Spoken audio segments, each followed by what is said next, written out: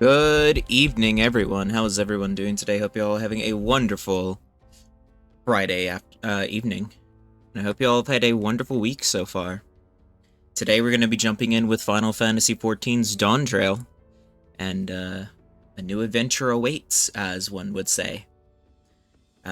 So, without delaying any further, I guess we should just go ahead and jump right on in. Final Fantasy has some amazing music, so we'll of course be listening to the new Final Fantasy music. So without further ado, let's jump on in to some Final Fantasy, and let's see a new dawn.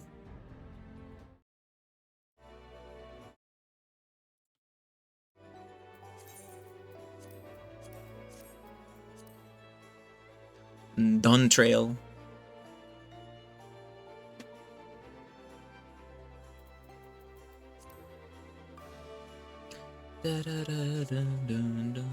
We unfortunately will not be starting out with Viper. I want it to, but Viper starts at level 80, so yeah. It's gonna take me a little bit to level that, because I really hate leveling alternate classes. So we'll start out with Reaper, and then we'll go from there, of course. Have to wait in queue for just a moment. Of course, I've got my Mountain Dew burb, and once I can actually register my expansion, I'll have the Arc mount or whatnot, or whatever it's called. So that will be fun.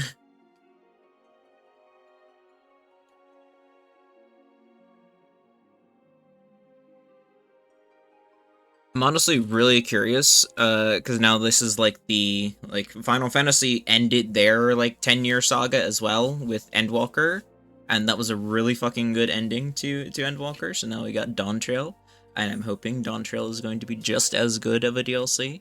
But it's got a lot to live up to per se. So I'm just hoping that it's gonna have some really good story moments. And we'll be back with our boys, of course. We had our boy Thancred, our girl Alize, Alphino, Cryle is a Pictomancer now.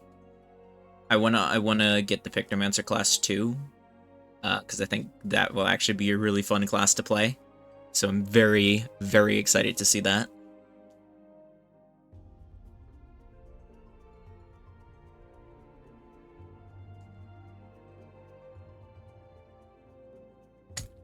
Hopefully,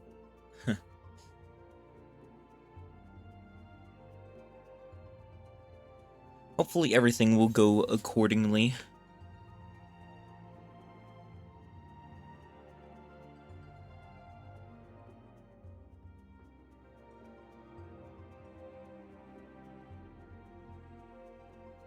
Do do do do do do do do.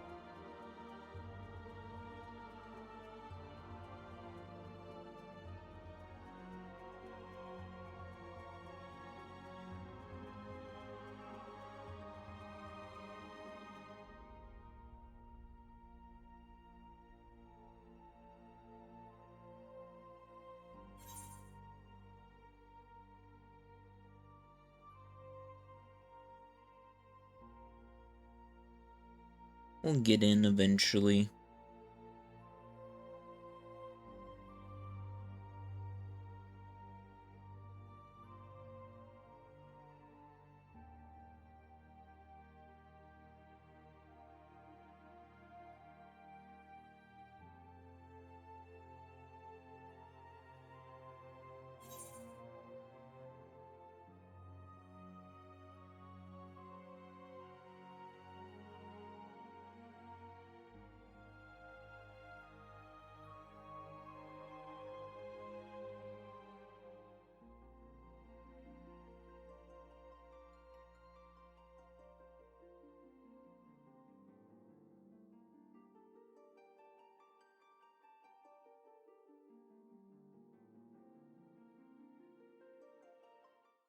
There we go.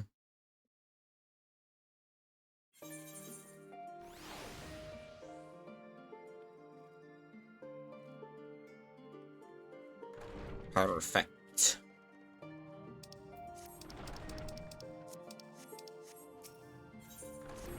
Go ahead and insert. Welcome back, Scarlet. Just had word from Aaronville. Managed to secure a passage. Wait in the main hall. What if I don't want to wait in the main hall?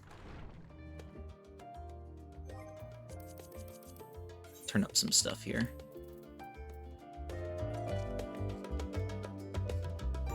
Uh, 30 should be fine, I think. Shouldn't overpower my voice, I don't think, unless there's like big sound effects or whatnot.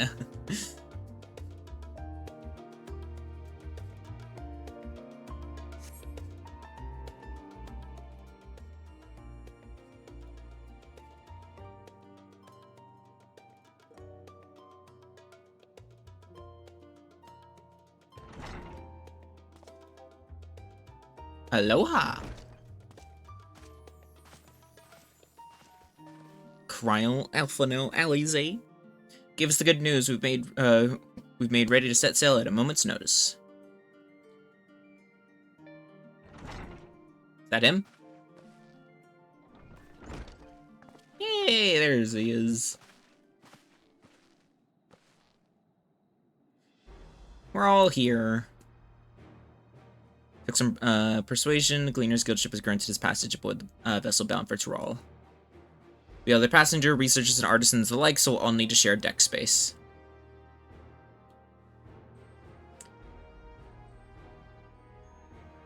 Would we ever think that we'd have the ship to ourselves? They're not casting off just yet, so if you have any lingering concerns, now is the time to voice them. Wouldn't call it concern, but everyone's still clear on what we'll be doing in Tyrol, yes? Making sure you get the throne. And preventing that other dude from getting it. Midst of deciding its next ruler. As your chosen allies, we shall assist you in the right of succession and support your bid to become Dawn Servant. In addition to Alphano and I have another objective. As part of its reconstruction, Garlemald seeks a way to reconcile and re-engage with its neighbors. By visiting Tyrol, we hope to learn more about its myriad cultures, interact with one another, and how they find common ground. And I have to turn off auto text so I actually have time to read everything. Develop stronger ties and the sorts of insights that it might help our friends in Nilsbard. We'll pursue this goal in our own time. You can be assured that we'll give the contest all due attention.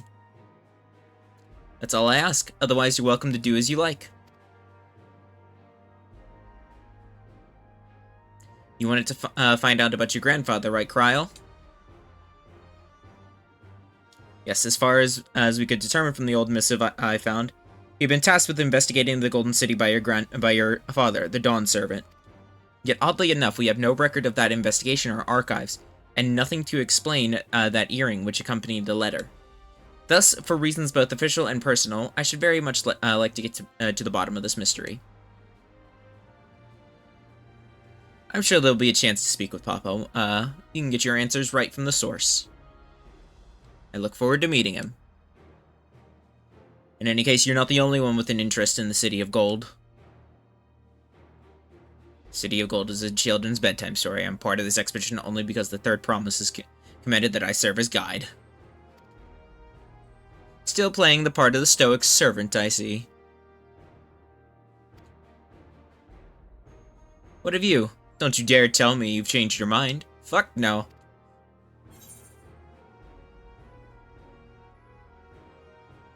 I go wherever so adventure is to be found. Hoist sails and let the wind take as she please. I won't make you Dawn's servant by standing here and talking about it. I go wherever adventure is to be found. That's what they tell me. Ends up usually being trouble. Most of the time.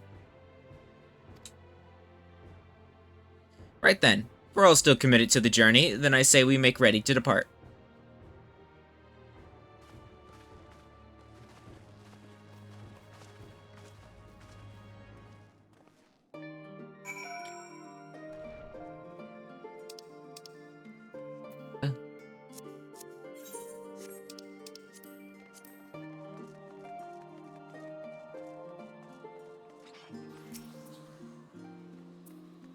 Eager as they are, the others have already left for the harbor. We are not in danger of missing the boarding call, but perhaps we should be on our way as well.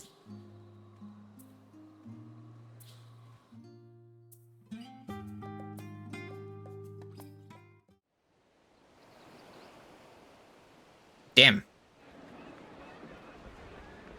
Sprinting around.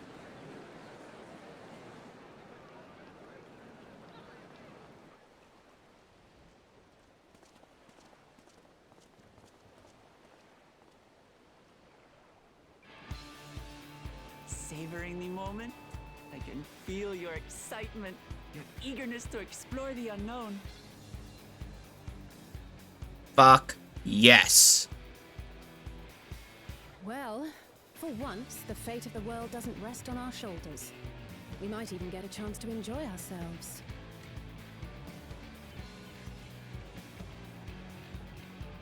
Do not be so quick to relax.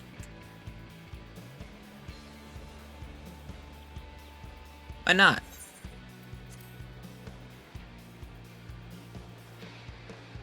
Oh, Tural may seem but a short sail away on a map. The vast seas between brim with peril. The treacherous waters of Shade's Triangle alone have claimed countless vessels. Even following the safe route plotted by Admiral Blutheswin herself, this will be no pleasure cruise. Perhaps, but my voyage here was uneventful enough, disappointingly so. Either way, the two of you have first-hand experience, which will be of great comfort in the days ahead, I'm sure.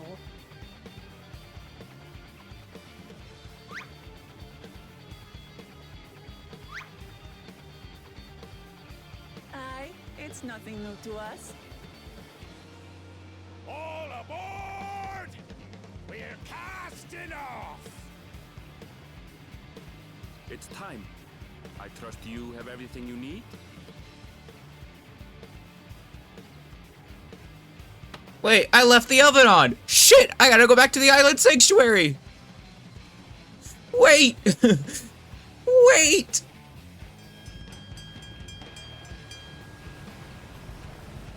Damn, I hope my house doesn't burn down.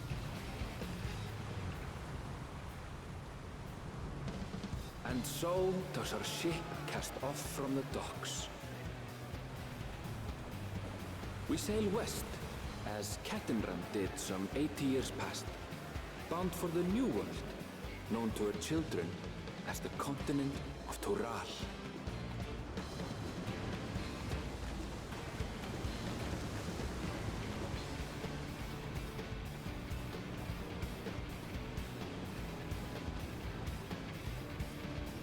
Just wait, Papa. When this contest is said and done, it'll be your daughter who sits the throne. Me! Waklamat!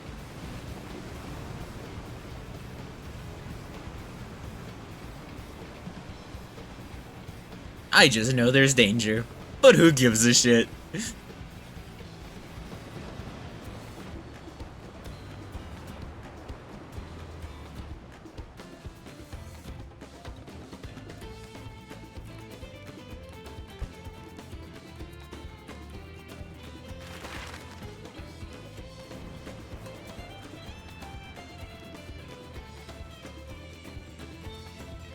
We're on our way to Murica.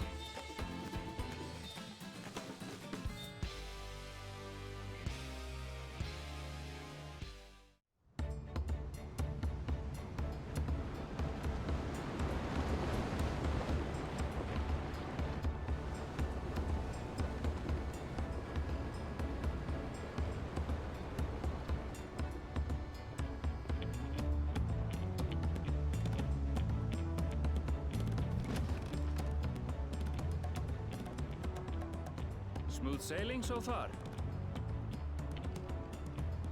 Aye, so far so good. But this sea, she's a fickle one. Calm one moment, blowing a gale the next. You don't say. I'll take my rest while I can then.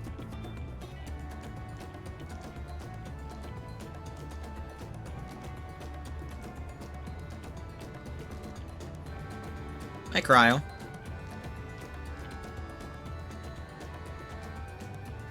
We left port what seems an age ago now, and we've seen naught but open water ahead. I knew Tural was far, but it's another thing to really know.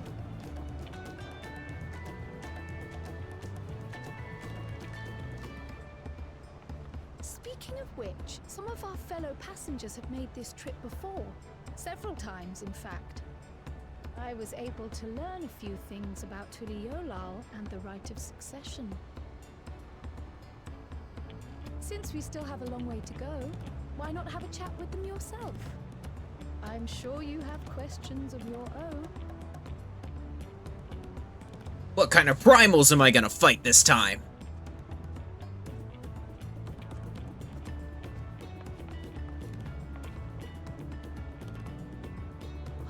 Did you look out across these same waters, Grandfather?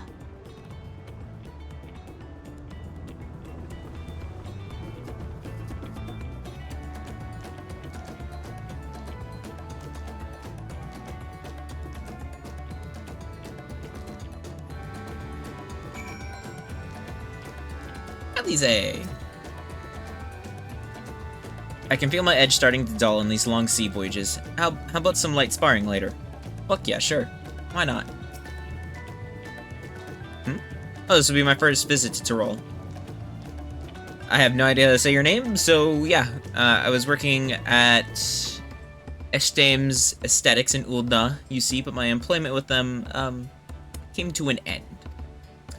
That's why I visit Charlian in hopes of starting over. While I was attempting and failing to find a new job, I seized the chance to board this vessel when I overheard room for another passenger had suddenly opened up. Told the Dawn servant welcomes all regardless of origin, so Tuliol, I have not learned how to actually pronounce that yet. Seemed like the perfect place to begin anew. Hopefully things will be better this time.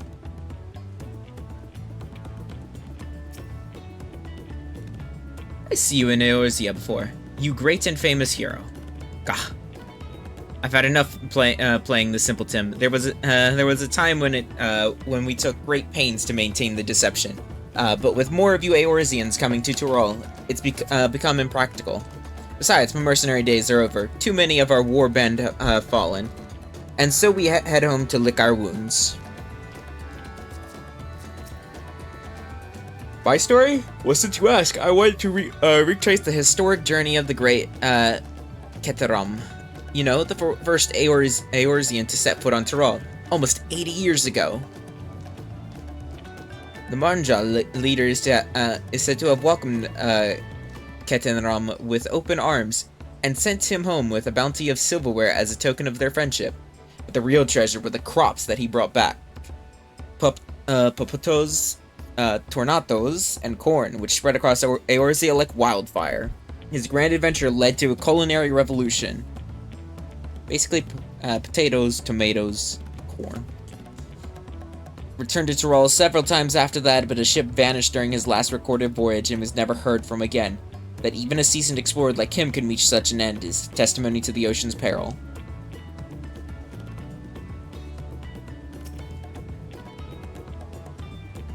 Looking for passage, so I managed to squeeze his party aboard one of our chartered vessels.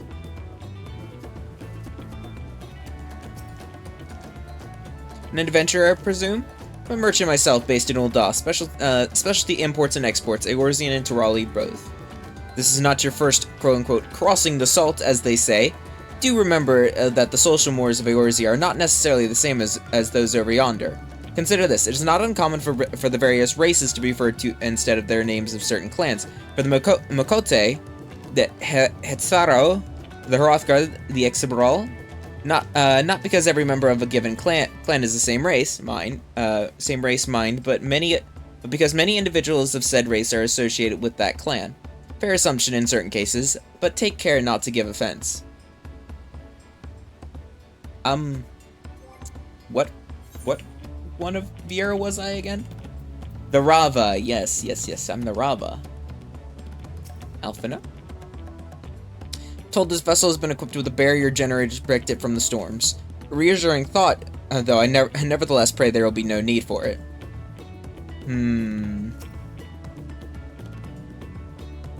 So you want to make a wager? We're both taking bets on who'll be sat next in the Dawn Servant's shiny chair. There are 4 claimants in the right of succession. Your young Wukulamant being one of them, of course. But from what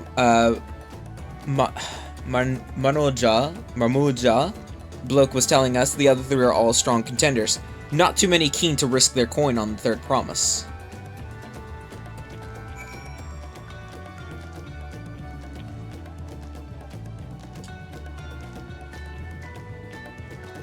Passage to Old Charlian.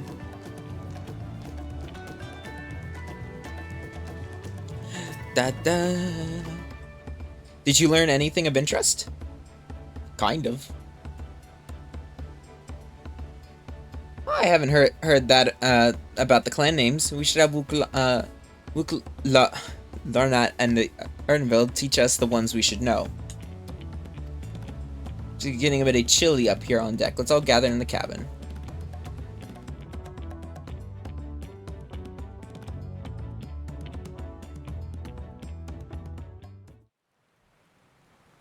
So much for the storm. Alphino jinxed it.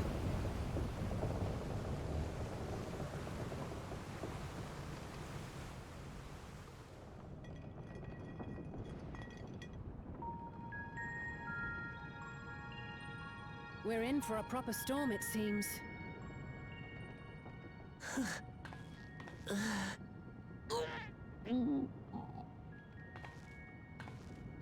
How's your stomach? Any better?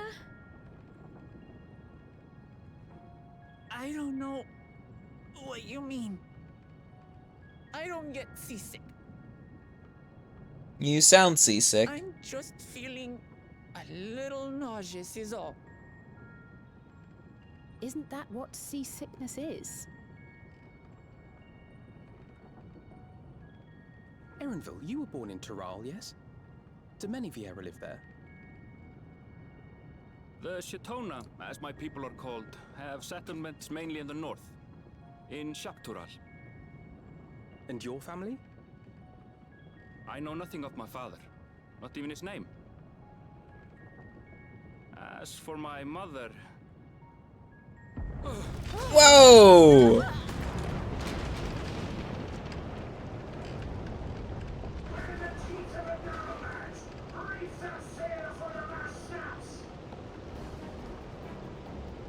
Oh dear.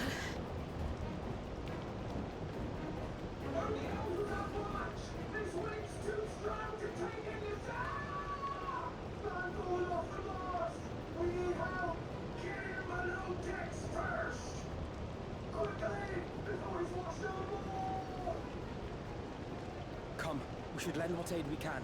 Oh boy. I'm just a reaper. What the fuck am I gonna do? What am I gonna do? Attack the wind? Just throw my scythe at it and just say, go! Go, my scythe! I have not seen the ocean rage with such fury before or since.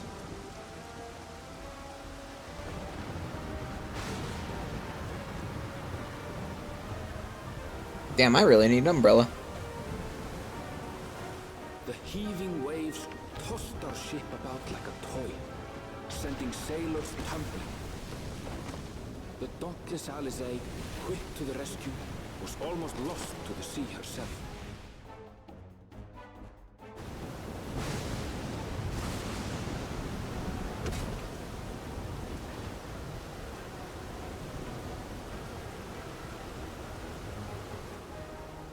Meanwhile, our champion rushed to deploy the vessel's magical defenses, and thereby shield us from the lightning.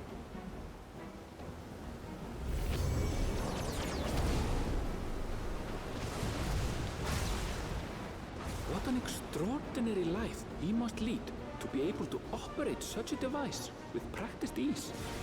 I fought Leviathan, so... Vuklama, too, threw herself into the rescue efforts, though one might have mistaken her for another soul in distress.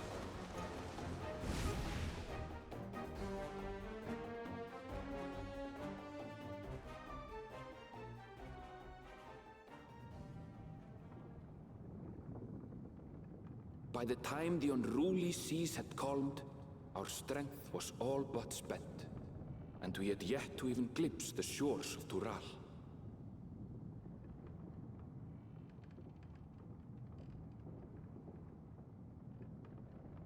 In retrospect, of course, that battle against the storm would prove a fitting prelude to the coming contest for the throne.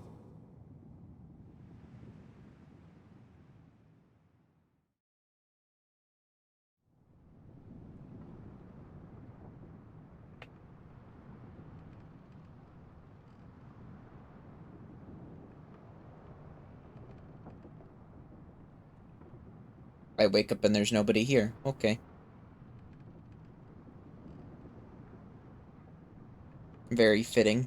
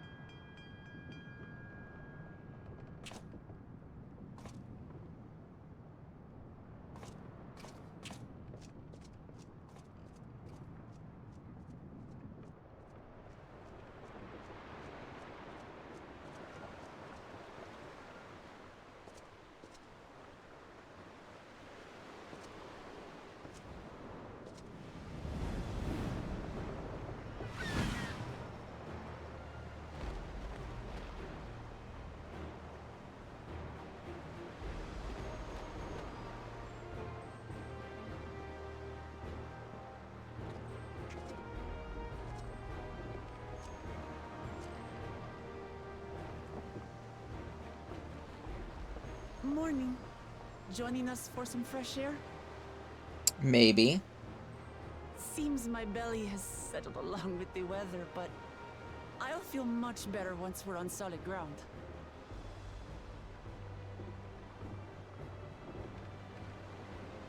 Ugh. Can't be much farther now, can it?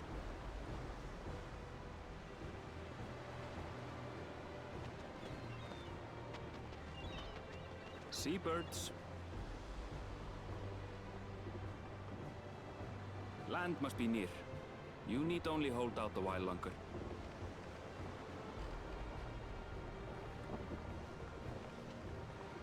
For a dark moment, I thought the ocean might swallow us. Glad to have my pessimism proven wrong. In other good news, I examined the sailor who took a fall, and he's faring well. I'm sure he'll make a full recovery. Good news indeed. If all's well, then we needn't delay in launching the landing boat.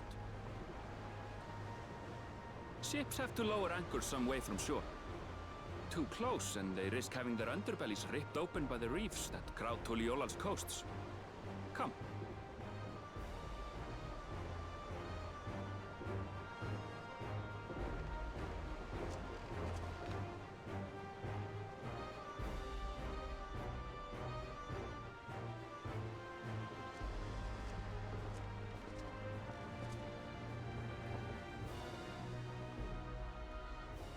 Thanks for bringing us all this way.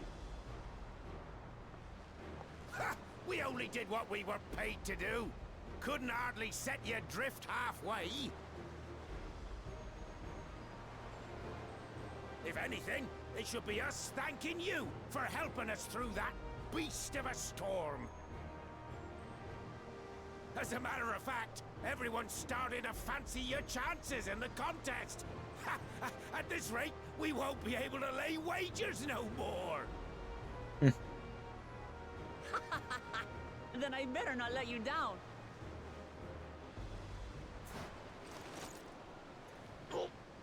Easy, stomach. Easy.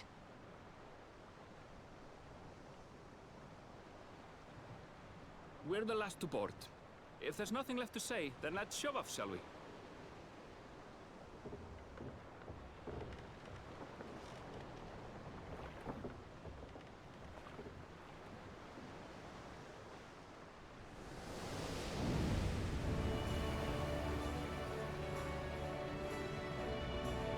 Here we go.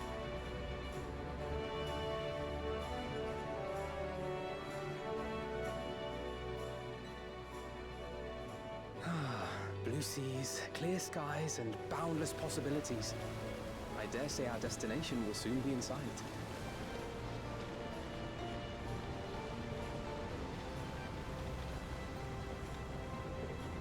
Enjoying yourself for a change?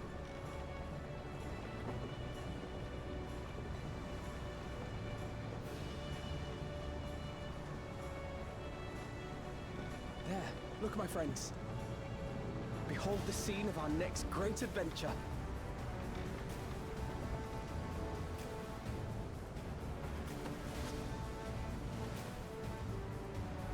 At last, we are come to the land you call the New World.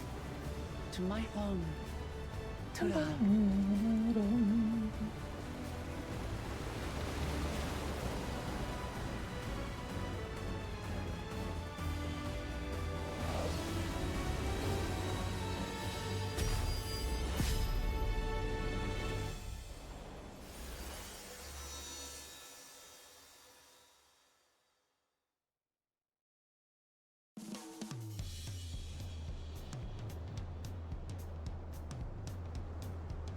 We're here.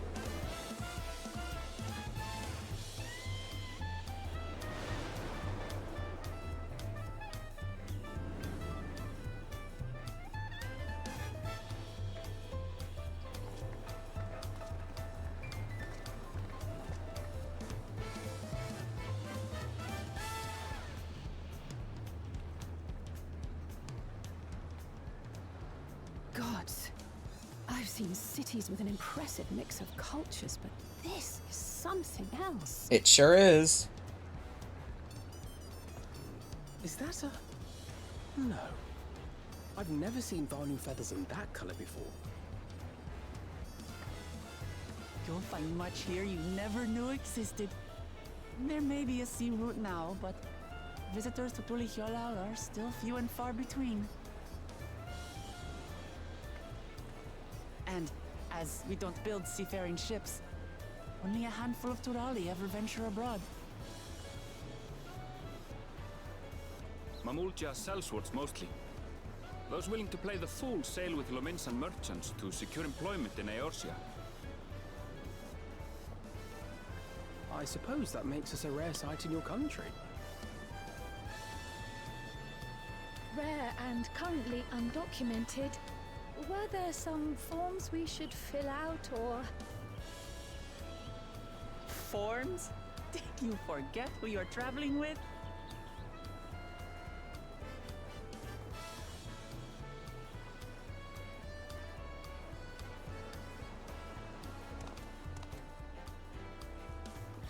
You are outsiders? Visitors to Tural? Yes. We are. Our nation is soon to hold a right of succession to choose its next Dawn servant. We will not abide interference from foreign agents seeking to foment trouble. What brings you to Tule Yolal? I can answer that. These fine people are allies in my succession bid.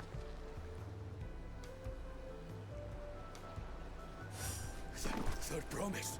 If you vouch for them, then all is well. Of course. Please, accept our apologies. No need to bow and scrape. That our soldiers are so diligent in their duties fills me with pride.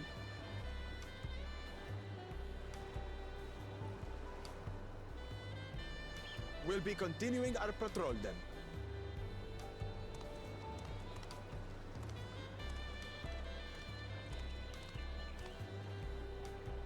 Well, well. You really are a figure of authority here.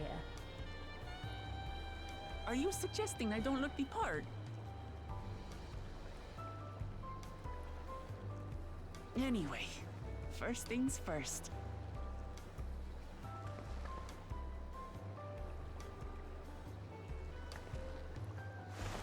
I bid you welcome to Tule Yolal. Uriola.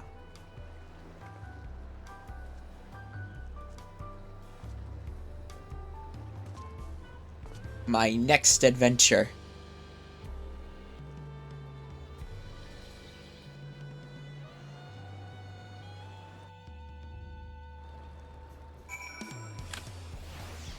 Holy shit. Despite the storm's efforts to the contrary, here we are, safe and sound.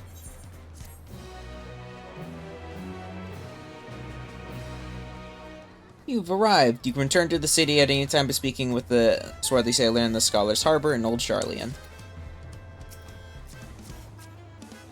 Wait a minute. Oh, I'm on bar 2, no wonder. I'm like, something ain't right here.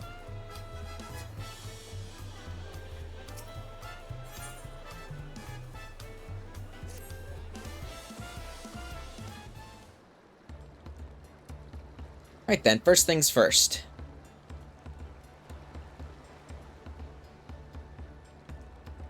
Still a bit queasy, no more boats for a while.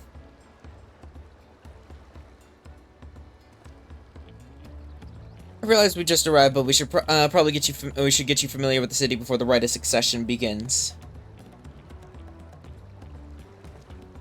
No arguments here. I should very much like to explore. Then I'll guide you. You sure you're in any condition to do so?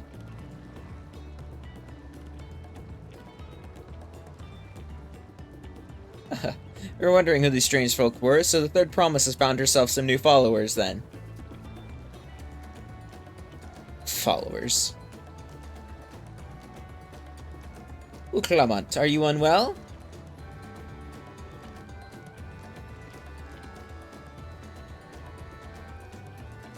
No, not at all. Couldn't be better. The Third Promise does not get seasick. As for my handpicked entourage here, I've recruited them to help me win the right of succession. I was about to show them around the city, in fact. That sounds lovely. But a group of foreigners is going to attract attention, especially if they're in the company of the Third Promise. Everyone will be curious. We certainly were.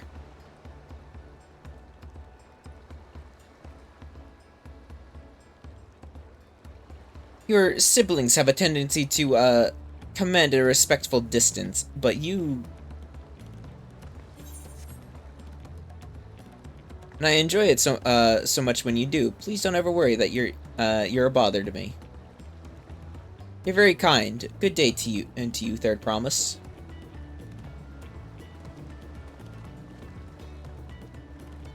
It did have a point. Clement is technically royalty here. Like it or not, a person of her station surrounded by this many outsiders is bound to draw a crowd. Wait, what do you mean, technically? I suggest we move in 2 groups, so as to attract less attention. Just technically ignoring me, then.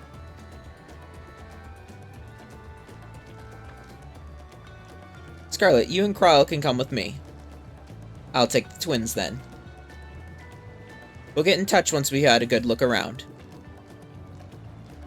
That voyage was hard on us all, so take it slow and recuperate. We have time enough for that. Enjoy your wanderings.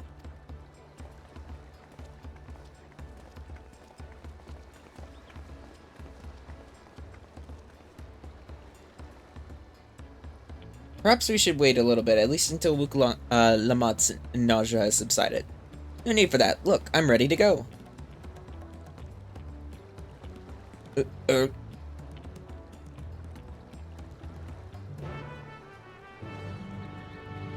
Are you sure about that?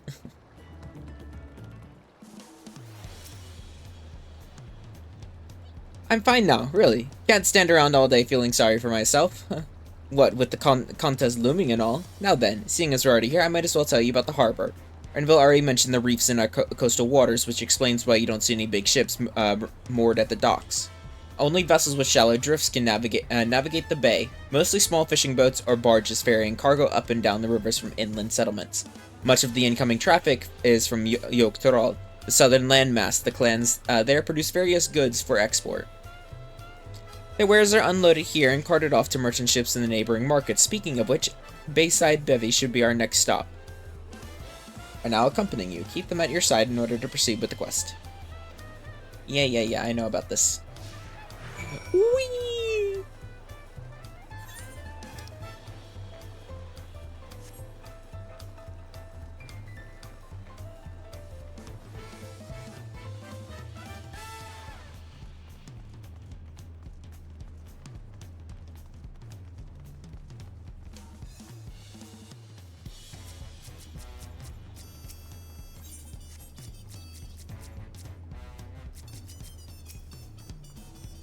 This is Bayside Bevy, Tullial's largest marketplace.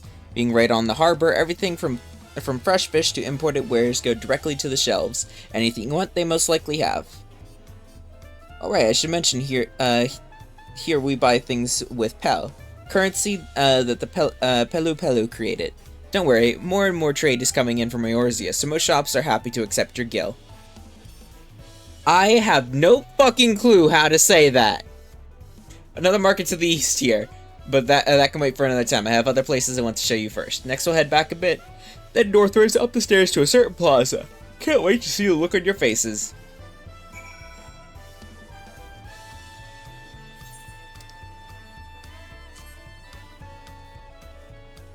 To the Aetheryte.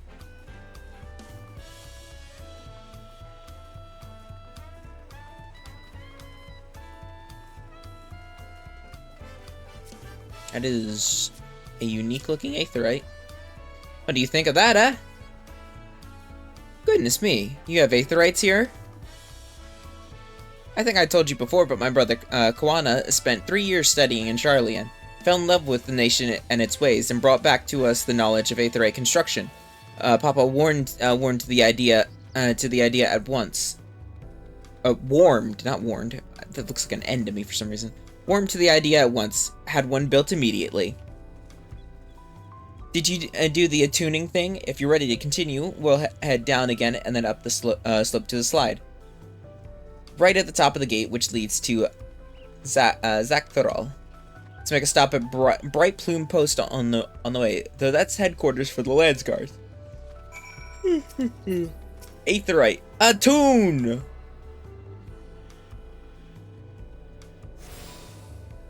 I can now travel here.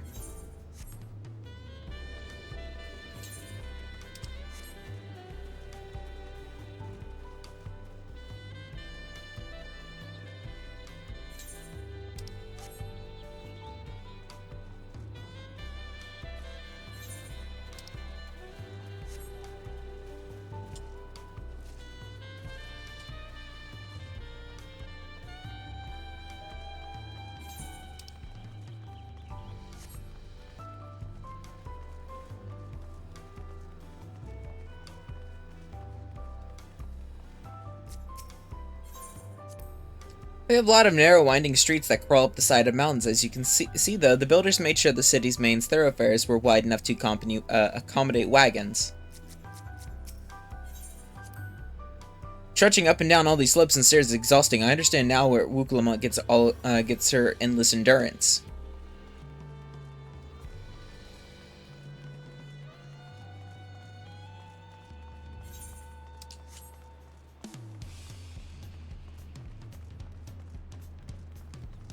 Ba-da-da-ba-ba.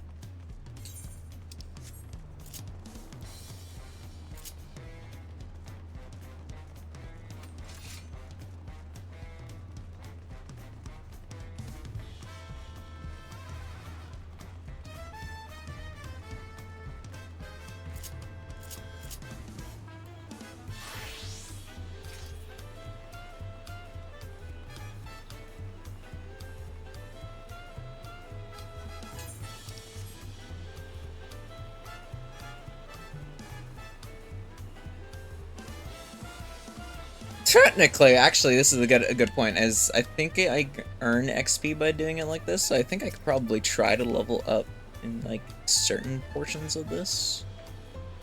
Landsguard, led by a nation's strongest warriors, and naturally Papa has commanded them since the beginning.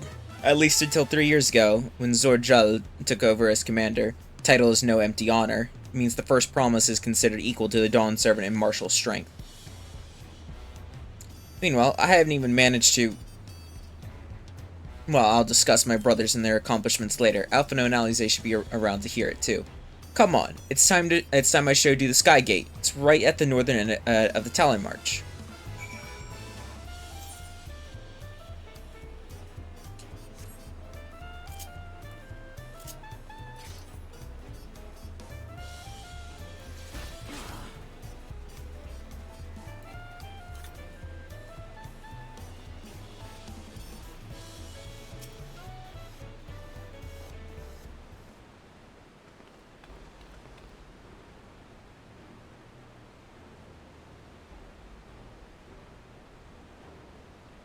Massive, isn't it? Oh, the other side is an equally massive bridge to match. Both were constructed by a race of giants, the Yokhoi. Strictly speaking, Tural is actually two separate continents. Yoktural, the southern lands of the mother, and Yaktural, northern lands of the father, which lie beyond the bridge. Legends say it used to be one great landmass, but long, long ago, the two gods fought a titanic battle, and when one threw the other to the ground, the impact was so devastating as to split the continents in twain. A familiar-sounding tale. I am put in the mind a conflict between Hydaelyn and Zodiark. But getting back to Zakthrul, those lands are also separated, also part of the Tololi nation, correct? That's right. Isn't my father incredible? He united the people of two continents into a single nation. The many clans of Tural have been at war for generations. It was only when my father traveled the lands and put a stop to the myriad conflicts that we finally had peace.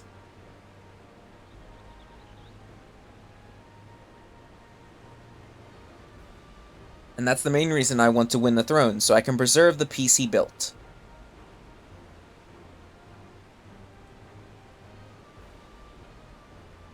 But I see you're more interested in what's behind the gate than hearing about my aspirations.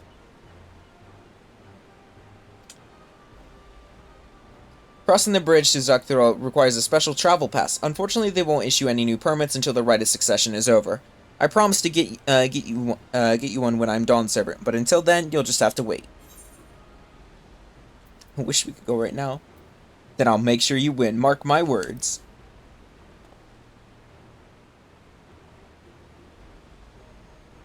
You really mean that? Well, to anyone who stands between you and adventure.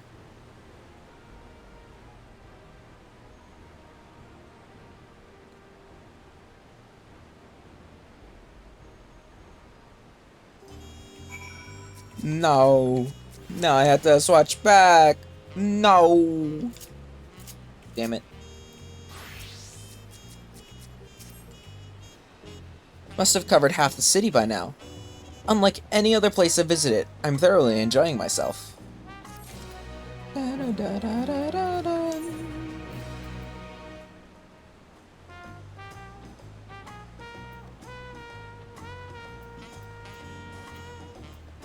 625.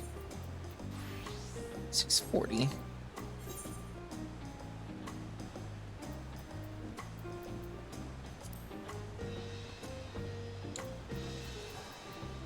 Probably sell some of this shit.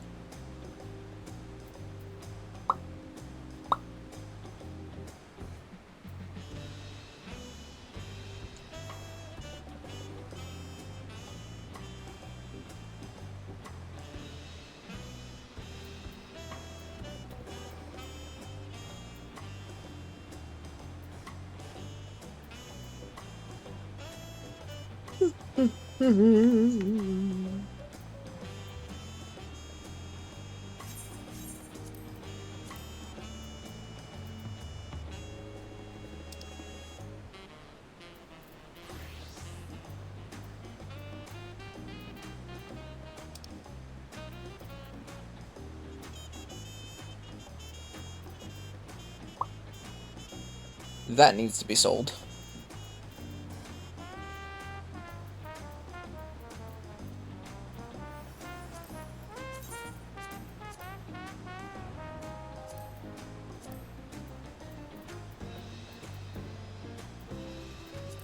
Let's look at gears.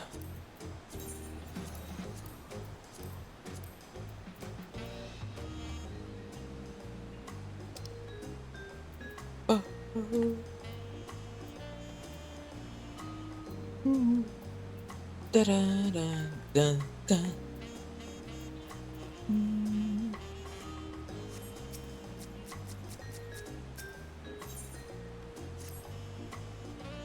We'll head west next, towards the Arch of the Dawn.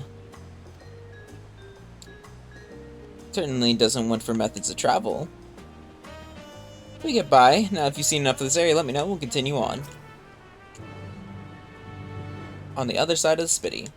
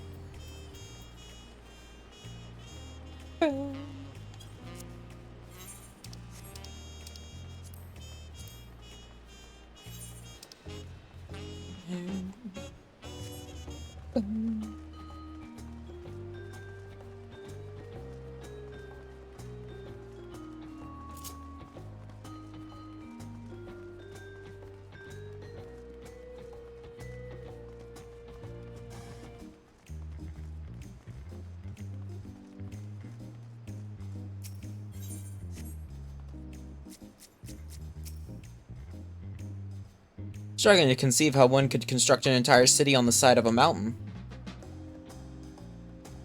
This was originally the site of the Alcoid Temple. The giants built it when they were first making the bridge, to appease the gods who slumbers in the Great Ocean Trench.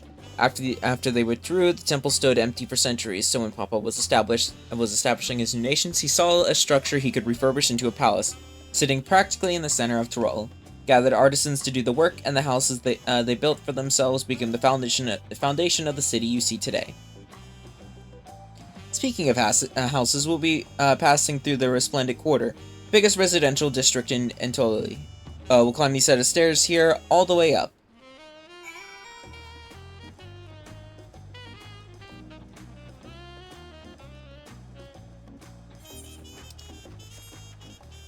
Or Kryl.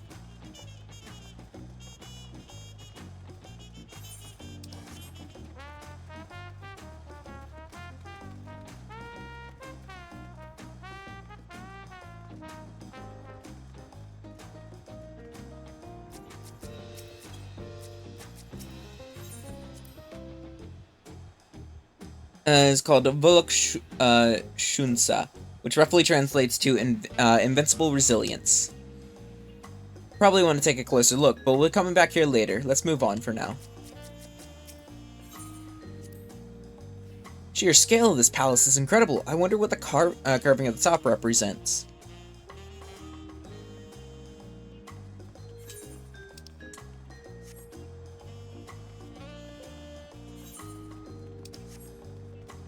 Dun, dun, dun, dun.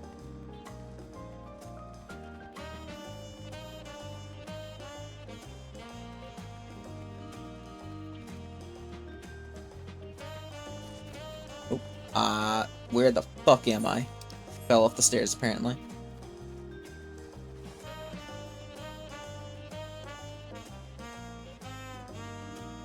An Ethernet shard? A tune?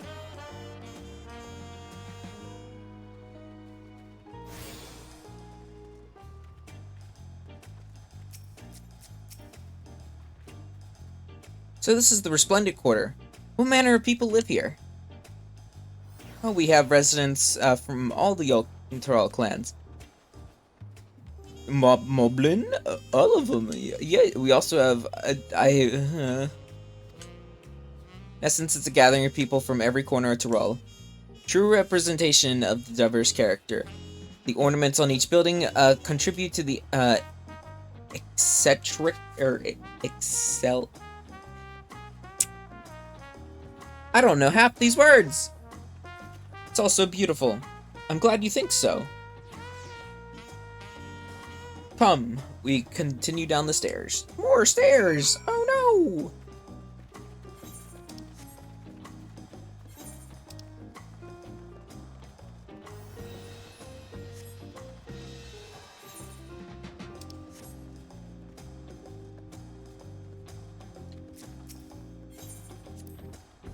The big drum there is called the Dawn Herald. They play it for formal occasions, like when honoring the Landsguard returned from a dangerous duty. I tried hitting it with my axe once and ripped the skin. Earned me a proper scolding. Let me tell you, I think that was the time Papa held me upside down by the ankle. Never seen such an enormous drum. What would one even use to beat such an instrument? A very big stick. Just my guess.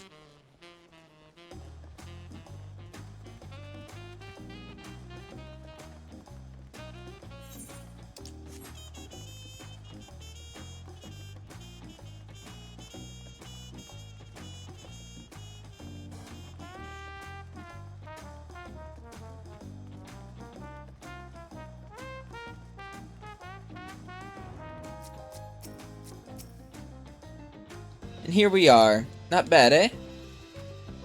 I hear other nations use airship to sail the skies, but you will find only balloons. We have them for the exact same reason as Aetherites. Kono brought back the plans from Charlene and Papa thought them fantastic and commissioned their construction. This was around 3 years ago. Since that time, we've added flights to our to other settlements. Trade with frontier communities has never been easier. But that's enough about dirigibles. The Arch of the Dawn awaits.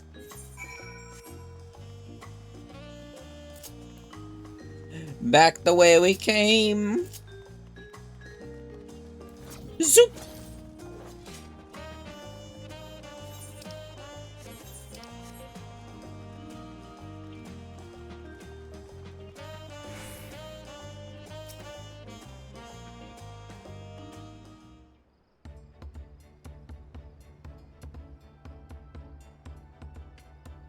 This is it. The Arch of Dawn.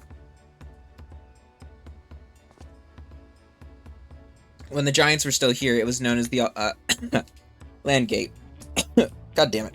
But when Papa founded Torolio, everyone began using its present name in honor of his great achievements. Though the gate is what the fuck? In the wetlands south of the city, depending on what right of succession, what the right of succession has, we might end up going in that direction. The name alone is intriguing.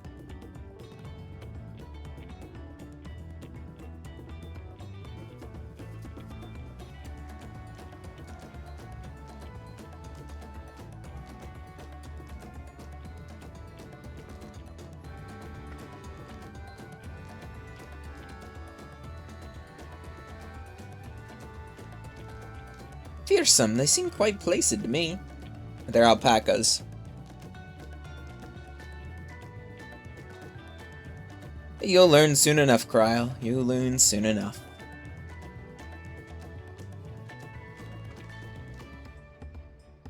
Forget the alpacas, I have something far more important to show you. Come along.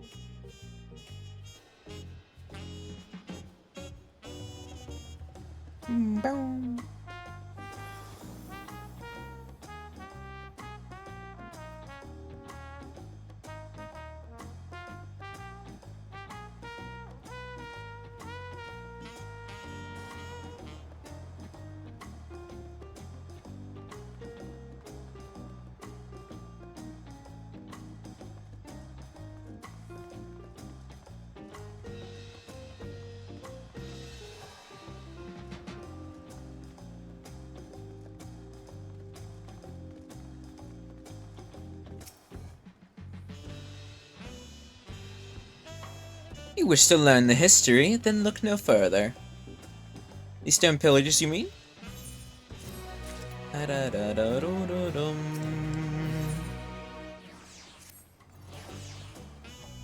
What is special about these pillars, if I may ask? At a glance, they may look like ordinary stone decorations, but if you take a really good look, you'll see there's something much more interesting. There's too many people. Cannot be skipped. You may wish to cancel any pending. I need to see something real quick. About my graphic settings. Everything should be like. Why is it using the AMD? No! We should be using the NVIDIA one, not AMD. Use my fucking graphics card, not my fucking CPU. What fucking garbage ass shit is this?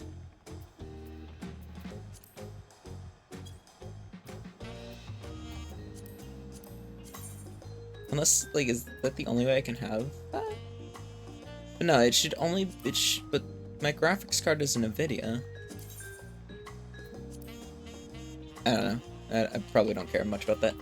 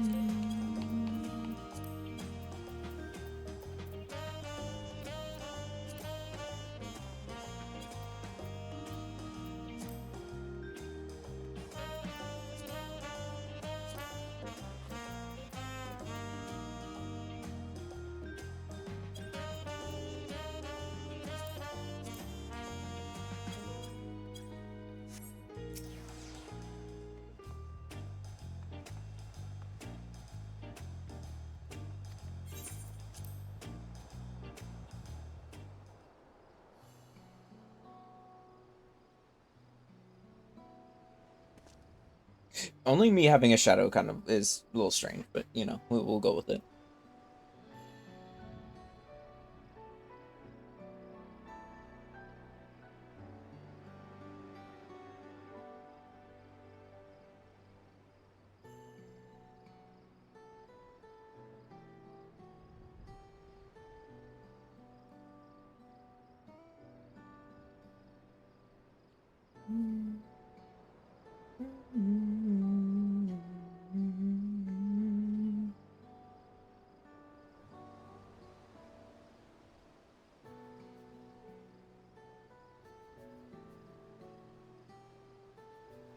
That's right.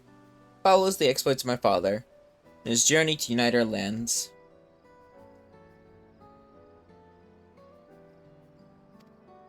Deeds he performed and the bonds he forged, all immortalized in stone.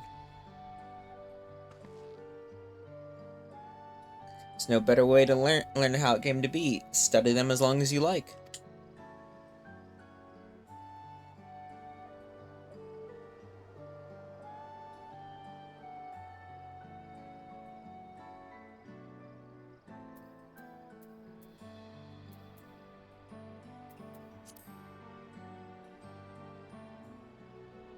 Killer tells the lay of the Brotherhood.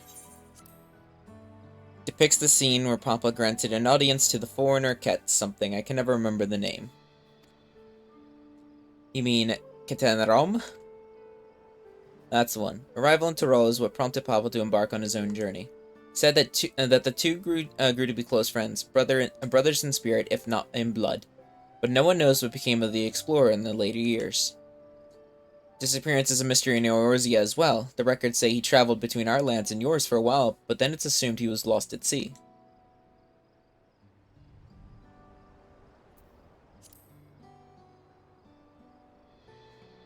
Here we have the Lay of Reeds. This is the story of when Papa visited the Hanu Hanu in their village in Kozumauka. I'm probably pronouncing these really fucking wrong. The people Alphino almost mistook for Vanu Vanu, if not for the colorful plumage. He spent a fair bit of time among the Vanu in the Sea of Clouds, so it's no surprise he took an interest in your countrymen. I don't know how it is with your Vanu, but our Hanu are bright and cheerful sort. They hold this festival every year, very famous and a lot of fun.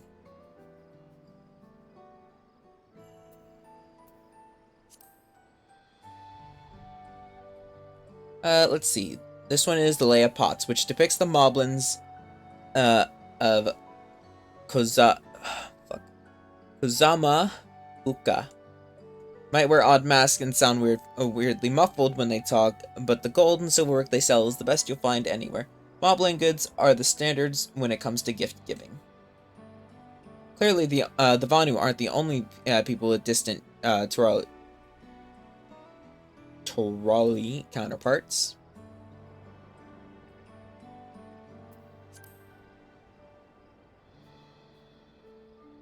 This one recounts the lay of her past. As you can probably tell, the figure depicted here is of the Ixbrel. Like me. For decades, the Ixbrel and the Mamuja were at war for control of the forest of the Yaktel. The actions Papa took to end the conflict have since been hailed as the first steps in founding of Tuloli. There's a clan of Hrothgard and Pazia known as the Hellions. In their society, the women rule as queens, and the men serve as devoted subjects. Yet here in Tyrol, Ixbrel men and women appear to be of equal status. How dramatically cultures can vary with locations. If you're done with the first half, we can move on to the second.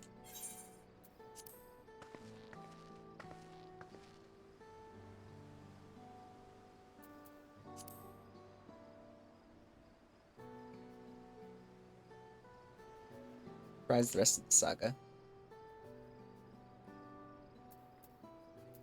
A blank pillar, you say? Lay of Gold. Lay of Gold. This pillar shows one of the Pelu, whose homeland is in Urquopaka. Having created a currency, the Pelu are rightfully known as Merchant Clan. They oversee the markets, and their traveling peddlers are a common sight no matter where you go in Tyrol. Don't let their size fool you. They might be mistaken as children, but beneath those beaked masks, they are clever, calculated traders. Lay of Ice. This one here is my favorite, the Lay of Ice. It depicts the battle with the legendary Tyrol Virol Valigarmanda. Should explain. Tyrol Virol is a creature that has lived far beyond its usual lifespan and is awakened to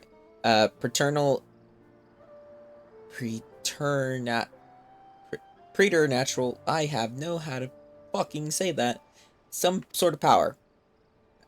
Tataru described the Far Eastern auspice in a similar fashion. Could this be the same phenomenon?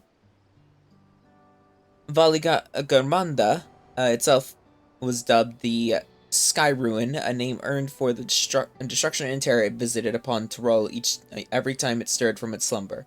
It's kind of like a thunderbird. But 80 years or so, its ruinous reign was brought to an end. After a great struggle, Papa and his comrades managed to overcome the raging Vidral and sealed it away in the mountains. Despite its reputation, however, Valley Garmanda is also a symbol of power. That's why you'll see its likeness on the nation's emblem, adorning the banners at the palace.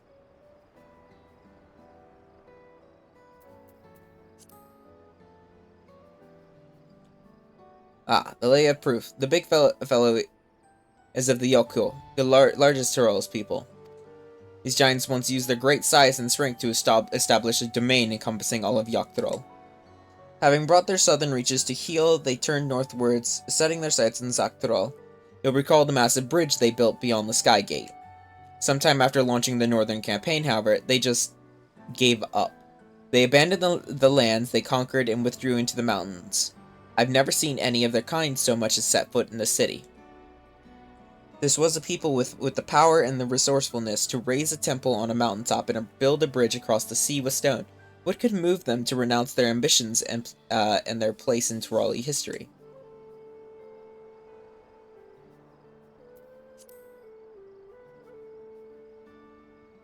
Oh, this one is unmarked. Papa said he left a blank pillar for the next chapter of Tyroli's history, whatever that may be. How'd you feel of history then?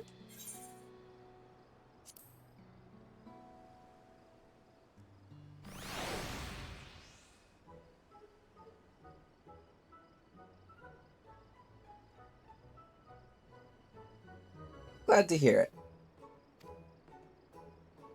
You know, I feel awfully hungry all of a sudden. No surprises there, seeing as I couldn't keep anything down for a while. But now I think I'm ready to eat again. So let's go and have ourselves a bite of a local delicacy. Come, I'll take you to the best restaurant in the city. I like the sound of that.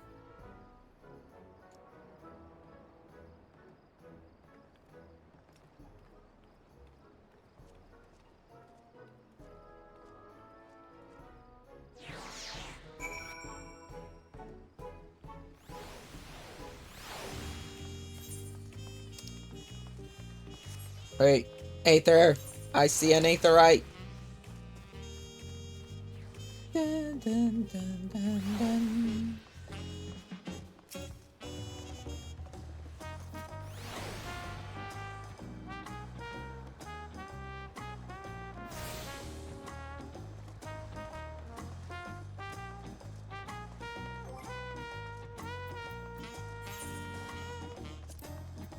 Dude, what do my new traits do?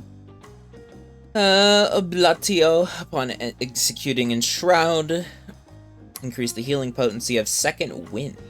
Interesting. Increase the potency of Slice. So literally everything just gets an increase. Cool. Grants 2 stacks of Executioner upon executing Gluttony. Cannot be stacked with Soul Reaver. Extends the duration of Faint. Enhance Plentiful Harvest. Uh-huh.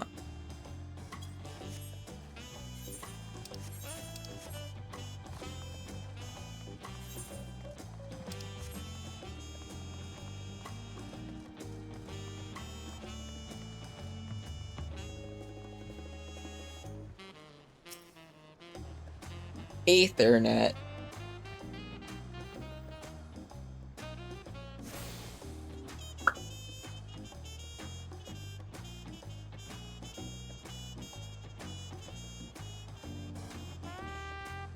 Bam, bam, bam.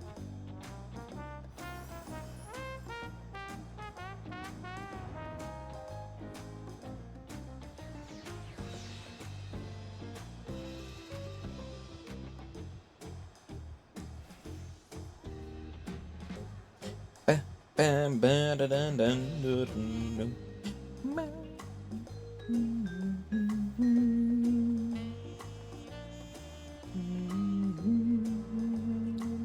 Dun, dun, dun, dun. Yeah, have you ever had tacos? Classic. You bake a crunchy shell made from corn flour and fill it with meat and salad. A lot of shops and stalls sell them, but I like how they're made here. And I need one right in front of me. Right now. Let's head downstairs and place an order.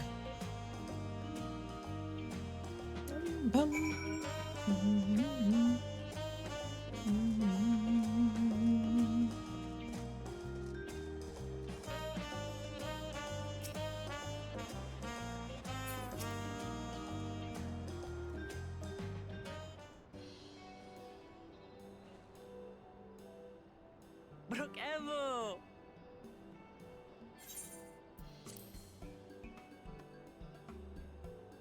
My companions must sample your heavenly tacos. One for each of us, please. Right away, promise. And I'll pack them tight with my choicest feelings. Only the best for you and your friends.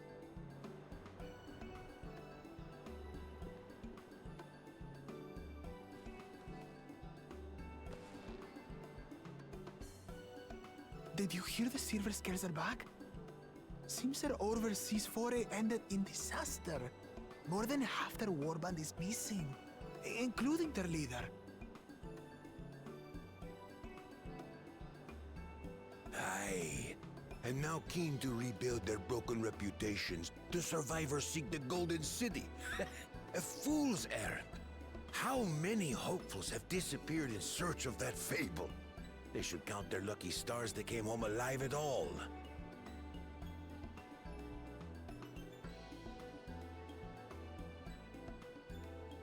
The legend of the Golden City is well known here, I take it.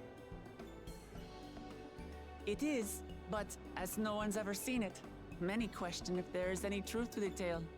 Like our skeptical Erinville. I can't imagine the Dawn Servant would request a formal survey for a place that doesn't exist.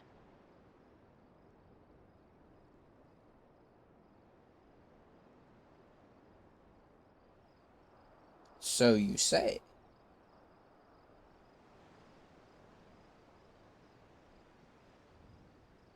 Now to find a spot with a pleasant view to enjoy our crunchy spoils.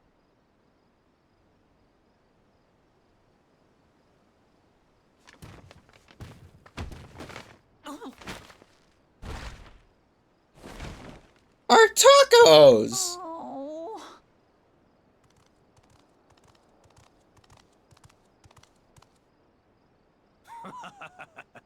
If it isn't the third promise. Oh. No.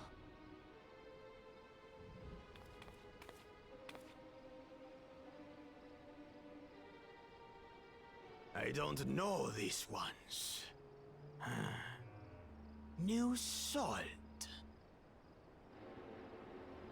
Dredge from foreign waters is my guess, brother. Of course, that's it.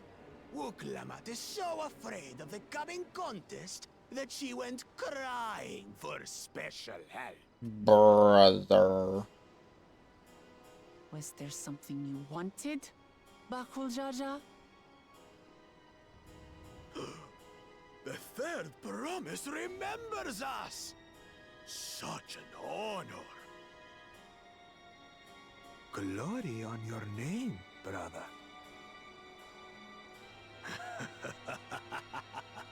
And on yours, brother. I know my rivals for the throne. Nothing more. Another child of the Dawn Servant? No, this brute. We have no ties to their farce of a family. Unlike the sneevling housecut, we are blessed siblings, the elevated chosen. We alone are fit to succeed Golul Jaja as Dawn Servant. All peoples are equal in Tulihiolan. Your heritage gives you no greater claim to the throne. Ha! Shall we test that idea here and now? See if your strength is equal to ours.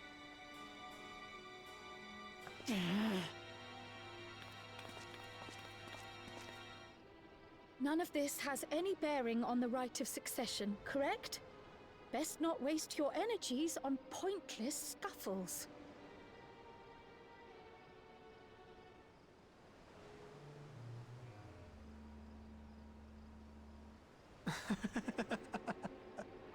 The kitten comes to the house cat's defense.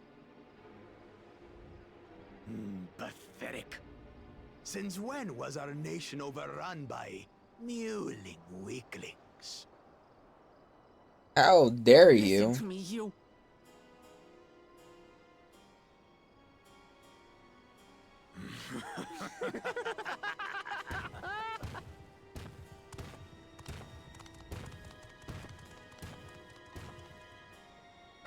A two-headed mamulja. I knew of them, but that's the first I've seen in the flesh. Some get it into their twin heads that they're destined to follow in my father's footsteps. So they travel to distant lands to hone their battlecraft. Those are likely the ones you've heard about. Are there other two-headed claimants? No, just Bakul Jaja. Even in Tural, his kind are far from common. The Mamulja people largely belong to one of three clans. The Hubigo, the Bunewa, and the Dopro. Every once in a great while, a two-headed offspring is born from a union between the brown-scaled Hubigo and the blue-scaled Bunewa. The child grows to possess immense strength, both physical and magical. Blessed siblings indeed.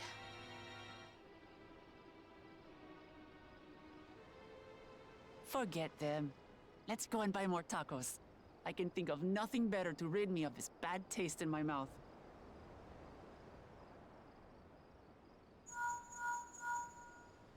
Hello? Enjoying your tour of the city, I trust. We've seen our share of notable sights and took a moment to rest.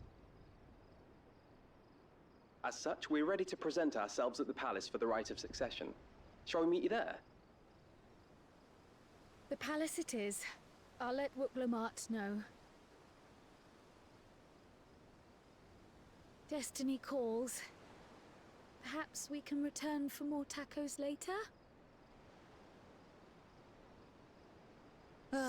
So it goes.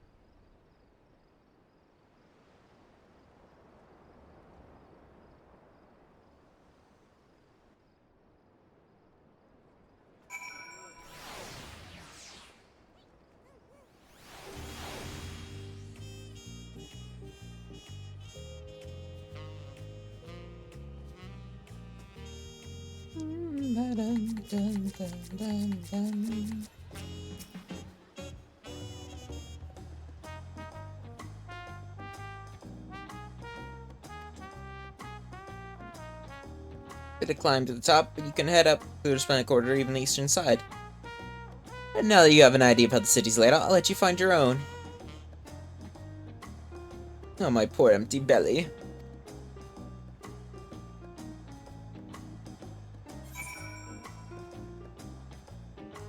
Oh, I didn't. We're walking there. I didn't attune to the Aetherite while I was there. Fuck. Oh, man. I'm dumb. What else is new?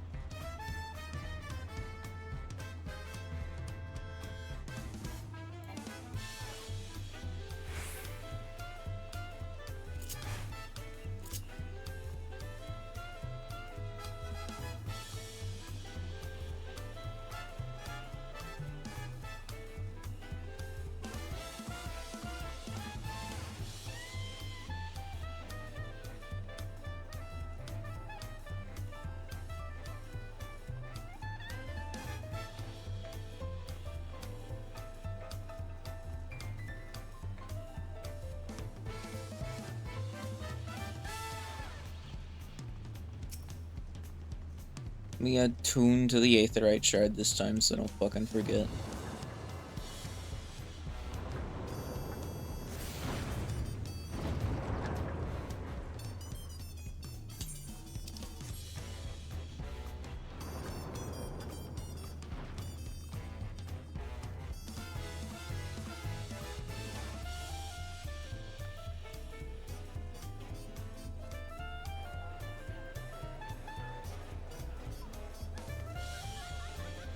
Too many people! So many narrow winding streets, but even if you get lost, all you have to do is keep heading up and you'll arrive at the palace eventually. Holy fucking hell. Food is amazing. Try a fruit, cherry moya, and it was just sublime. Two had on the way here, another claimant in the Redis possession according to Aaronville. Yeah, we came across him. He made it good, then we're all here. I'm still hungry enough to eat a whole roasted colibri, but the contest won't wait for us forever.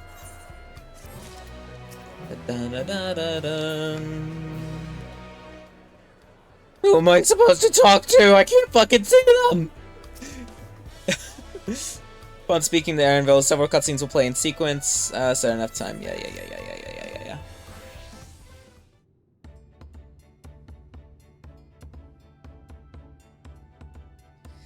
Acquainted the twins with the city as best as I could in a short time. Their unbridled enthusiasm made it rather difficult.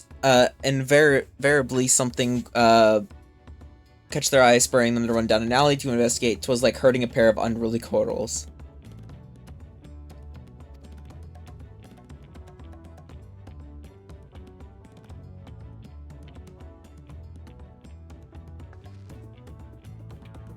I understand all too well, and Charlene had the same effect on me.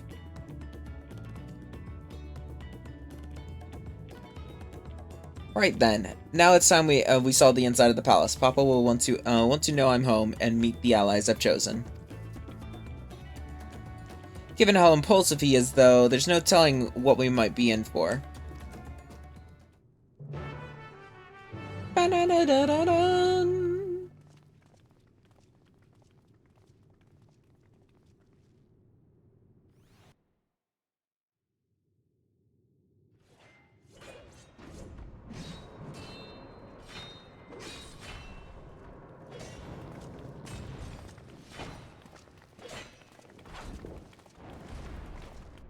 Is that Estinian? What the fuck you doing fighting this dude?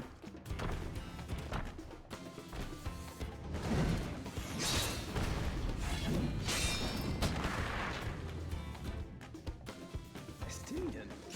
When did he get here? More to the point, why is he here? Oh, you know this man? Whenever my father spots a promising opponent, he invites them to Sunperch to duel. Pressing duties or no, he can't resist a good fight. So the one Estinian is crossing blades with.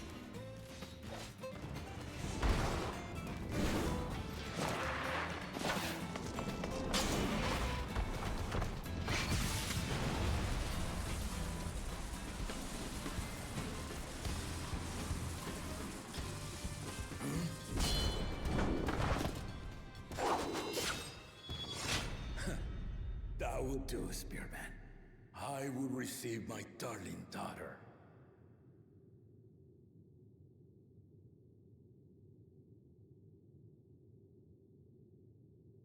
Know that you are the strongest I fought in many a moon, if not longer.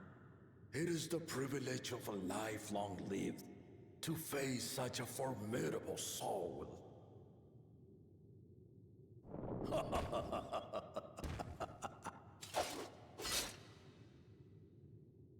If it's formidable you want, then look no further than that man there. I fought God. I see you, warrior.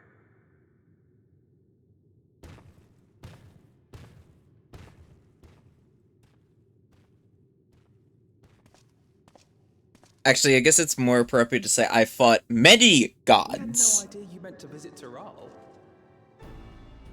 I've seen what lies east. This time I chose west. And thus did our itinerant dragoon make his travel plans. You witnessed our bout. If you thought he was fearsome, that was with one head dozing. I'm not sure I understand.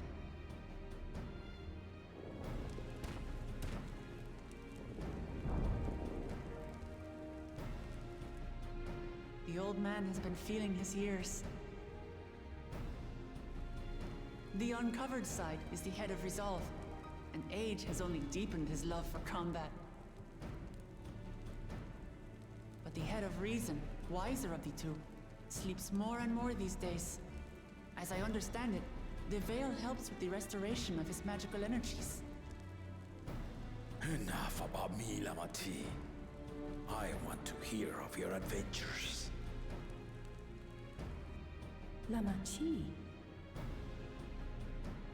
A term of endearment. It's what my family calls me.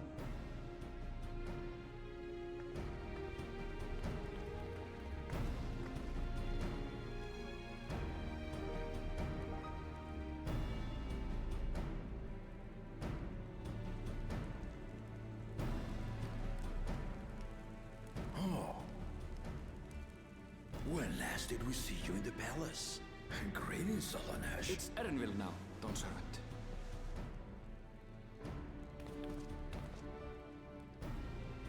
I took the name while abroad, and have since grown accustomed to it. Erenville, then. And these others? I assume are Lamati's recruited allies.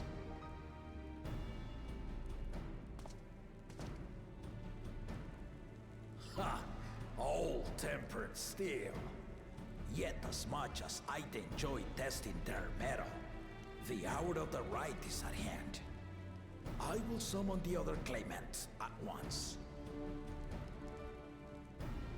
Then I shall leave you to it. Good fortune, my friends. You're not gonna stick around? But my brother in arms.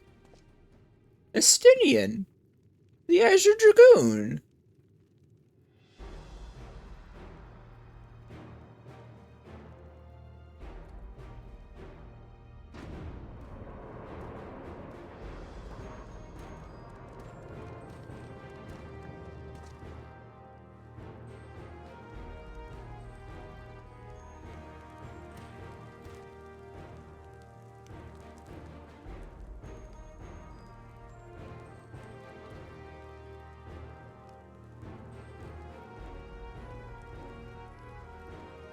The claimants are assembled.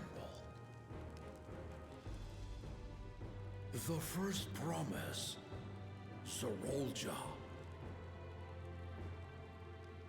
The second promise, Ona. The third promise, Uklamat.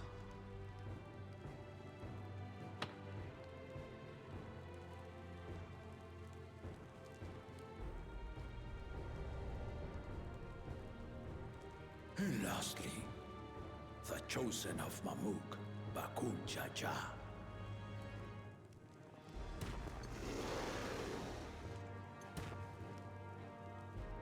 You four will compete in the right of succession, the outcome of which will decide who takes my place as Dawn Servant. I am not the man I once was. My wiser half sleeps the days away. And it is time I yield my position.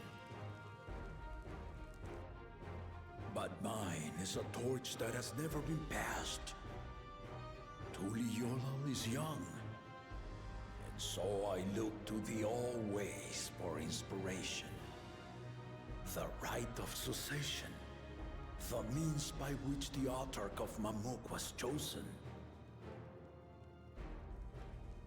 only the two-headed were deemed fit for this contest, but the Tuliyola I built is a nation of many peoples. Our leader needn't have two heads, nor be a Mamulcha at all.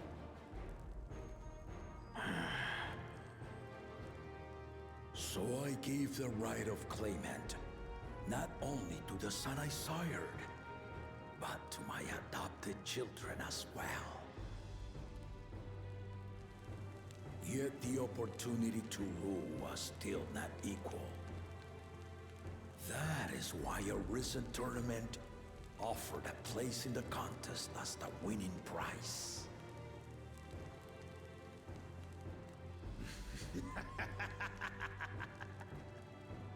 Now you have us to compete against.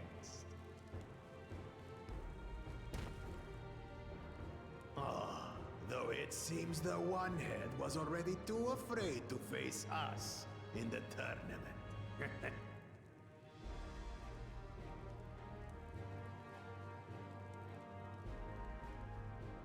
Our brother was in Shock Tural leading the Landsguard on a campaign to eradicate a Tural Vidral. Anyone with sense would know he was too busy for games.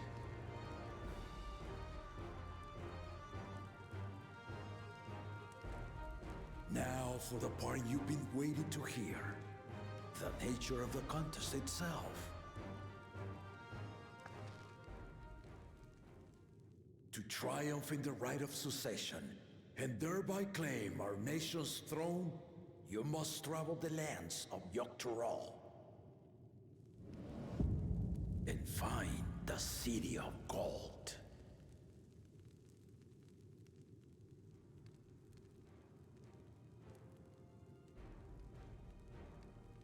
Adventure! If I may, Father. Speak, Kona. The Golden City is an ancient Turali legend, but after so many failed attempts to find it, the story has become more fairy tale than fact. If you would charge us with such a quest, are we then to assume you have proof of the city's existence? I offer as proof my unbroken word, for I have seen it with my own 4 eyes.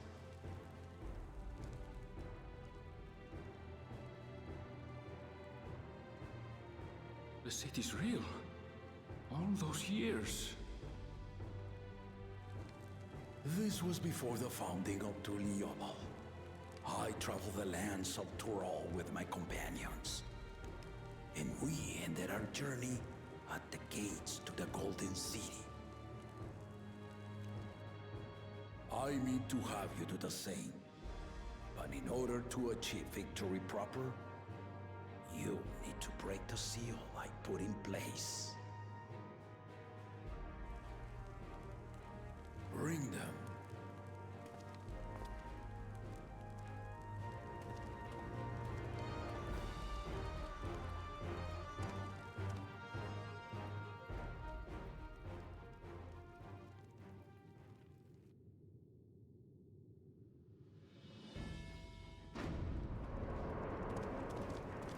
Who are we bringing?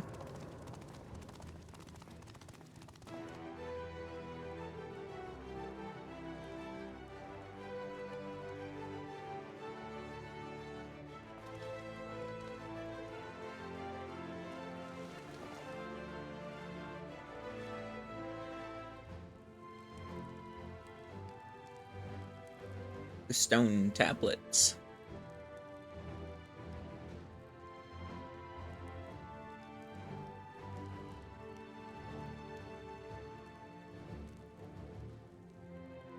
The Tuliyola saga. You will retrace the path I walked to unite our peoples, step by step. Along the way, 7 chosen electors will be waiting to measure your worth. Earn their keystones by performing the feats they ask of you. Once you've fitted each of the 7 tablets with the keystone, you'll have the key to unlock the seal on the Golden City's gates. So the contest is in stages, none of which can be skipped by rushing to the ultimate objective. Exactly. Exciting, isn't it? Martial tournaments, hunting festivals, and now this? You do so love your contests, Papa.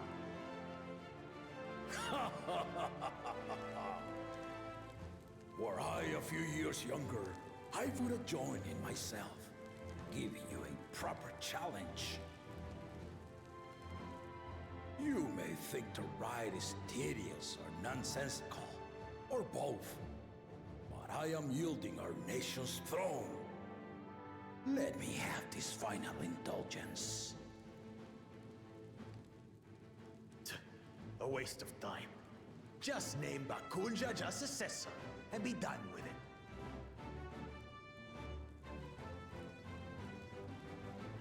The rite of cessation begins now. I'll be watching you progress with great interest. And Clemens, remember to collect your tablets before you leave.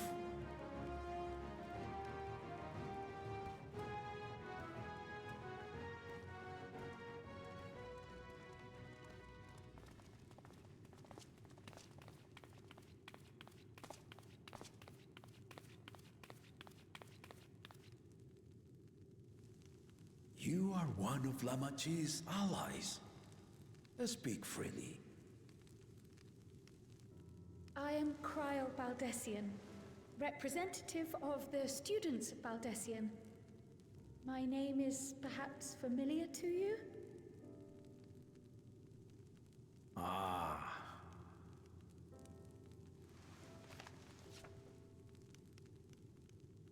It would seem you sent this letter to my orders some years ago. The ink has since faded and much of the writing is illegible. Even so, we managed to determine the essence of it. A request to investigate the Golden City, addressed to my grandfather, Galuf. Included with the correspondence was this earring. A fairy tale and a piece of jewelry were enough to convince my grandfather to sail halfway across the world. So there is surely some greater mystery at work here. On behalf of the students, I've come to seek clarification on the matter. Have you any knowledge you might share with me?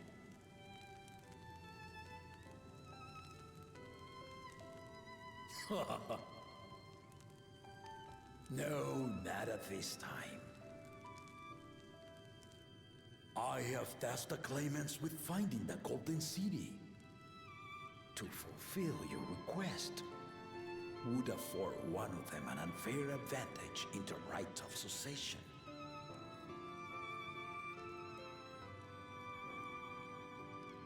But once the contest is decided, I plan to entrust the entire truth to my successor. If you want to hear it, then you had best help Lamachi win. Very well, Dawn Servant. On my honor as a student of Baldessian, I will find your Golden City.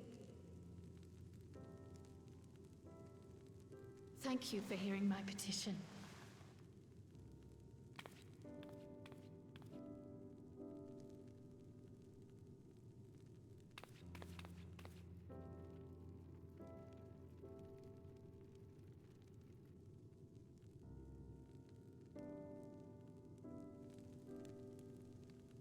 How about that?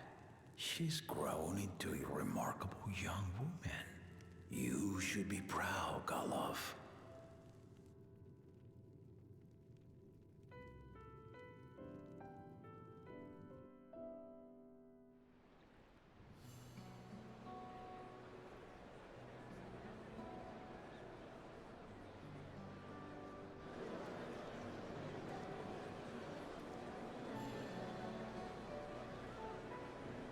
Too late to change your mind now, I suppose.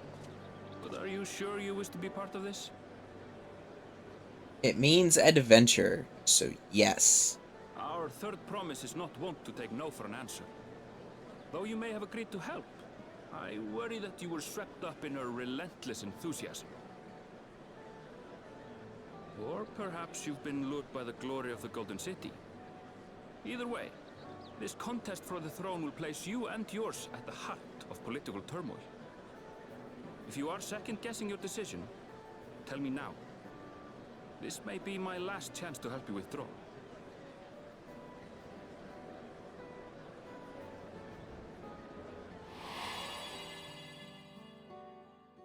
Life is a series of journeys, my friend, and there's no telling what awaits us on the long road. But what's important is to be true to yourself as you walk it. Only then can we hope to be content when we arrive at the end of one and step forward into another.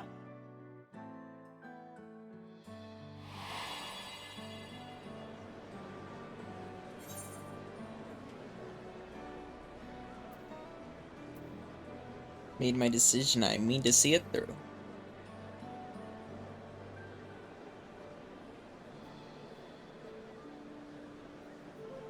Is that so?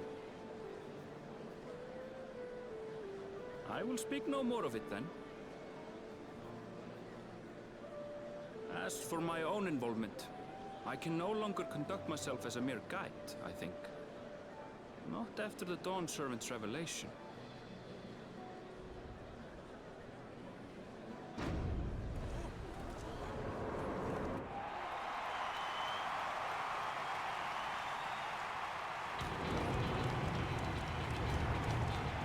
Here they come! It's Saralja! Such a fearsome mien. Make no mistake, there goes Tuliola's mightiest warrior. First promise, our village needs aid. The cold weather stunts our crops, and the children of our village go hungry. Once you ascend the throne, I beg of you, grant my people new lands, please! Saralja. Take heart, tiller of the soil. The Resilion's son, blood heir to the Dawn Servant, has heard your pleas.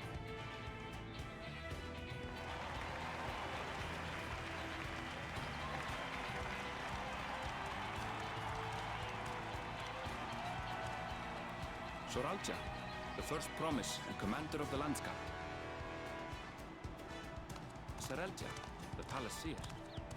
As he was so careful to remind the crowd, Saralja is indeed the natural child of Gurul Jaja.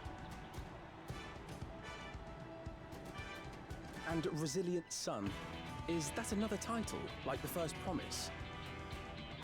After a fashion, common knowledge has it that two-headed Mamulja cannot sire children.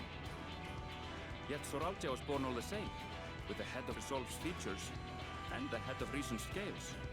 An extraordinary example of life's unyielding resilience. And a warrior's reticence. He says little, but the way he moves... I know a hardened soldier when I see one. He's a natural swordsman, a gift he inherited from his father. Some even say that the son has already surpassed the sire.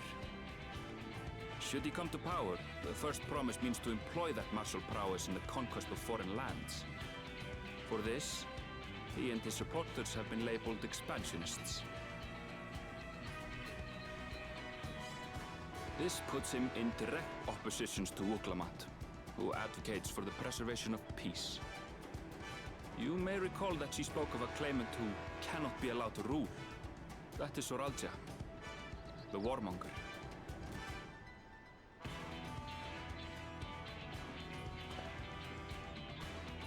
Cryle, are you alright?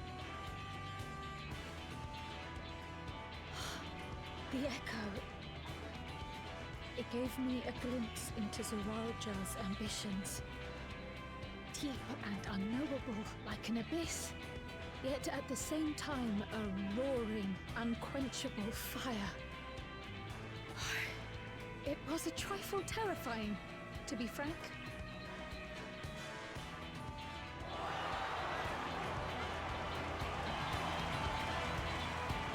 The second promise.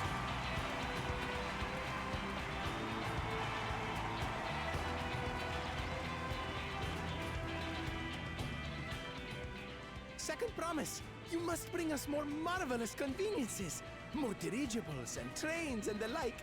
We need you in charge to make trading easier. The elders, they complain and complain about abandoning tradition. But we're not like them, afraid of everything foreign and new. You have our wholehearted support. With your ingenuity and knowledge, you're sure to win the contest. Forgive me, but the rite of succession is barely begun. I will hear your petitions if and when I am named Dawn Servant. If you will excuse me.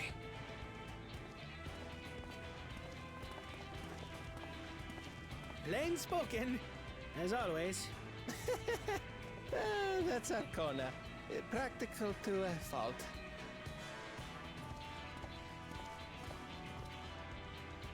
Here we have Kona, the second promise, who spent time as a pupil at Charlian's own studio. Now that you mention it, I think I did see him in the halls once or twice. There was nothing to suggest he was Turali, much less from a royal family. That was by design. He forwent his usual garb and took an Eorzean name to avoid attention. So it was Kona who introduced the dirigibles. And the railway too, given what we just heard. In furtherance of his goal, to enrich Tuliolal with every bright notion he learned of in Charlian. He is the hope of those who prize innovation. As aloof as he may seem, Kona and Wuklamat actually get along rather well. They bicker and banter as only close siblings do.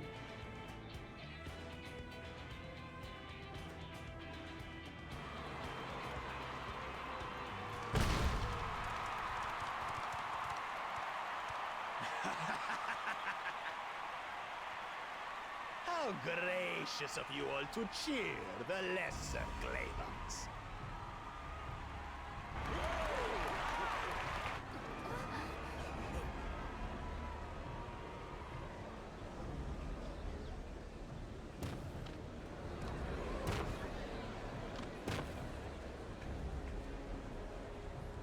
Oh, come now. What are you afraid of? I'm no different from your Dawn servant. That my kind should reign is Mamulja tradition, and has been so since before there was a Tuliola. I'll brush aside your feeble contenders, and then you'll see who deserves your fealty.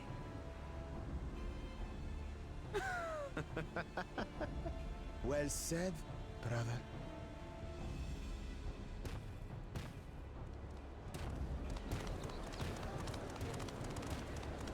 The Mamulja have finally found peace in Tuliolal. A pity those fanatics are intent on keeping that tradition alive.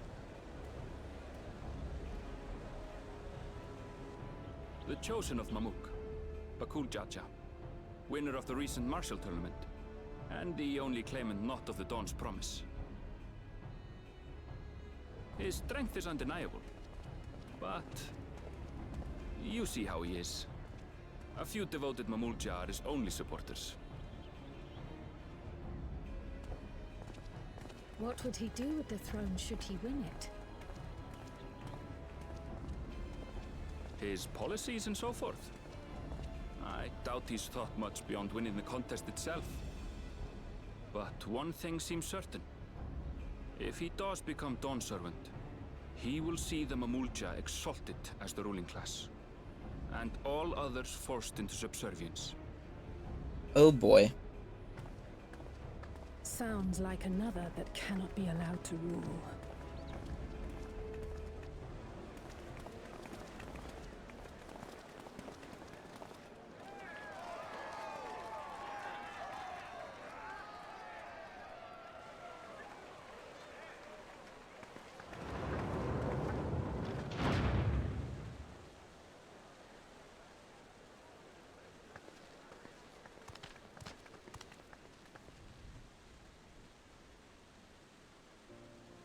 wish for one thing and one thing only, Third Promise. To abide together in harmony with our neighbors whom we love in this land we share. It is our way, the Turoli way. Galul Jaja built for us this peaceful nation, and we beg you to preserve it. You have my word. I won't let your pleas go unanswered.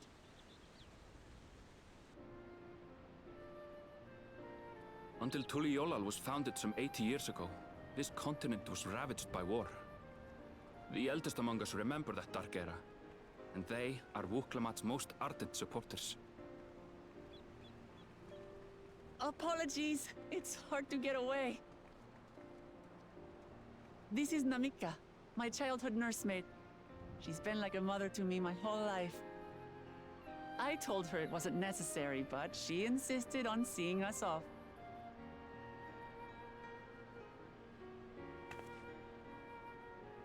I place our precious Third Promise into your care. Did you know Wuklamat was taking part in the rite of succession? Of the Dawn's Promise? I thought it was only Zoralja and Kona. If she has any accomplishments to her name, I've yet to hear them. Compared to the two Mamulja, she pales in martial prowess. And then there's Kona, who's far and away the most educated of the bunch. I hate to say it, but it's hardly a competition.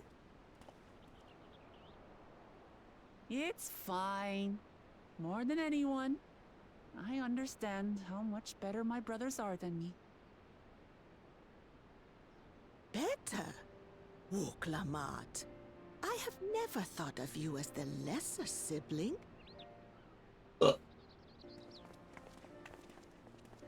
Your brothers may excel in their respective ways, but you boast qualities that both lack. A strength that is yours alone. Having cared for you for so long, I should know. Thank you, Namika.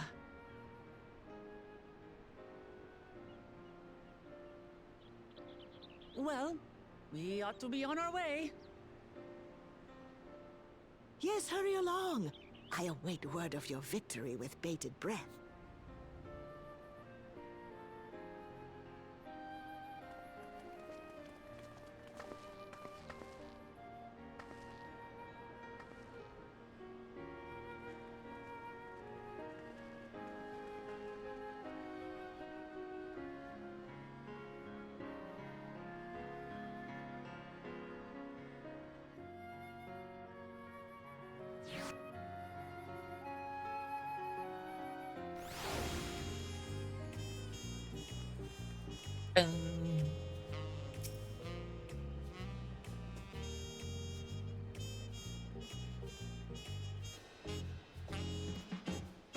Pure-blooded Garleans. So much for a brief union I had in mind. Papa is not one to waste time when he decides to act. I'm used to it by now, of course, but others are often caught off guard. In any case, we should talk about how we're going to find the City of Gold. All we have to work with are the 7 tablets and their connection to the saga. Comparing the tablets against the pillar, we could check for any discrepancies between them. Good idea, let's go take a look.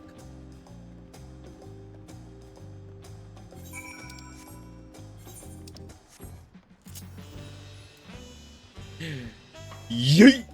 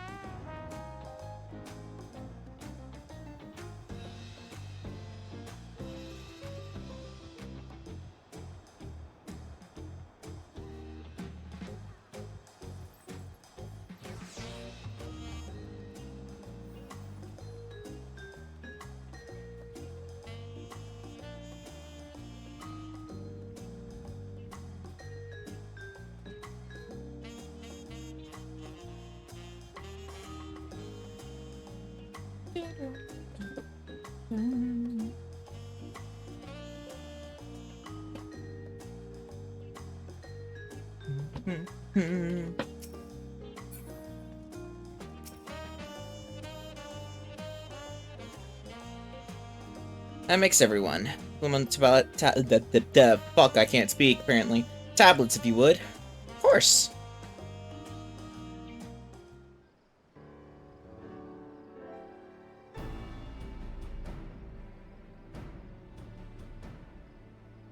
When as a tablet, let's compare them to the respective pillars. Keep an eye out for or even the smallest differences.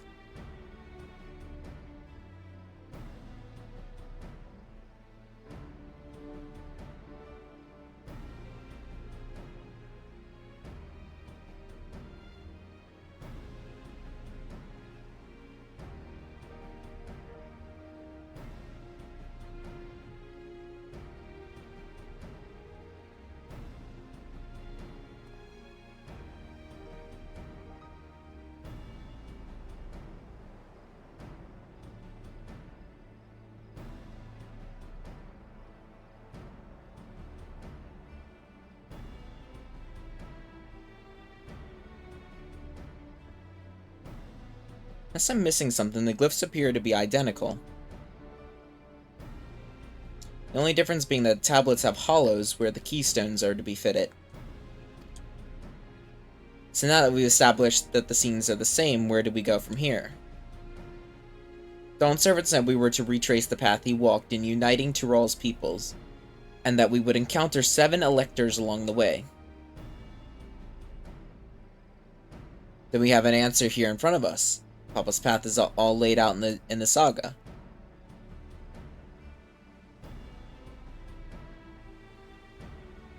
The events in the glyphs portray. And do we know the exact locations where they took place? If one is close, we could go there and search for an elector. That would confirm we're on the right track.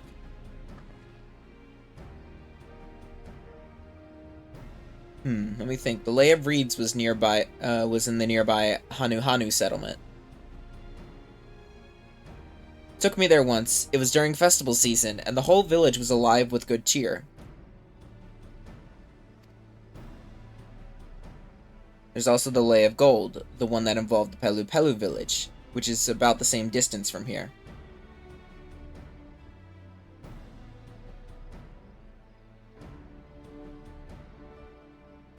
Before going anywhere, we should ask around the road ahead. Heard a lot of talk as we toured the city about the storm we passed through at sea. Apparently it ravaged Yoctorol several days ago. Since our roads are not as well paved as Eorzea, they're more susceptible to damage from natural disasters. If we want to avoid wasting time taking a dead-end trail, I suggest we spend a few moments making inquiries.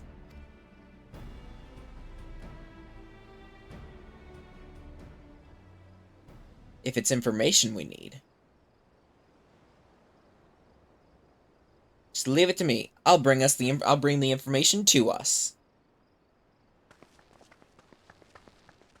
Uh-oh.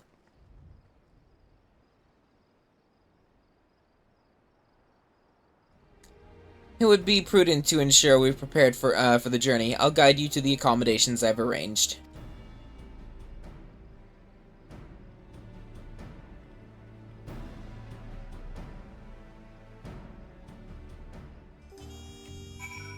Dun dun dun dun dun.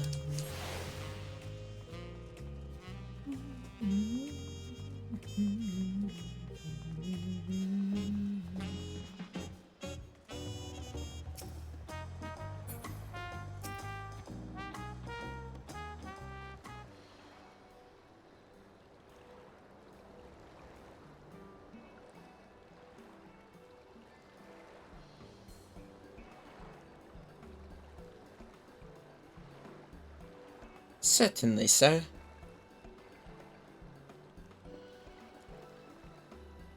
I'll go and track down the third promise. Once you've finished organizing your gear, you can meet us outside.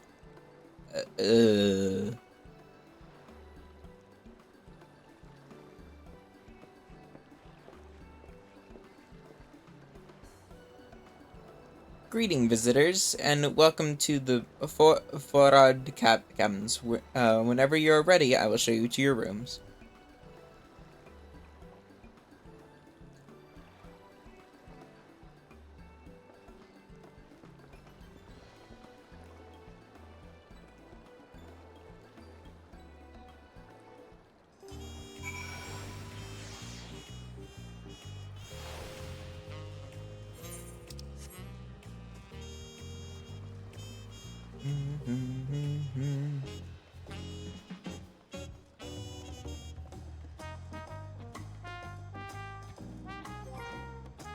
Let me go to my fucking journal real quick.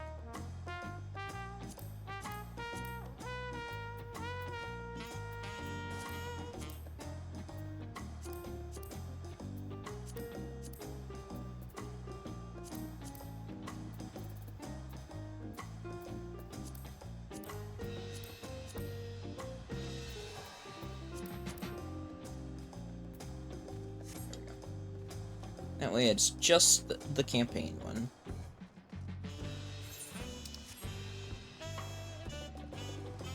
So many people.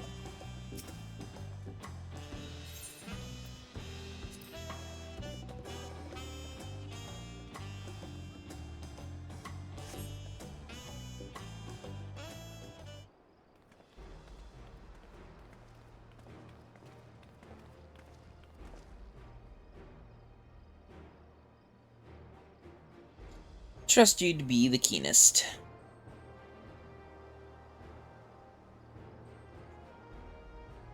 But where are Hanville and Wuklamont, I wonder?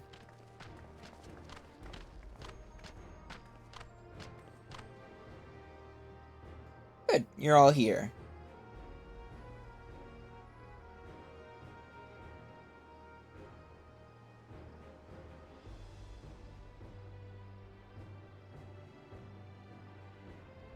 Seeing as we needed information, I thought who better to get it from than the locals. These two hail from the villages we're thinking to visit.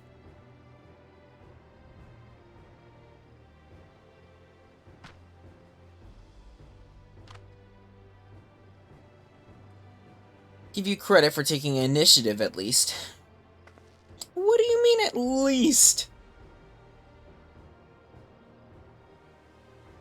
I'm honored that the Third Promise would seek my advice. I, too, am happy to answer your questions. Any encounter might be an opportunity to do business. Thank you both for your help. Before we begin, there will doubtless be other occasions when we need to act independently. So I brought these for the two of you.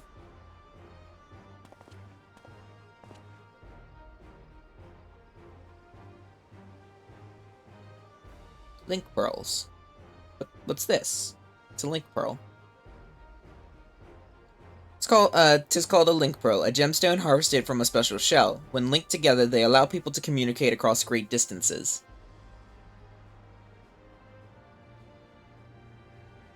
Is that so? What a handy thing to have.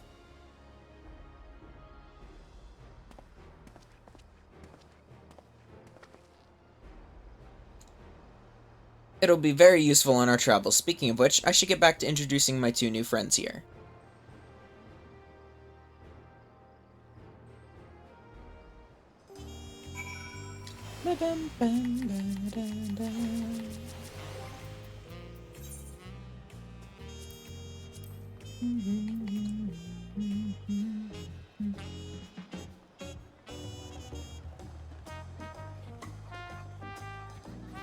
Research has proven that wearing a knapsack or similar greatly reduces the likelihood of being pestered with questions about how you carry so many items. What?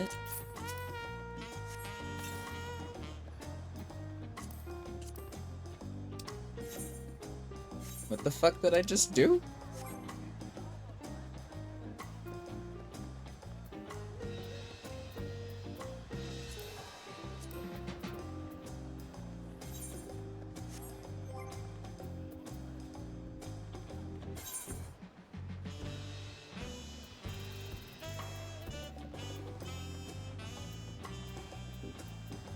I love that I still have all this fucking chests from...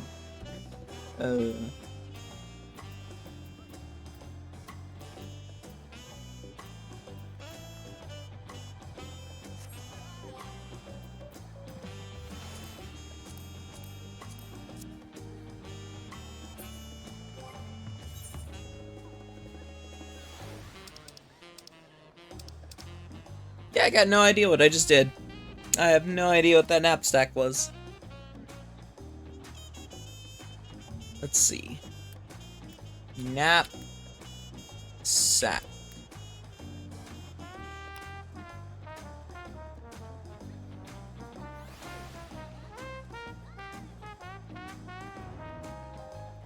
What is it? Fashion accessory backpack. Unlock their outfit via the most recent delivery quest, while the knapsack is a recent addition that completes the look. Finally get it. Oh, so it's just kind of like a thing I can wear on my back then?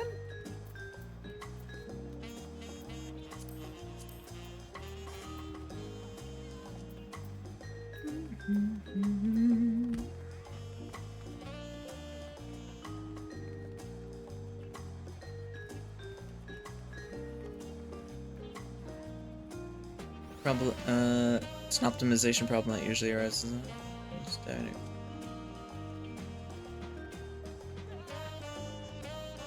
It's an accessory.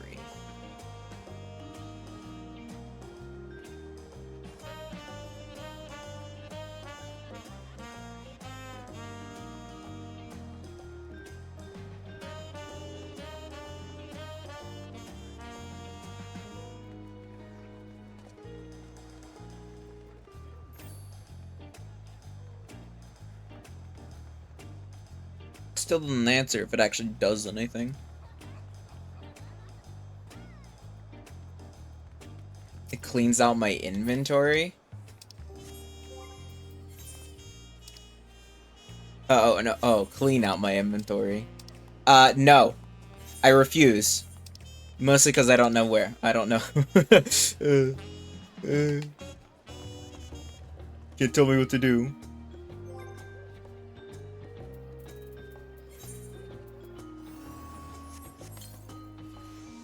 I wear big backpack now.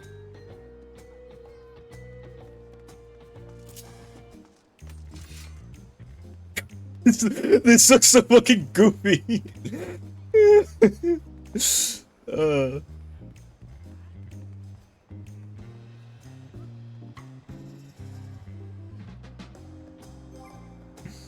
Oh, this looks so fucking goofy.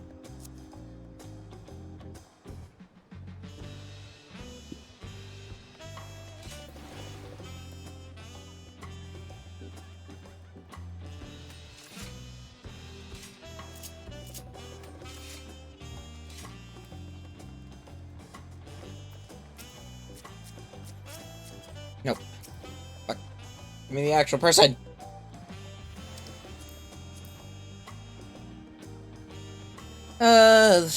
Settlements are loosely close to broad representative of each. As I mentioned before, the Hanu are cheerful people who love their festivals, and they make their appearance in the Lay of Reeds in their home village. Okahuanu. Pelu. Deciding which village to visit first, why don't you put that adventure instinct?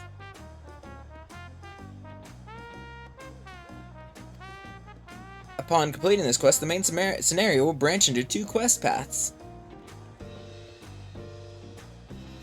Will temporarily prevent me from accepting the quest from the approachable Pelu and vice versa.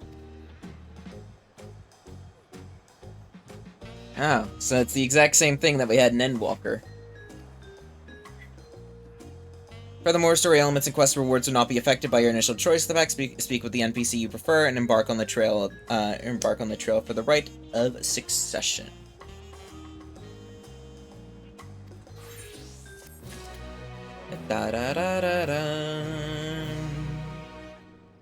Pelu or Hanu.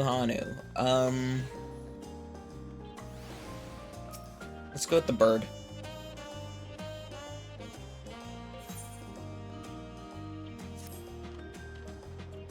So what is it you'd like to know? Go south through the Arch of Dawn and follow the road. Is that right? It is. Be warned, however, my brother told me that the recent storm has rendered the path even muddier than usual. Footing is quite poor in some parts. Far worse was the destruction visited upon our homes, though. Houses were torn apart and several people injured, if not killed. Even our beloved festival is in danger of being called off this year. If you do still plan on going, I must urge you to proceed with caution.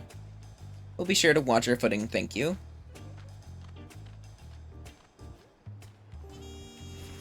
Now I'm worried for the Hanu. It sounds like they were hit hard by the storm. Anyways, if we're bound for whatever the fuck you say that, should head over to the Arch. We'll be back to talk to you in good time, Master Merchant. Meanwhile, you can eat and drink your fill. It'll all be arranged.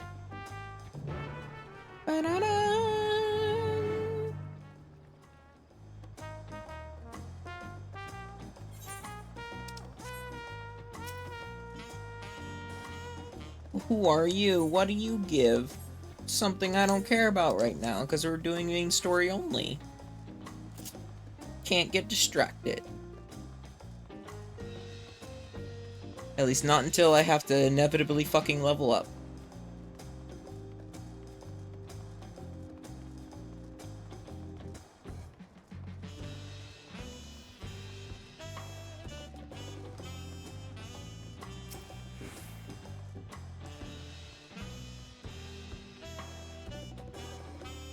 Are we all ready to leave? Onward! Open the way.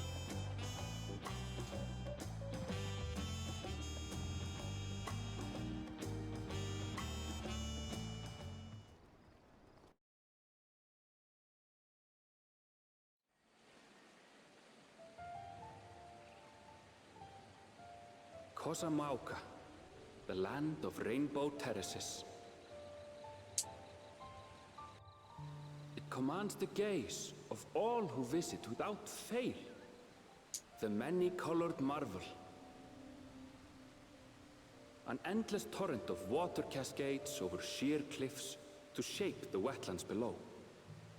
To its relentless flow, all life must yield. Together with Wuklamat, we proceeded along the Marcy Trail, a road upon which the Dawn Servant and his comrades once traveled.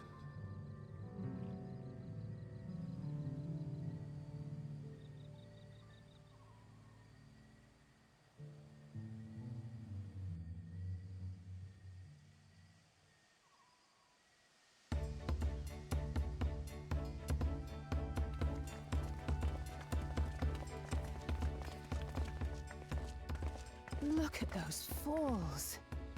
Even from this distance, you can feel the weight of that water.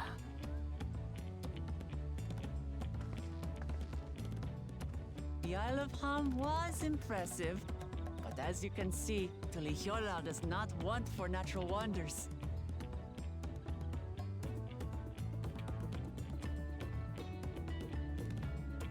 The ground is swampy, so watch your step. You wouldn't want to fall into a bog. I won't. I told you I've been here before.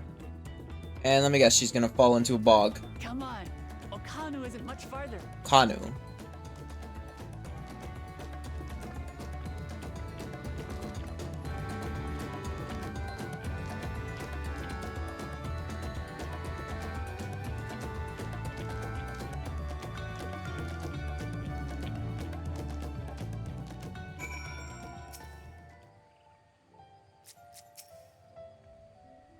Love to just stand at the bottom of those huge waterfalls and bask in the majesty of majesty of it all. Pity they're so far away. Wetlands is an apt name. Much of the ground here is positively saturated. There's no stopping the third promise, is there? Good thing she has Ernville to keep her from getting lost. For all his grumbling, he's certainly there for her. Everyone should be so lucky to have a loyal childhood friend. Right. Let's get moving. If we continue along this road, we should find ourselves in the village before long.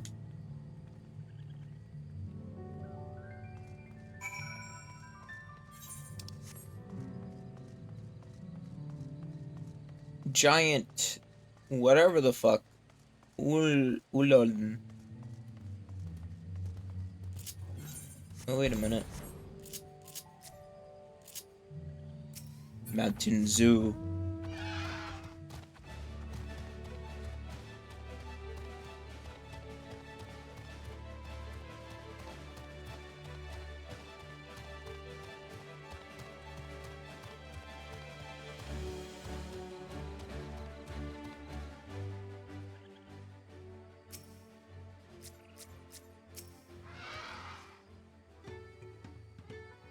Must flood the wetlands and flow into all these streams and rivers. So we have the right idea. One of the Dawn Servant's electors should be here somewhere. So this is a Hanu village. One can tell at a glance how very different their culture is to the Vanus. Wow, stupid distracting waterfalls. Ah, everyone has arrived, and none the worse for wear. Except for a certain third promise who slipped in the mud despite my explicit warnings. Hey, I asked you not to say anything. Anyways, this is the Hanu village I was telling you about. Okanu. Da da da da da dum.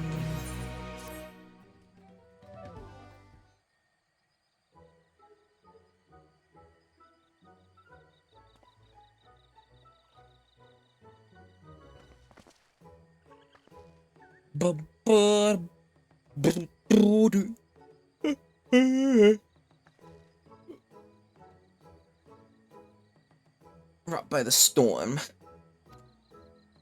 Indeed. Let's do what we can. Let's do what we came to do and find this elector.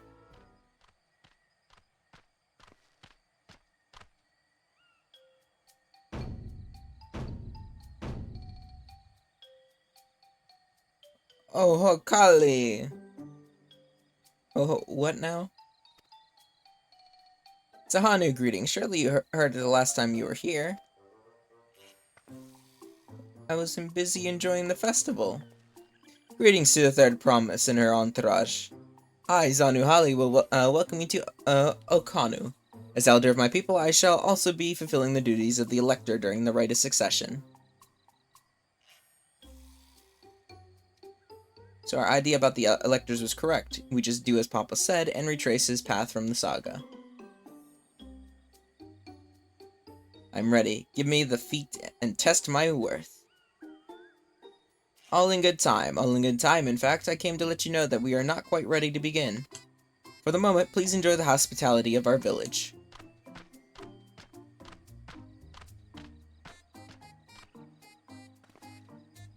Should we poke around a bit then? We might pick up some clues about the feat. You know, prepare ourselves. A surprisingly prudent of you. What? You think I'm being too cautious? No, I'm impressed is all. You admire and respect your father, who is prone to decisive action, so I expect you to rush in first and ask questions later. Or never. I do look up to Papa, but you should know that he has a pragmatic side too. Head of reason is the thinker who takes time to consider all the possibilities. With the long naps he takes these days, though, the head of resolve is less restrained by his wisdom. I can't fault you for thinking that that's all there is to him. But there's more to the Dawn Servant, you've seen thus far. I should speak to the head of reason one day. Well, I'm sure you'll catch him awake soon enough. To return to the subject at hand, you wish to look around Okuanu, then? Do some groundwork before a feat begins? Something like that. I mean, I could probably pass this test with my eyes closed, but it'll keep us busy while we're waiting. Lamat has the right idea. As elders, Zanuhali is a resident of this village. Learning more about it can only improve our chances in the feat. Might I suggest a division of forces? For instance, Ernstville, Alize, and Cryo could concentrate on the southern half of the settlement. Meanwhile, Wukalamat, Scarlet, and myself will handle the northern half. Sounds good to me. Na na na na na na dun. Dun, dun.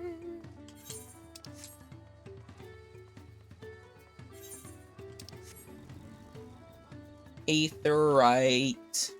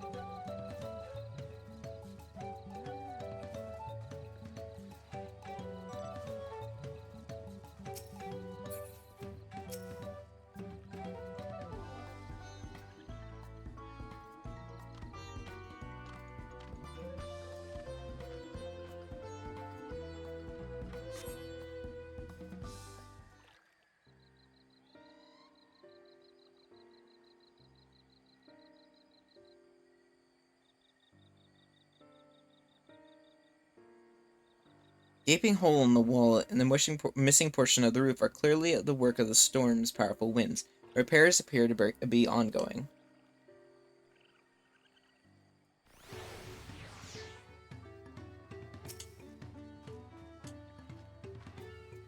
Sigh. Heard about the storm. I've never seen the likes of it before. While the supply and help of I cannot fucking speak. With the supplies and the help the Dawn servants sent, we're making progress repairing and rebuilding our homes. But while roofs and walls can be patched, there's so much else that was lost for good. Huh.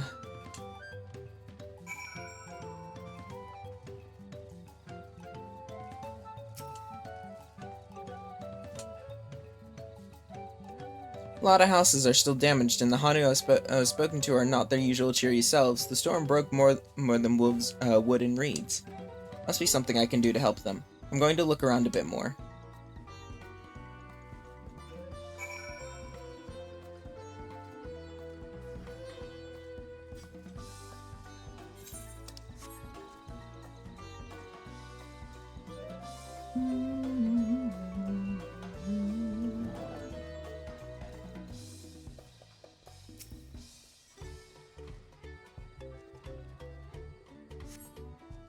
The dry and shrunken bundles suggest the reeds were harvested some time ago.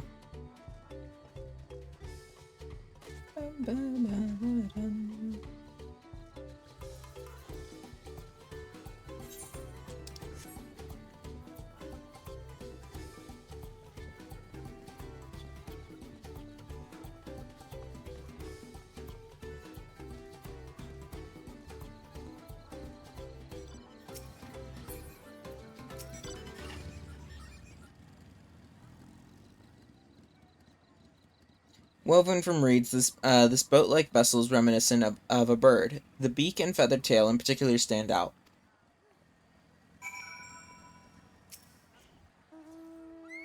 This boat must have been woven from the same reeds I've gathered into bundles here. I've seen gathered into bundles here and there.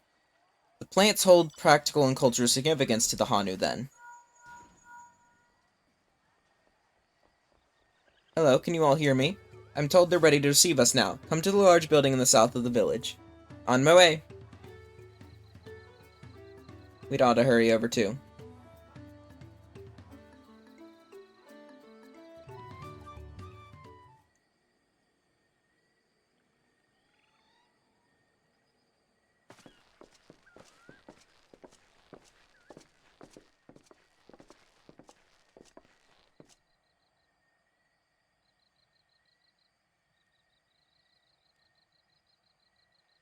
No sign of Zorolja, or that oversized lout.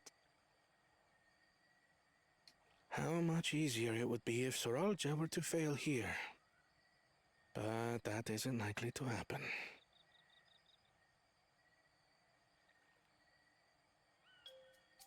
Honored guests, I am Zanuhali, Elder of the Hanu.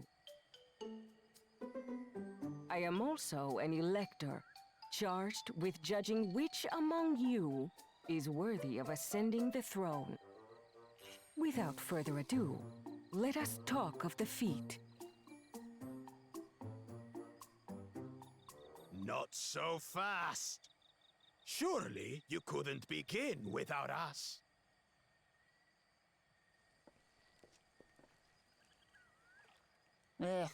He made it after all.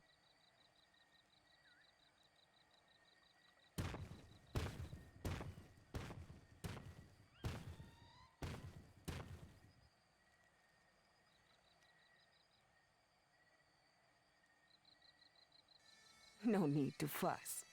There is no time limit for this challenge. Now, if you would allow me to proceed.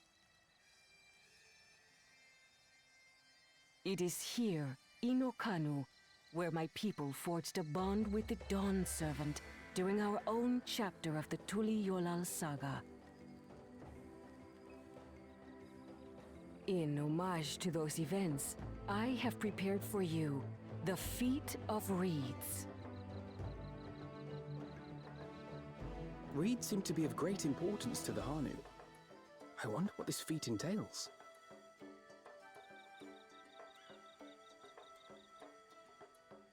We use reeds in every part of our lives, be it as food or weaving material. But look around the nearby paddies, and you will see that this season, our crops are failing. How's How the storm? fortunate, then, that my appointment to Elector coincided with this predicament. For surely, those who aspire to be Dawn Servant would find the matter of an ailing harvest a mere trifle to resolve. Aye, well, it is indeed the duty of a ruler to address the people's woes.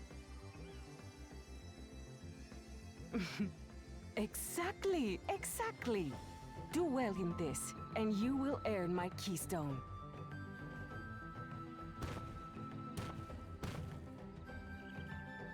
Why bother mucking about in the mud when we can take the stone by force? Hello? Oh, mercy me! You are a hot-headed fellow, Bakul Jaja. Some electors may enjoy going toe-to-toe with scrappers like you, but I refuse to entertain your base instincts. Arrangements have been made. Should you attempt to engage a feat giver in combat without their consent, word of your immediate disqualification will be sent to the palace. If you're still feeling feisty, then by all means, draw your weapon.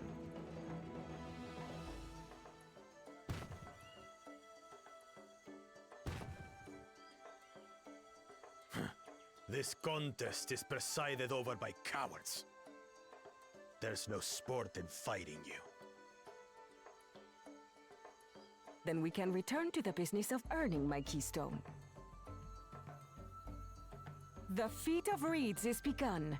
Claimants, I wish you the best of luck.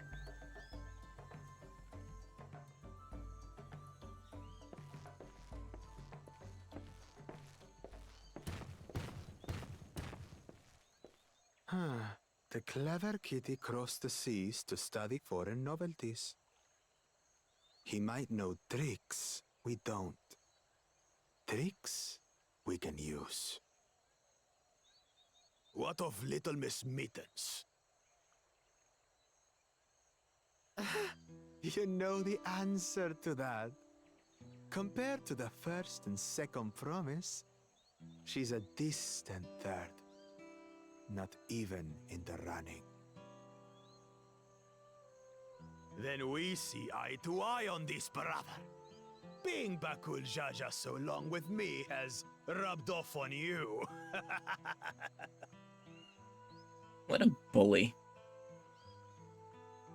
These allies of hers, though, they might be a problem.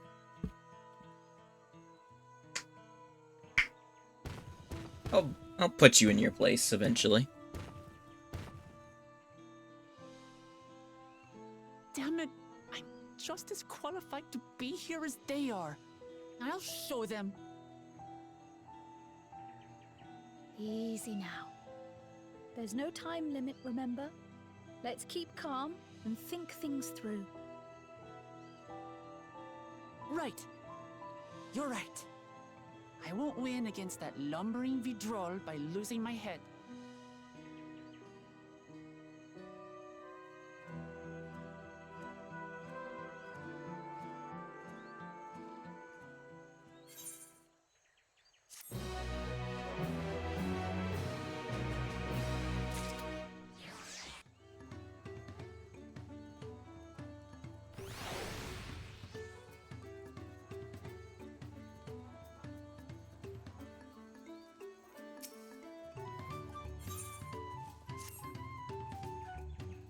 I don't know the first thing about farming, but if there's a way to save the harvest and help the Hanu, then we're going to find it. I'll make Buck will Jaja eat his words. Understanding the nature of the problem will be the key to solving it. We need to examine the reeds themselves, and then deduce the cause of their poor condition. Renville, will you take us to the fields where the reeds are grown? Follow me.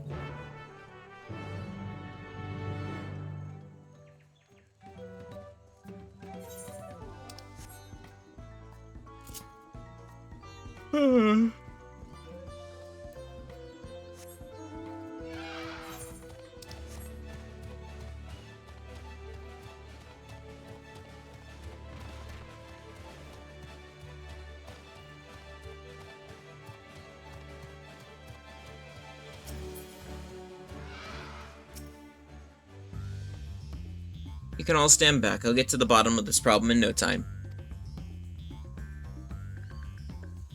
Give me strength. Let all of us scour the fields and help our bold leader identify anything unusual.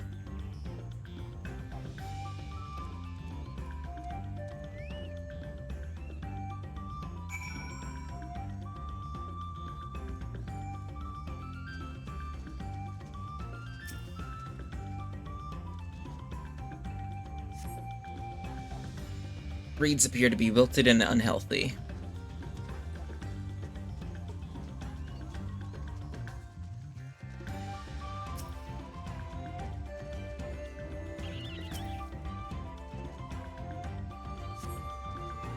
Water contains no obvious contaminants and looks fresh and clear at a cursory glance.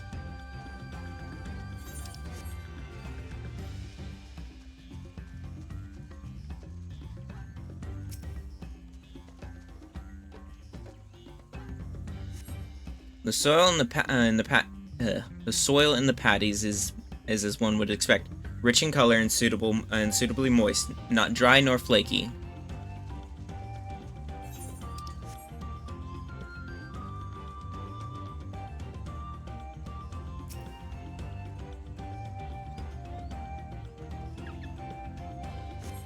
A small frog catches your eye. Strangely what the fuck? It doesn't even bother to hop when it eventually scurries away.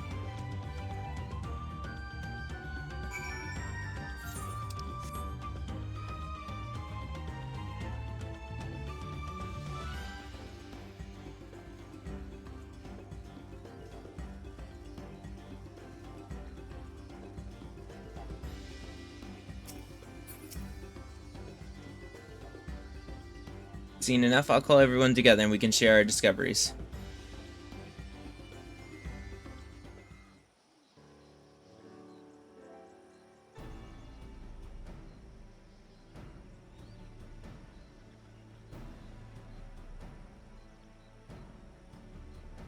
There was a frog! He was lethargic. Waters look to be of good quality, as is the mud in which the reeds have been planted.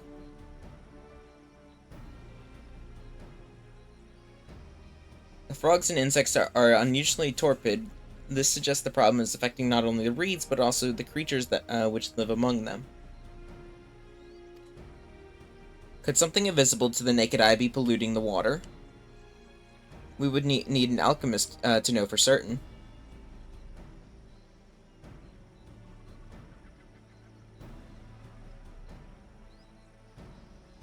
I don't have much to add about the fields, but something else occurs to me.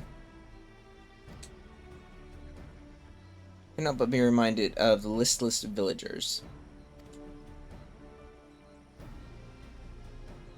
They've suffered a terrible tragedy, I know, but there's another reason for their flagging spirits, I believe. Go on.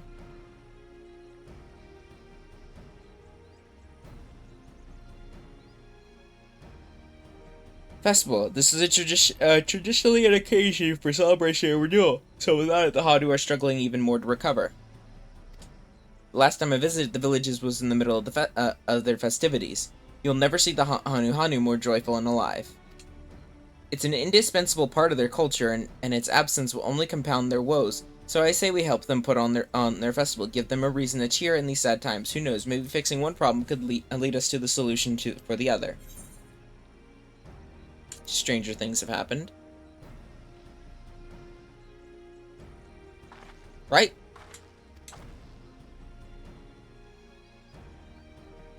Fail to see the relation between festivals and fields. Let's not be too hasty in dismissing the idea. Things which seem unrelated can later prove to be connected in surprising ways. True, and being bereft of ideas as we are, any proposal is worth entertaining. I suppose. Besides, this is Wuklamot's journey. It's only right that we follow her lead. Thanks, everyone. By the way, does anyone know where the festival float is? It's like a boat woven from reeds that looks like a bird.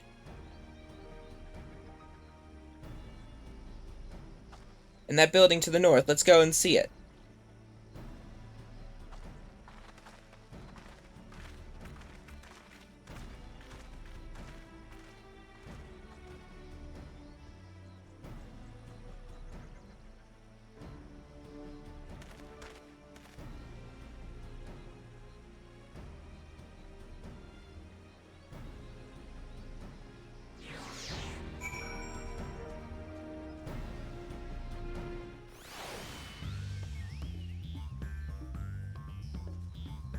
Wow, wow, wow.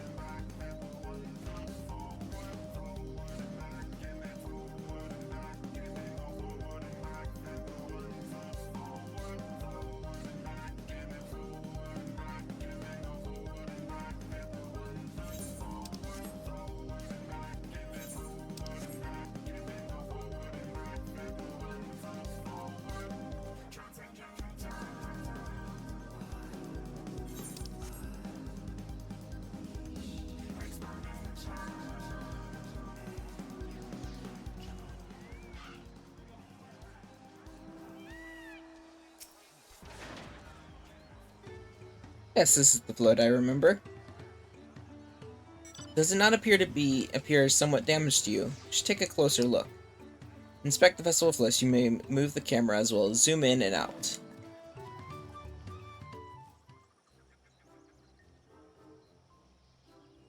It's missing one of those green eyes.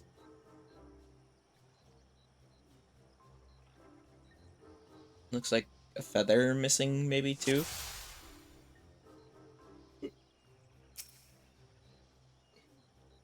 Oh dear, one of the bird's eyes seem to be missing a gemstone. Are we missing a feather? No, we're missing... snapped carry pole.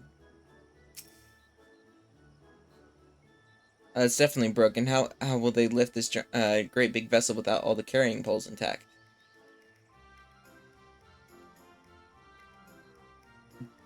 That's a feather broken.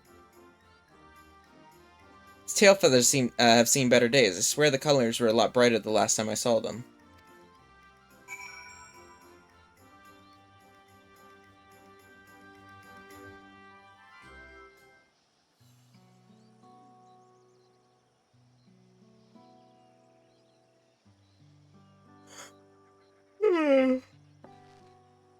Well, I think we can all agree this bird boat is in dire need of repairs. Now, how do we go about fixing it?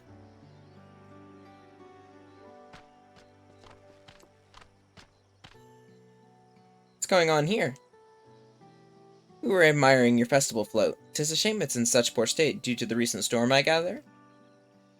Yes, we had to leave it exposed while we ushered our people to safety. With the float in this condition, there can be no lifting of the wings. That's what the festival was called. I want to help you hold it.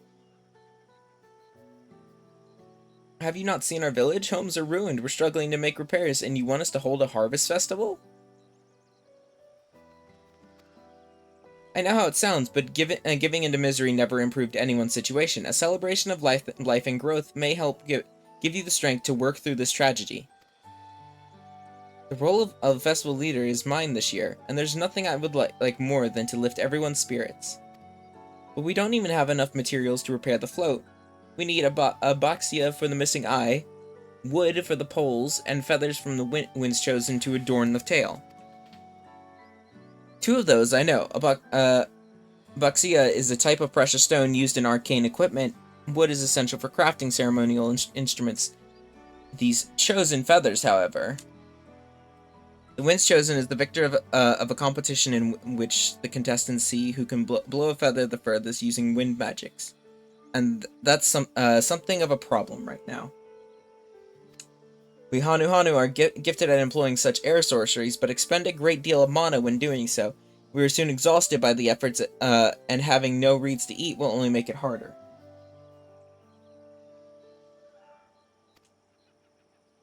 I think I understand your vibrant reeds grow quickly and vigorously, so much so that they stifle the development of nearby plants. They must be potent sources of energy you naturally lack.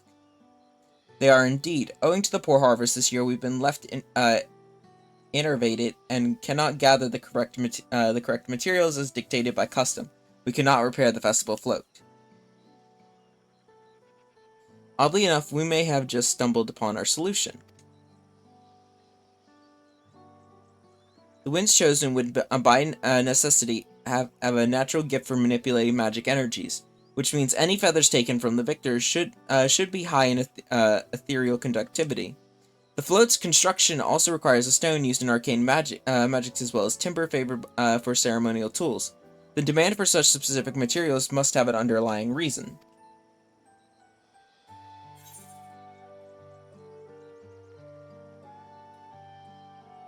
I wager the float is actually a secret weapon for smiting the Hanu's foes. It's an arcane device.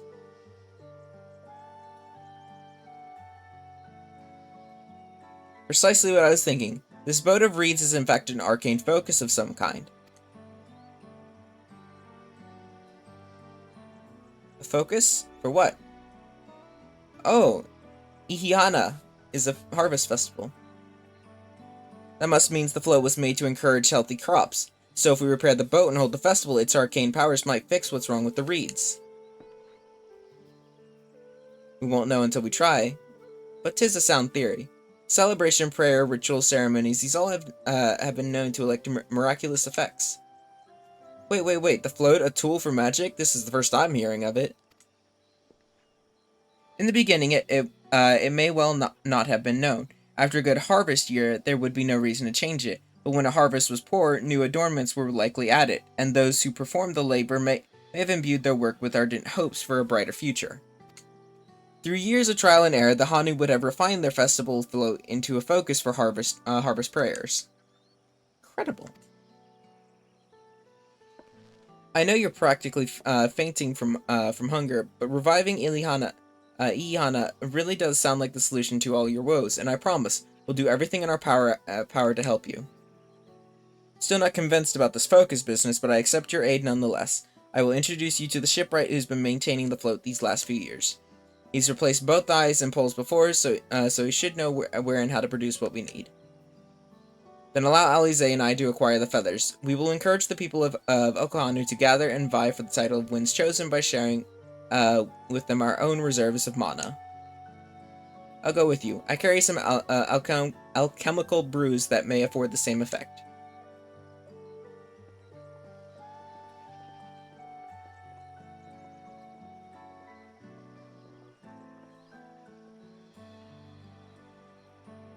Three of us will visit the shipwright then.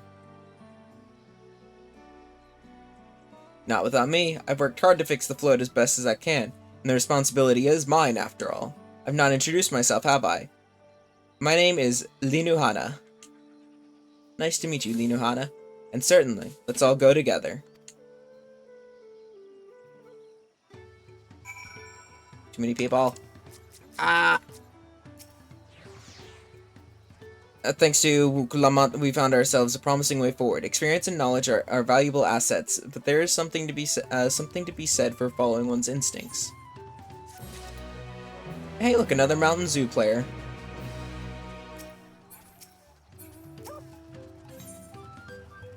Well-mannered shipwright. Before we start on this next quest, I'm gonna go grab another water. I will be right back real quick.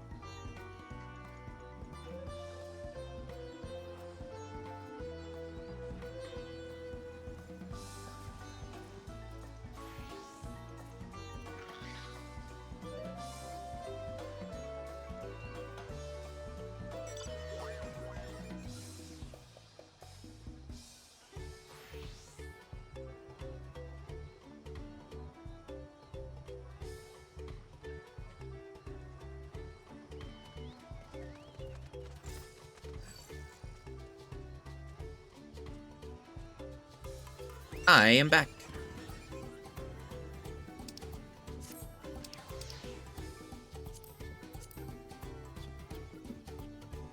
Ugh. Proper Hanu greeting. I remember how it goes. Then we shouldn't have any problems. I have a bad feeling about it.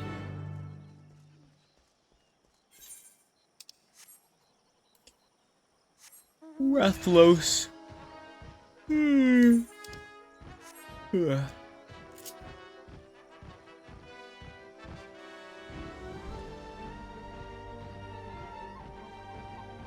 Dun, dun, dun, dun.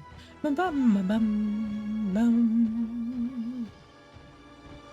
Don't drop that box now.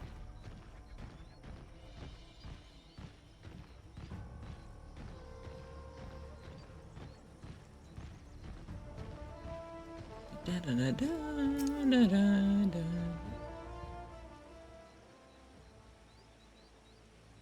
What in the fucking All Might? What the fuck? What in the All Might name is that? What the fuck?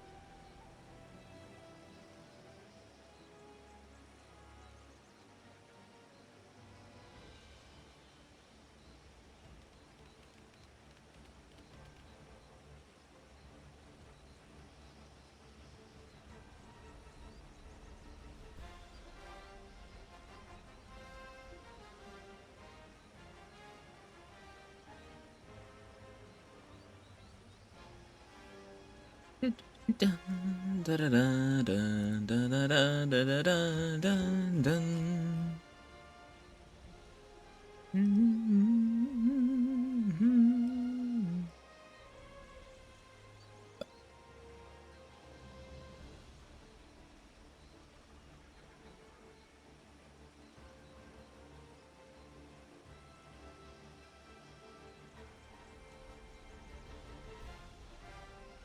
Da, dun, dun, dun, da, da, da, dun.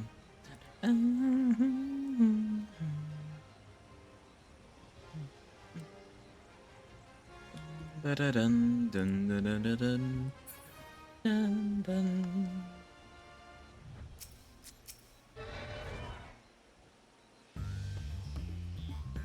This is Obekbe, the village of all. Those who drift into Kozumaku from Tololi and elsewhere are welcome to live here alongside the Hanu. As for Wuk Uvu, he lives and works in the House of Water High, top of the large tree nearby. Follow me, but I should warn you, the climb up the stairs can be challenging. Poor fucking Cryo, holy shit.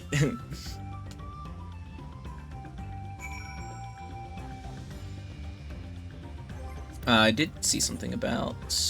No, not that. System. If I do turn this back and then turn this down 1, apparently some stuff shouldn't look as blurred. Still looks fucking blurry as shit to me, but, you know. Let's see. Oh, I can kind of see it.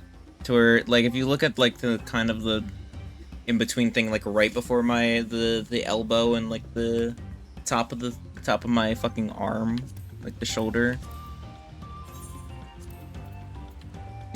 Apparently just turning that down to 99 puts a little bit more detail on that grayish part there, which is very strange. But my chest piece still looks fucking blurry as shit. Like, a lot of the fucking armor just kind of looks, like, very blurry still.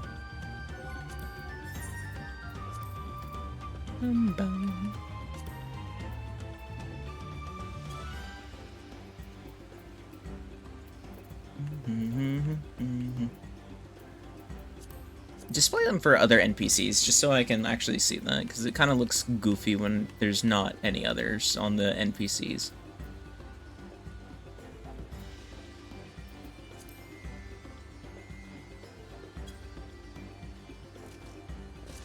I don't know which are the better ones.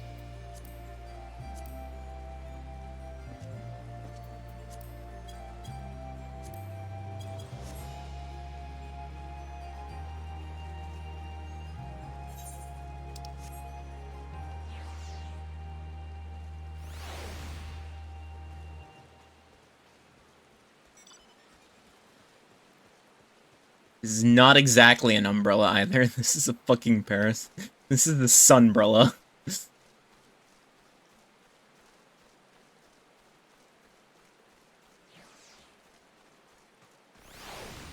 Not exactly good for abating water because they're usually made out of not waterproof material.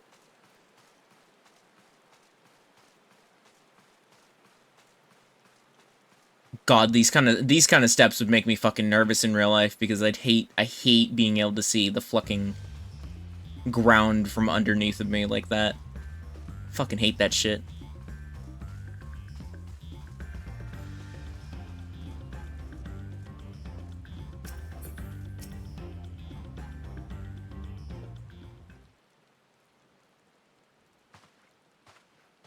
He's got a horn. Hmm? What do you want with me?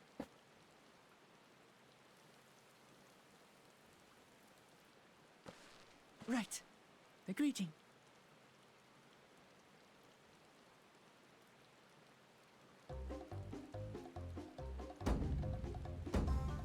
Oh, Kali!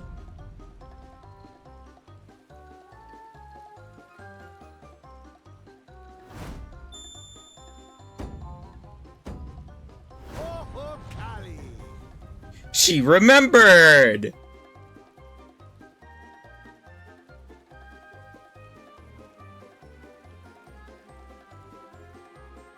Good.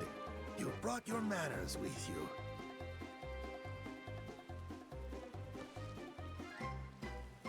When in Ukano, do as the Hanu do. For a country as diverse as ours, the preservation of harmony demands that we respect the cultures of all peoples who call it home. Well, that explains your familiarity with Hanu customs. And you speak truth, of course. To live together means to learn about each other. Ah, I appreciate an open mind. In fact, I get the sense we've met before.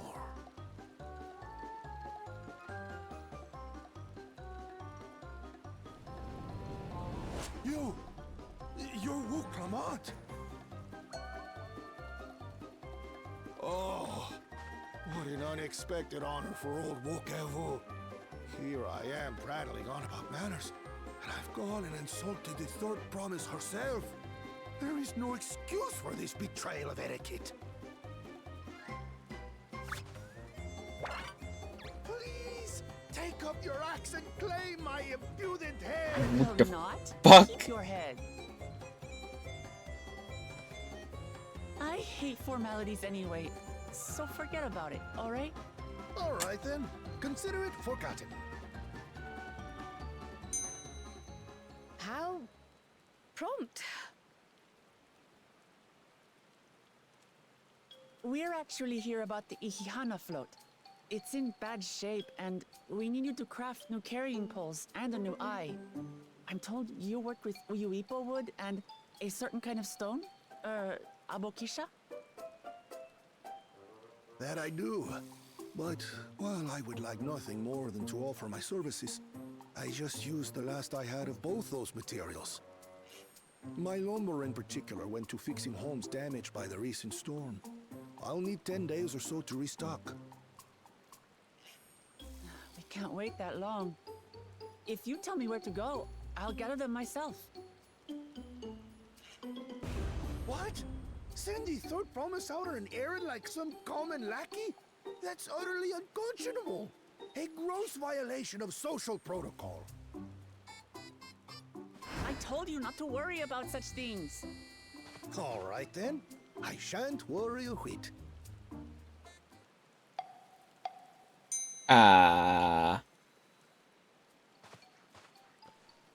What's with your Hanu friend there? I am festival leader this season, and have come along to oversee the float's repair. As strange as it may sound, Wuklamat and her friends believe the float is an arcane focus, meant to encourage the growth of our struggling reeds. Too many Hanu have forgotten, it seems. But that is indeed the true purpose of the lifting of wings. Your education is impressive, Third Promise.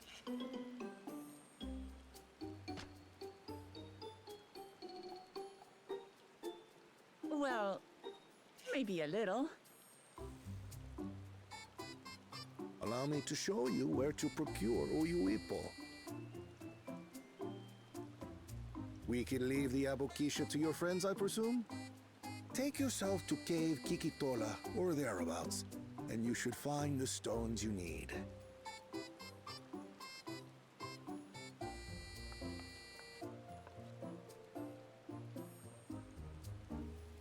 I've been there once or twice. I can guide you. Guide That should away. Save us some time. All right then, let's get moving.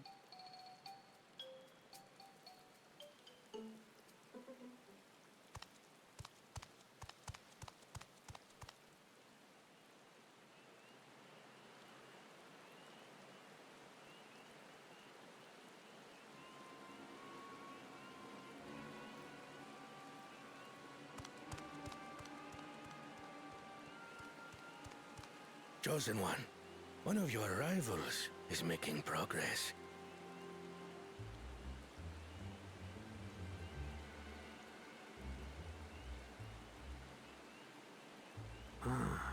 Ihihana, you say? Should our first choice fail to deliver, it might be wise to let this play out.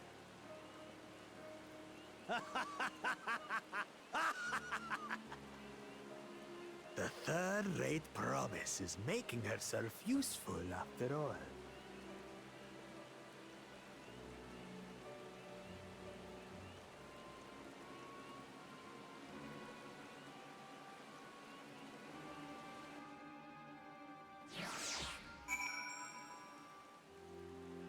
Fucking bully. Put him in his place. Southwest, we can turn to the River Village first and head there on foot. I assume this is going to be my first dungeon, then.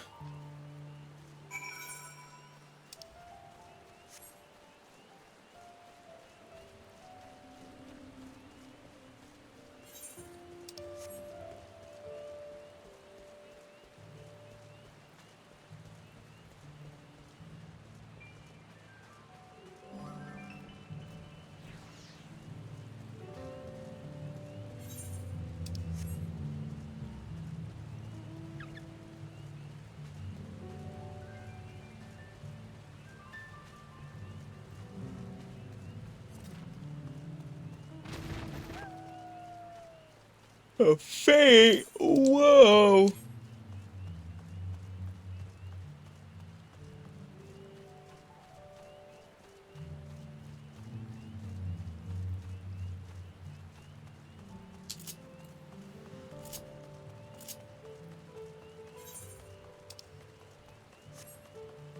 Guess I could have just fast traveled here instead of just running.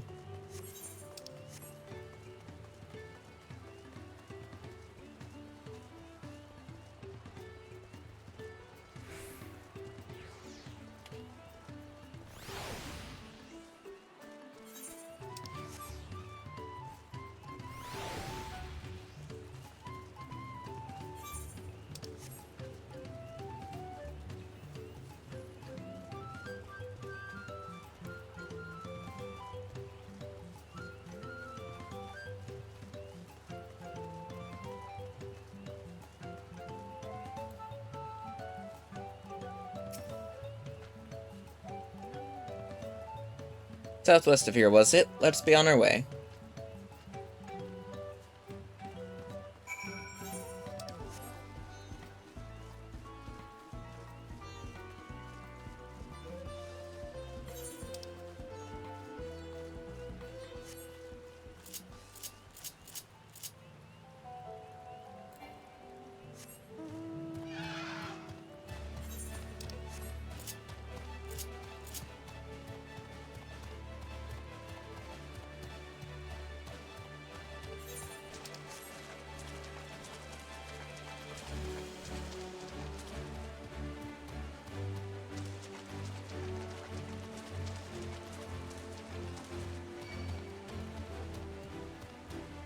Son of a bitch.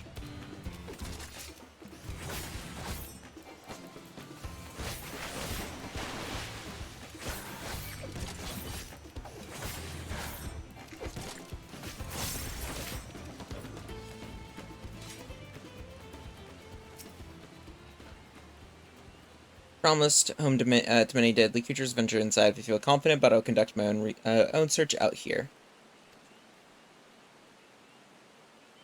The west half, I'll take these. Okay. Not the first dungeon. I assume because I'm not that close to being 91 yet. Once I hit 91 will probably be the time that I actually will be able to.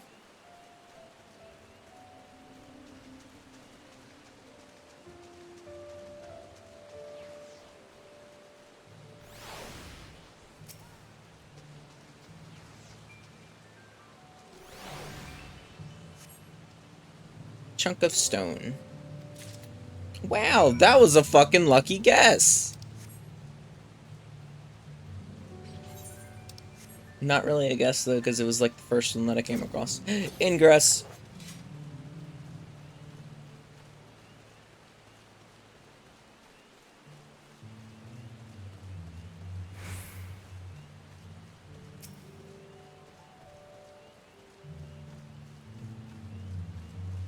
Found it.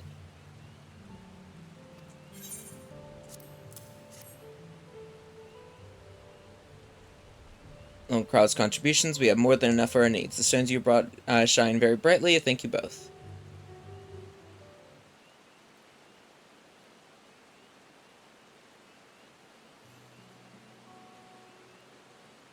Who would have been happy to know we were putting things right?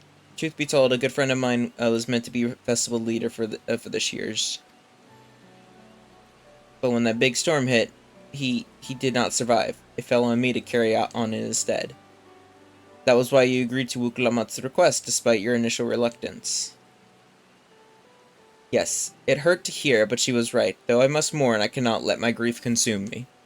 Her words made me realize that the path to my recovery, our recovery, is already laid out before me, and I will walk it, for myself and for my friend.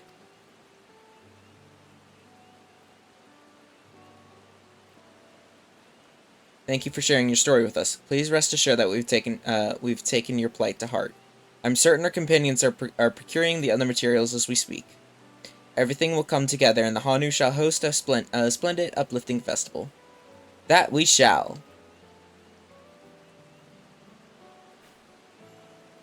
With that, let us return and deliver the Aboxia into Wook Uvu's waiting hands.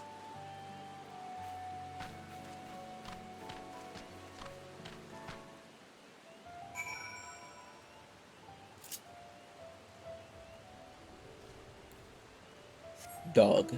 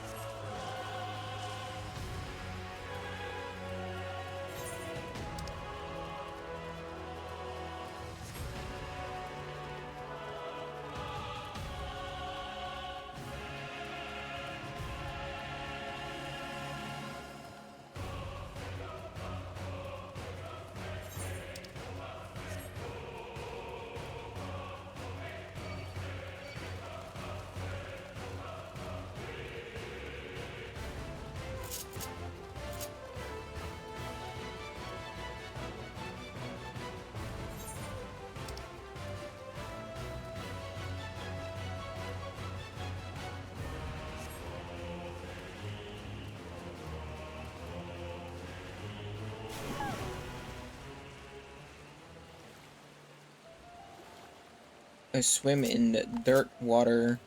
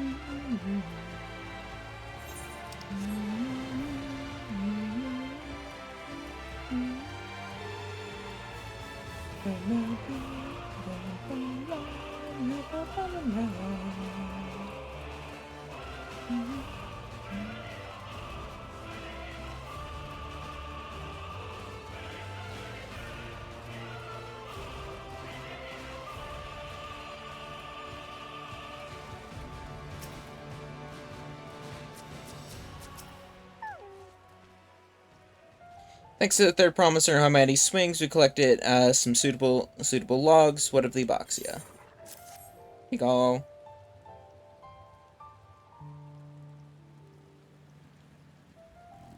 Yes, these are excellent samples. A goodly quantity, too. At this stage, you've likely surmised the lifting of the wings encourages crops to grow, but not exactly how, huh? Well, you're in for a treat. If all goes to plan, the results should be spectacular.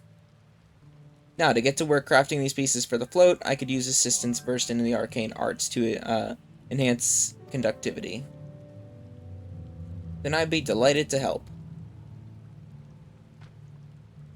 Everyone else should head back to Akanu. We'll join you at the float once the work here is done.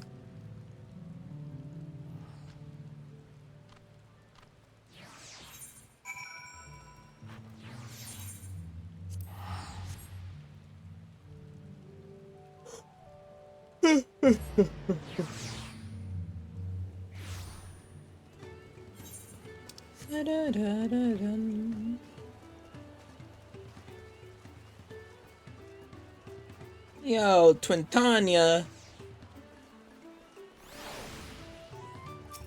Still too many people here. Holy shit.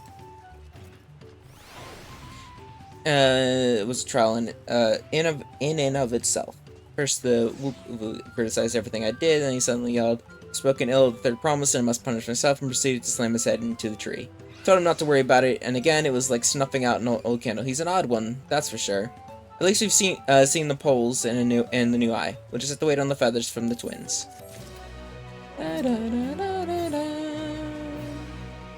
Get some dyes in this one. She gets some rest before the excitement begins.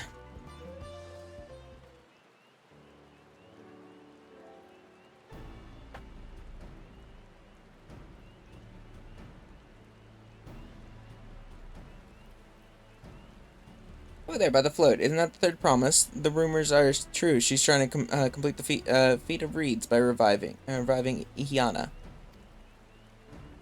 Festival is a prayer for the healthy crops, but does she honestly believe that will be enough to save our harvest? Second promise, meanwhile, barely glanced at the fields before leaving Okuhana together. Maybe we asked too much of our young claimants.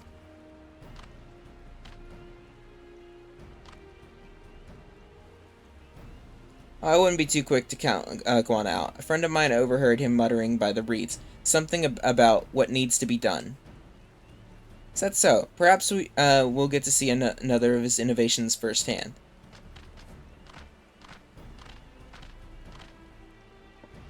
Sounds like a Guana. One look at the reeds was all he needed to think of a solution.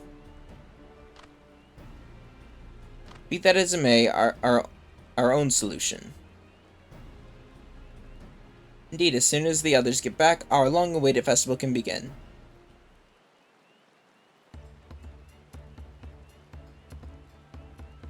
Took some doing, but we managed to gather competitors to vie for the title of Winds Chosen. The winner was only too happy to donate his feathers. Should have seen it. He called forth an incredible gust that sent his feathers sailing for Malms. We had a turn ourselves, but it was more difficult than it looks. Ernbro twirled in the air for a moment before landing on his foot. I am a gleamer. Magic is not part of our training. As for us, we've brought the wood and gemstone replacements crafted by Wukuva. All that's left is to attach them. Has it been decided who will ride the float? Papa was the guest of honor the last time I was here. I remember being surprised they could even lift the thing with his hulking weight on top of it. The rider must be a personage of great esteem, which is why an invitation is usually extended to the Dawn Servant. This time, however, I have another in mind. Oh? Who is it? Our beloved Ihiana. The lifting of wings is only being held because of you and your companions. Thus do I nominate you, Wu Clement, as our guest of honor. Huh? Me?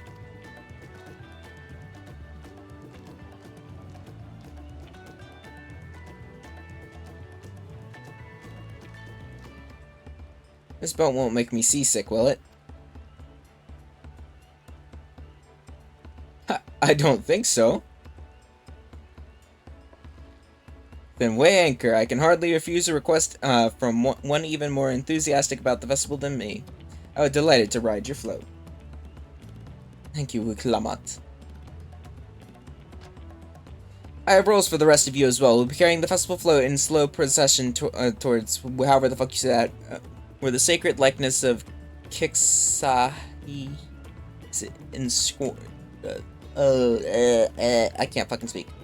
What I'd like you to do is clear the path of dangerous wildlife so the procession can move along unimpeded. Consider it done. You expect me to sit still until Wukuvu is finished the float? Let me come along and help with the clearing. As you know, I'm not much for fighting. I'll stay behind and assist Wukuvu with the repairs. If you aren't sure where you need to go, the path I spoke of begins at the south of the village and branches off to the east. That will lead you across the bridge to the Stride of the Sun.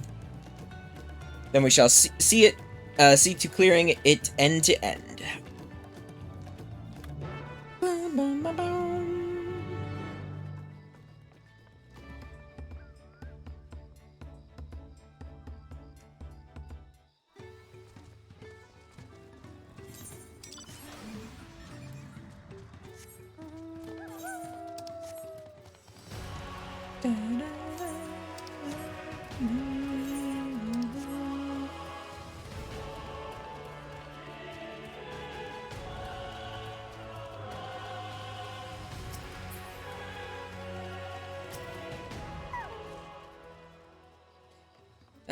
It should be down this way, then off the east where the path branched, and something about a bridge in the Stride of the Sun. Anyways, let's split up and get to work. Once you culled all the threats you can find, we'll meet up in front.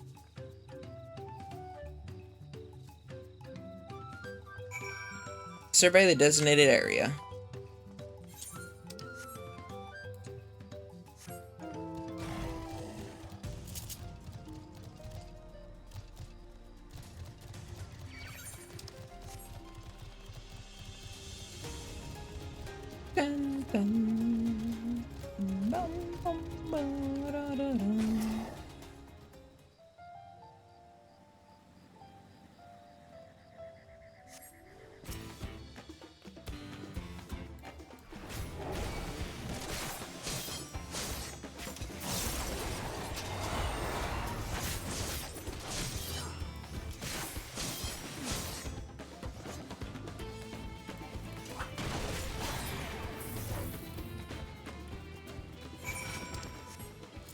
And we continue.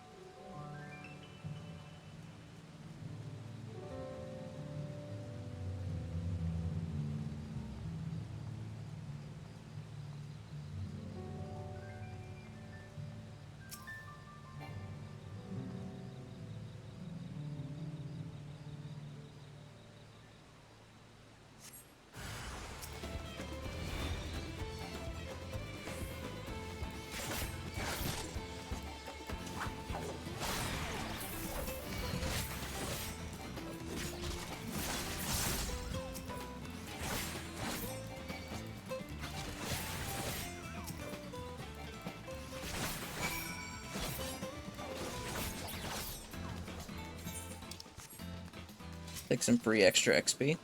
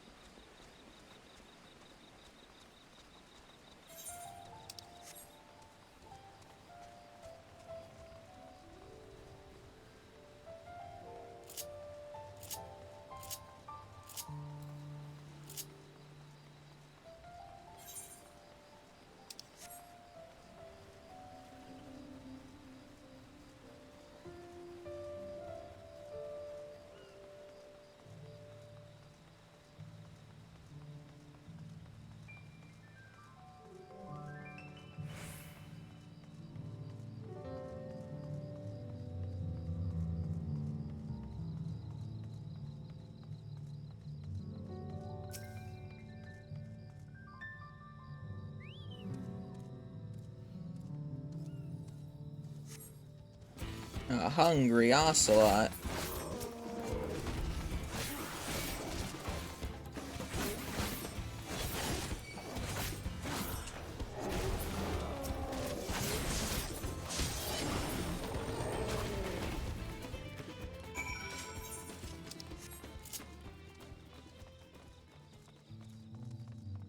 I guess I could summon my fucking chocobo as well. I never really even thought about that.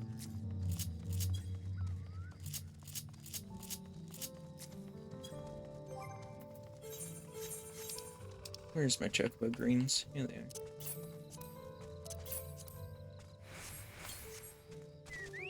Here we go.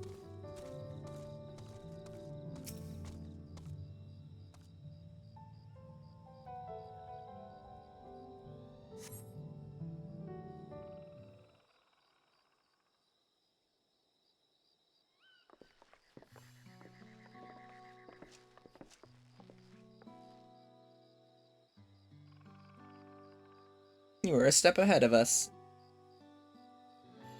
This must be the likeness. The Hanu Hanu deity of the harvest.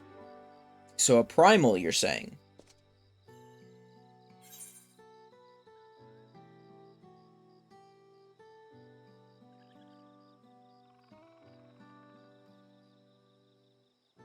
Half expecting a flying whale.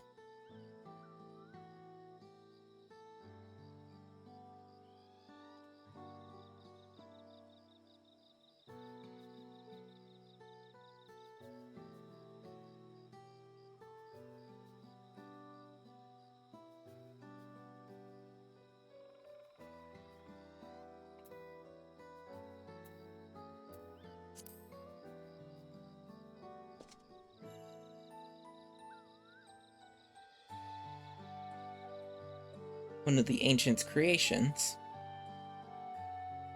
It is possible a vestigial memory of that time endured.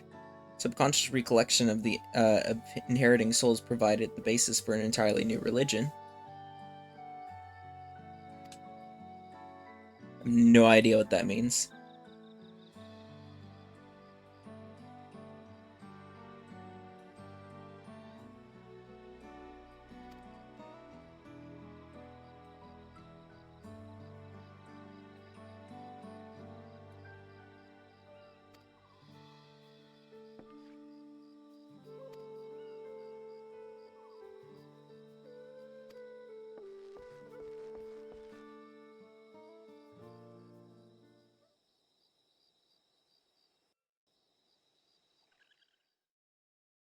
Meanwhile...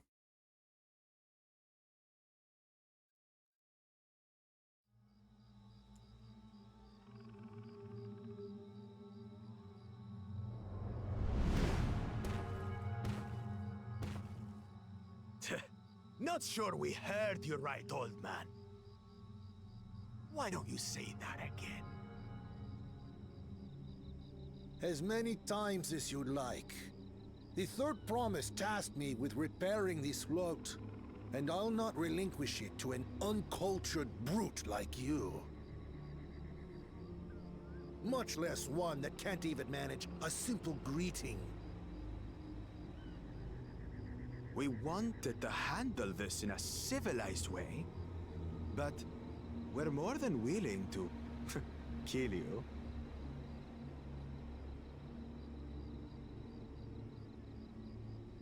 We have a two-headed problem. Yes, please hurry. She's on her way back already? Stand back, Wukevu! I will protect the float!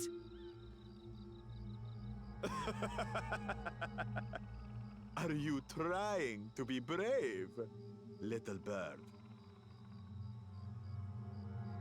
I could never have repaired the float alone. Not properly. But thanks to Wuklamat and her friends, we can hold Ihihana again! This is a priceless treasure! And as festival leader, I would die to protect it! Very well, if that's what you want.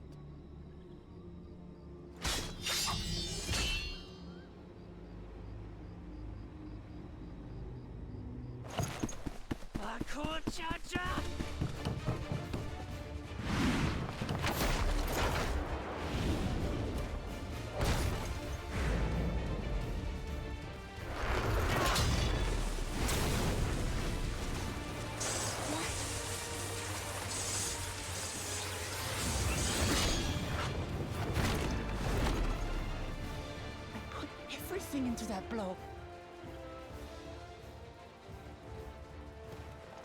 Good. The better for you to understand the gulf between us. But you need more lessons. We'll carve them into your mangy hide until you cry and beg forgiveness.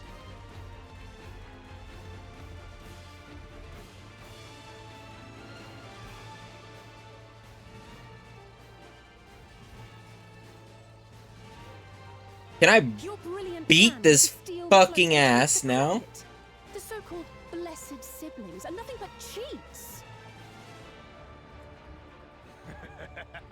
Your scorn is sweet music. Come, weaklings. We'll crush you each in turn. Or all together, if you like.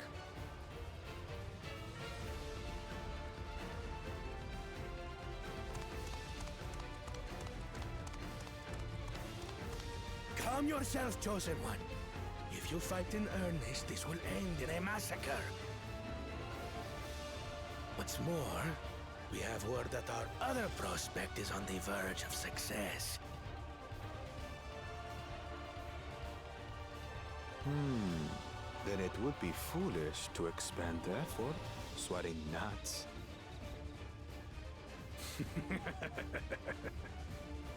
Lucky for you. Eh?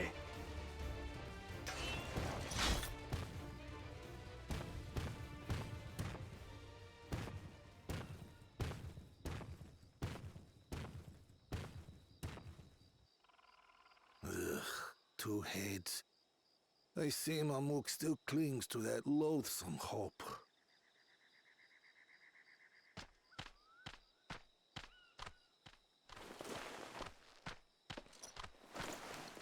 Talk to us, Third Promise. You're not dying, are you?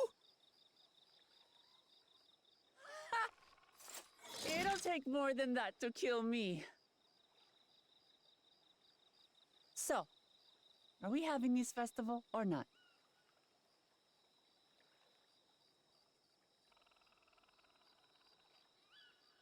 Yes! Yes, we are!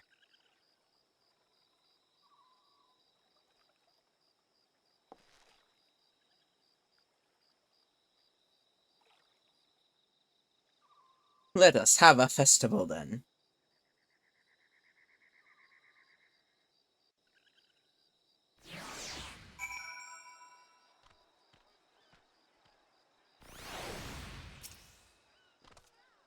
Thank you for coming to our rescue. I tried to protect the float, but against the two-head, I may as well have not been there at all. Nonsense, you stood your ground and bought us the time we needed to make it back. You were incredibly brave.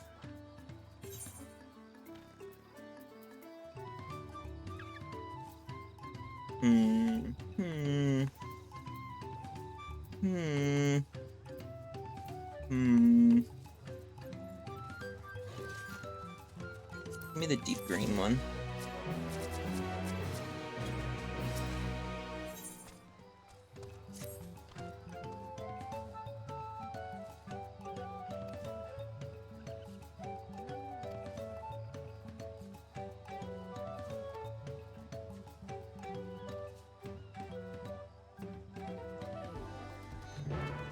At my home.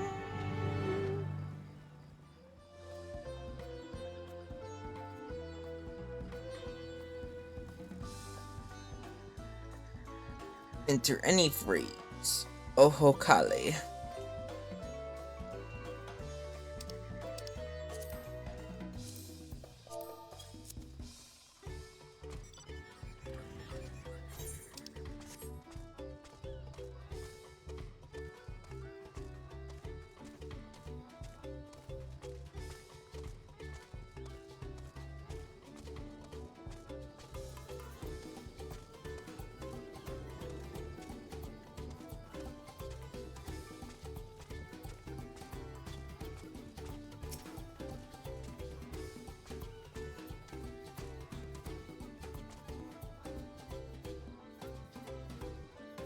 Kaliy.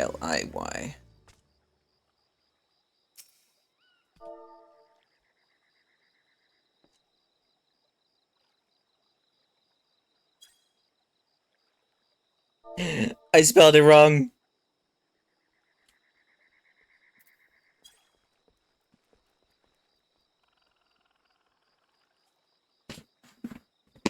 Or does it actually need the... Oh, is it cap sensitive? Yeah. Oh, it's cap sensitive. Okay, cool. I don't ever remember these fucking shits.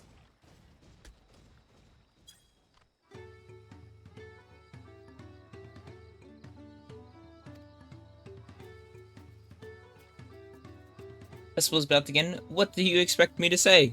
Besides, of course, I'll be there. Cleaning up after Storm's aftermath may have been hard on us all, but the lifting of the wings is tradition, and a joyous one is that. Won't sit here brooding my days away. Give me a moment to get ready.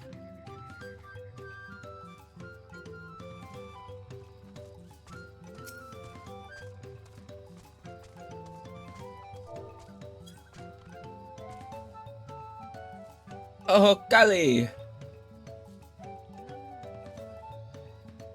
What? The float is fixed. Our fallen friends would be glad to know that. Iana will soon be underway, and they will one of us to honor them with a celebration.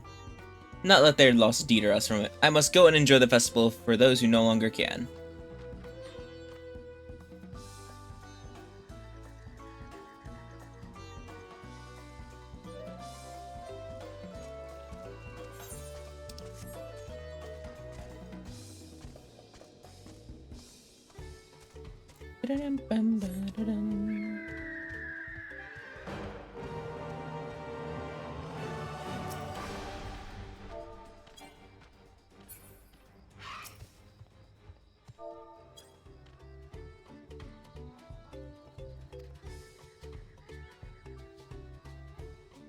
Thank you for letting me know. I would very much like to attend the festival, but the repairs should be finished as soon as possible. What to do.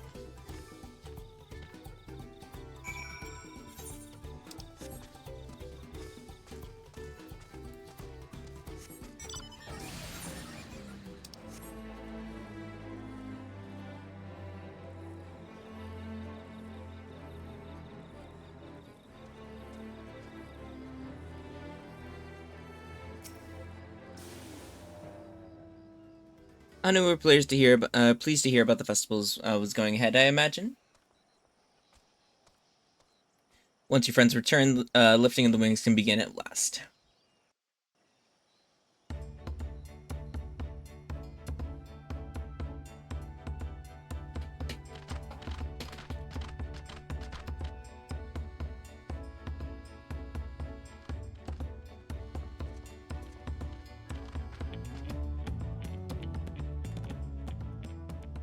So few have come. Patience. Once Ihihana gets underway, no Hanu will be able to resist joining in. Just so. Ukewu knows well the heart of the Hanu. Have faith, Third Promise, and climb aboard the float. It is time for the lifting of wings. Right. Off we go.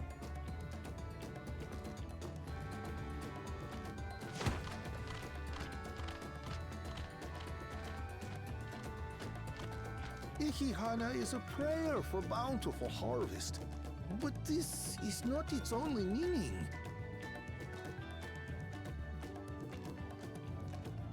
It is also an exchange of pledges between rider and bearers, a commitment to a long and fruitful friendship. Listen well, friends! The personage we bear today is Wuklamat, the savior of our beloved festival! Let your shoulders burn, or your feathers fall out, but do not even think of dropping her!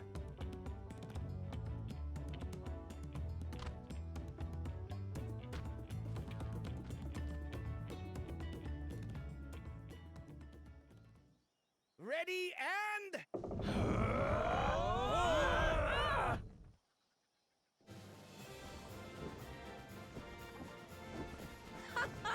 I could get used to this.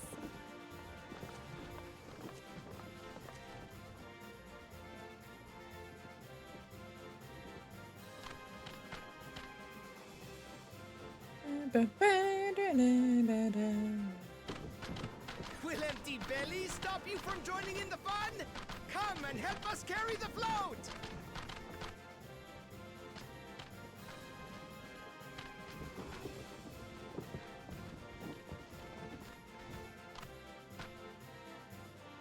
Well, well, well. To see the day that Dawn's promise would ride our boat again. We've not had the honor since you were here, Gulul Jaja.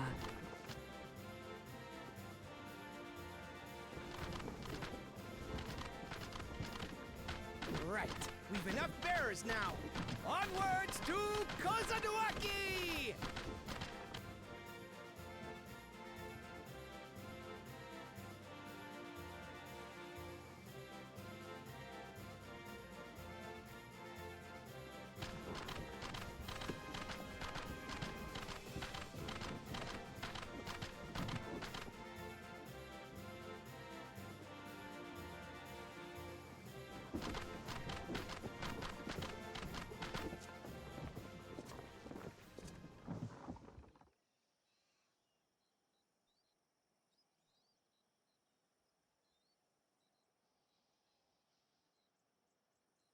Watch well, for you are about to bear witness to the true glory of Ihihana.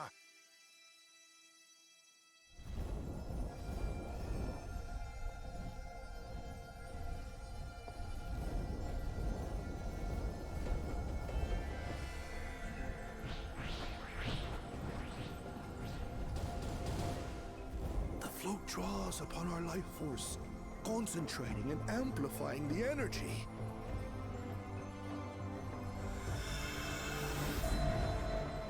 Kishaihi then receives that energy and expels it in a great burst, where it showers down upon the land to replenish its vital currents.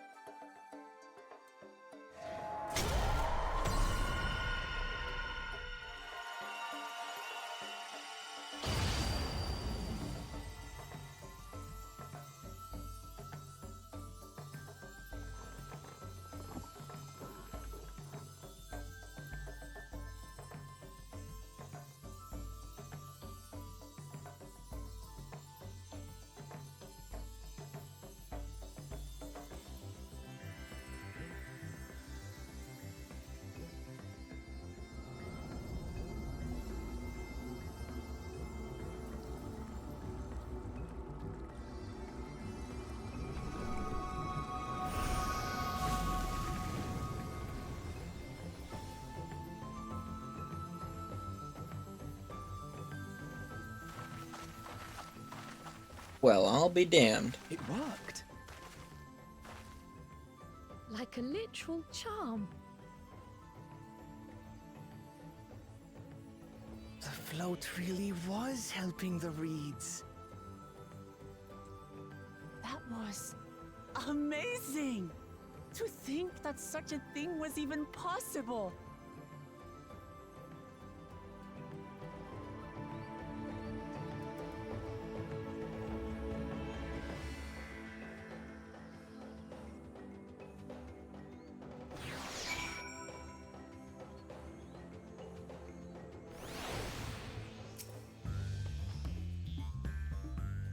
Should I have left the float behind like that? I was so excited to see the reeds. Nothing to worry yourself over. My brethren have been swept up by the festival fever. Last I saw, they were taking turns at carrying poles on the way back to the village. Please feel free to look over the fields and enjoy the sight of what you've accomplished.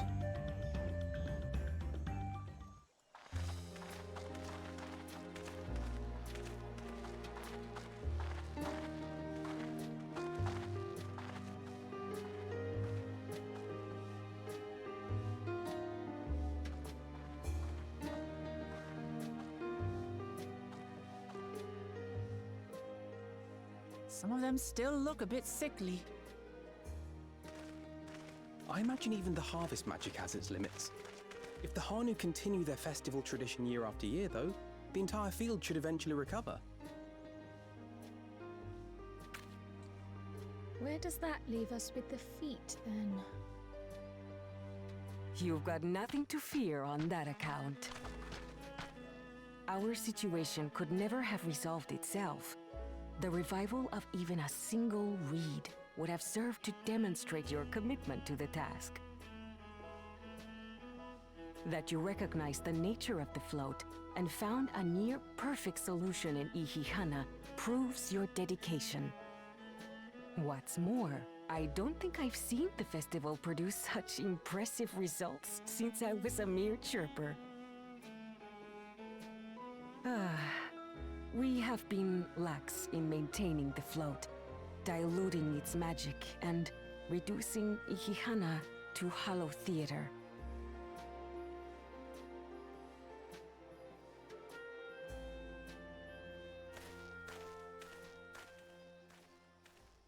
Connor!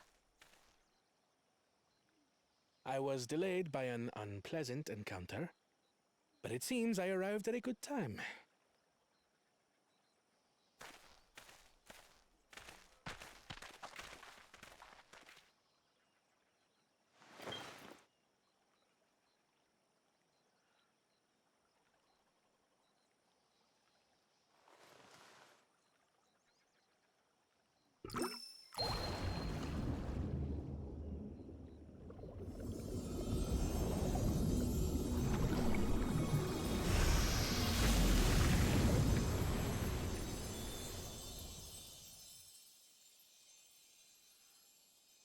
Oh, isn't that wonderful?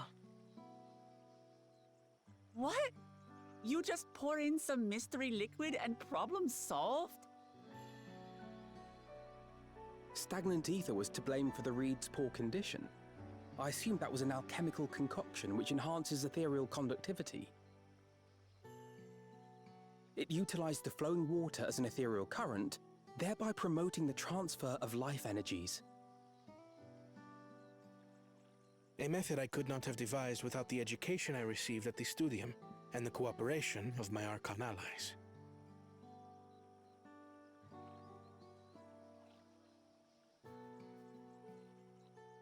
Archon allies?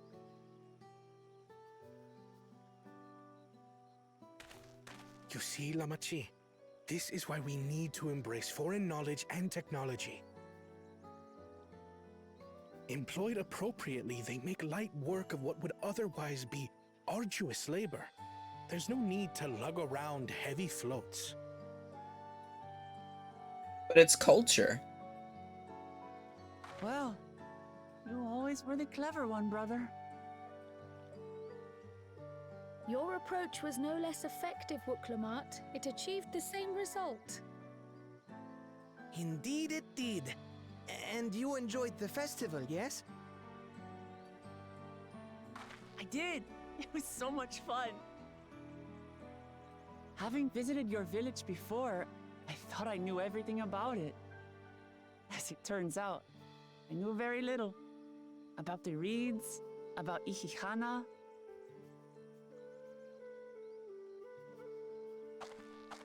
With all I've learned this time, I feel as though I've really come to know the Hanu. And I like you even more now than I did before.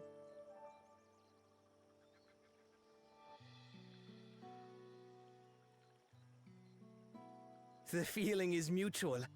And it's not just you who had a lot to learn either. I'll never look at our float the same way again.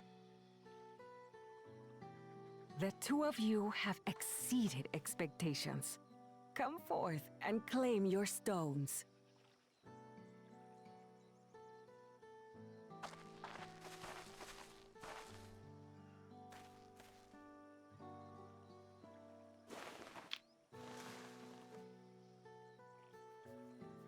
In all honesty, This is what they look like. Go on, set it in the tablet.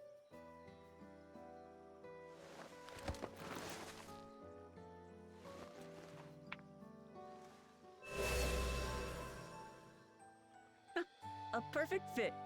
That leaves 6 more. And on to the next.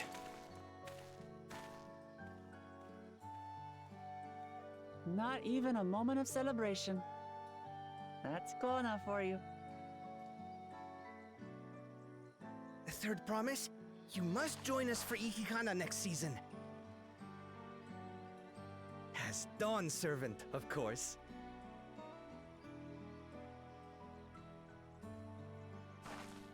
Right.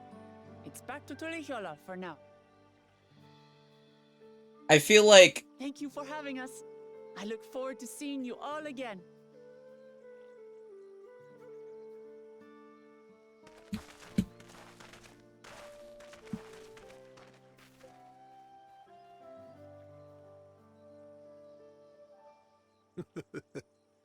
These are interesting times indeed.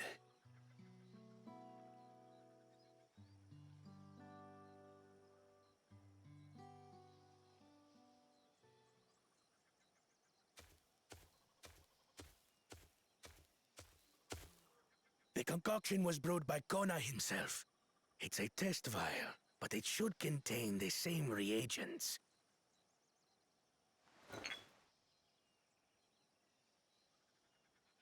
Good work. We'll use whatever we must to win. For win we must. bully.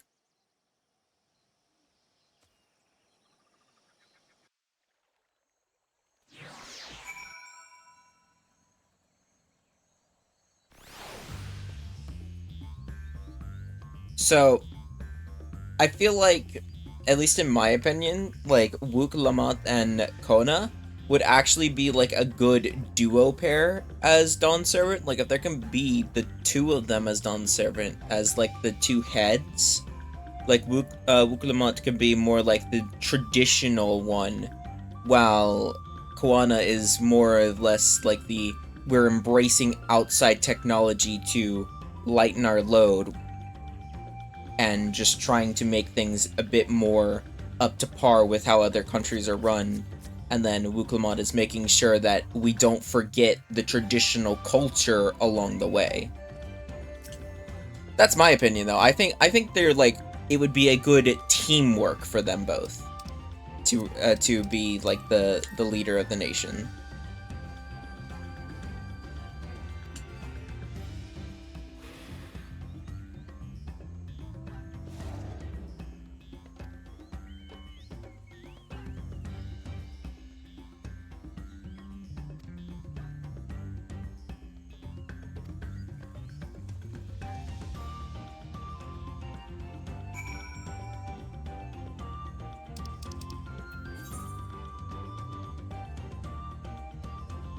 And we're heading back to the main city.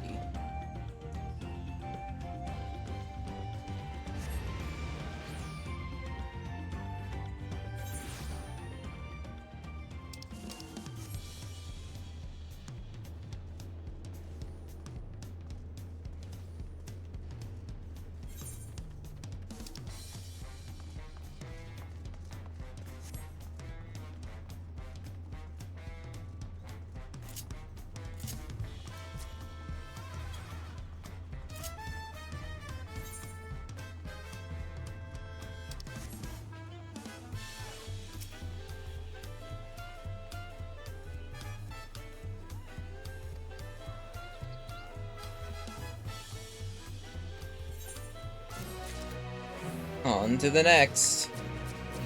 To the Pelu Pelu. Like days and eaten enough. Feed an army. What is it you'd like to know? Inconsider was confirming the state of the road ahead. To recall, depart from the Arch of Dawn and then take the road west. In the recent downpour, however, you'll be doing more than stumbling than walking. But do take heart, when it comes to rugged terrain, we have the most dependable solutions available. Come with me.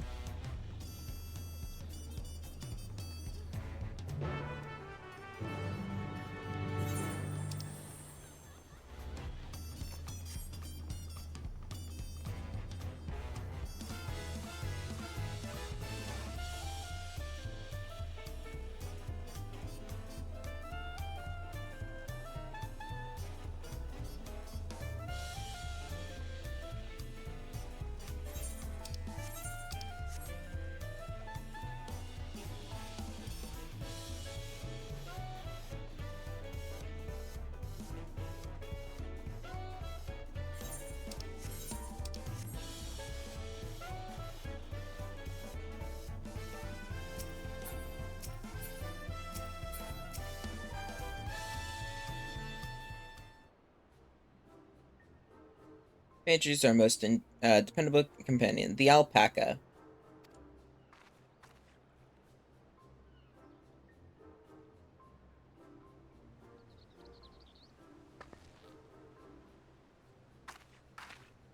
These animals can traverse steep mountain trails as if they were gentle fields, and all while carrying heavy loads, and merchants would be lost without them. So they fill much the same niche as our chocobos back home. You don't have alpacas in Eorzea? Native to Yogg-Thorol, Eorzea has chocobos, and the eastern lands have their horses. Why go through the trouble of breeding another pack beast in the place of, which ill suits its qualities where it's not needed? But must we ride these little monsters? I get the impression you aren't fond of alpacas. When I was small and being a bit naughty, I went around pulling on their wool. One of them spat on me, and it was the foulest stench you can imagine. I see. What do they like to ride? Alpacas bred as mounts are inquisitive and docile. Even those without experience find them easy to handle.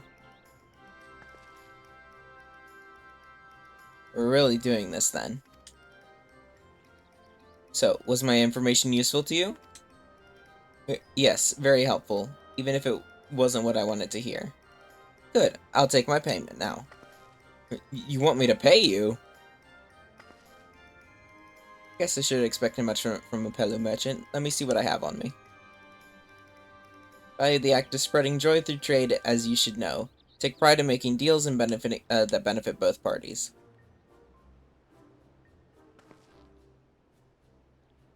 Fair price for your trade advice.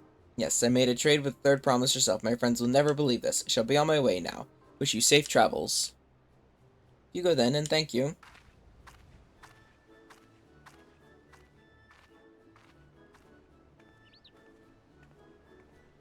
Better not get spit on again. You brought that on yourself. Remain calm and gentle, and so will they.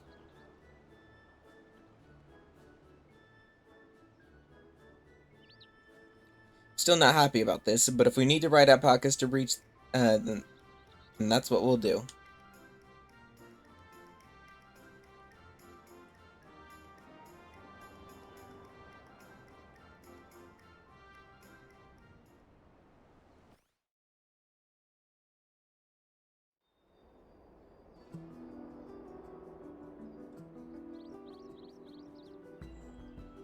Turali poets of yore sang of a mountain that would stand tall, even should all other lands sink beneath the sea.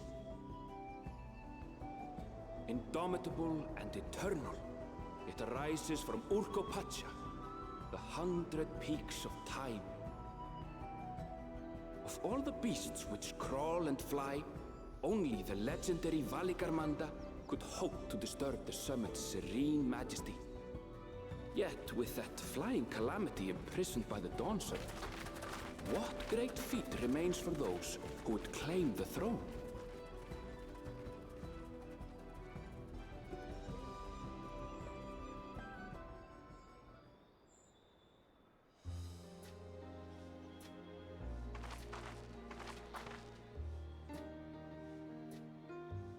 So this is Urkopacha.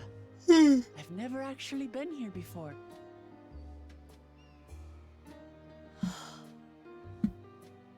The air is so crisp and clear. Mountains everywhere you look. That one massive peak in particular has quite the presence. It puts me in mind of Som Al. That is Workor Sormor, the tallest mountain in Yogg-Tural. Its sheer height makes it an imposing climb. But there are other reasons the ambitious keep their distance.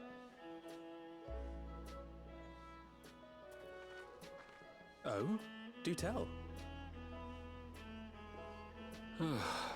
Where to begin? Excuse me, but you're Wook Lamat, are you not? I hadn't thought to encounter one of the Dawn's Promise here of all places.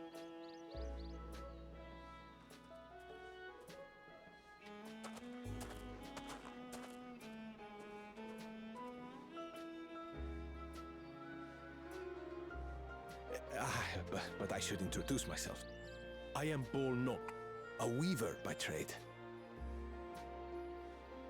Well met, Bolnok. We're on our way to Watranpelo.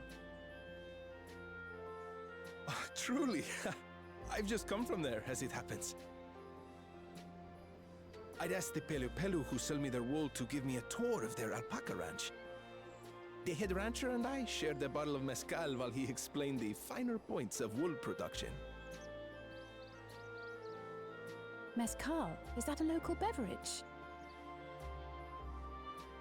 It's an Urkopacha specialty, a spirit made from distilled agave heart juice. Yes, and it must have done wonders for my mood, for I tripled my usual order of alpaca wool. They did offer me a discount, though, so it wasn't a bad deal in the end. But listen to me, boring you with my tedious stories. I will leave you before you are lulled to sleep. Goodbye, and safe travels.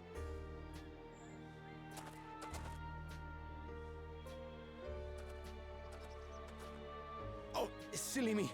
I almost forgot to say the thing I actually wanted to say. Peace for Tural. I agree with your vision, Third Promise. You have my support in your bid for the throne.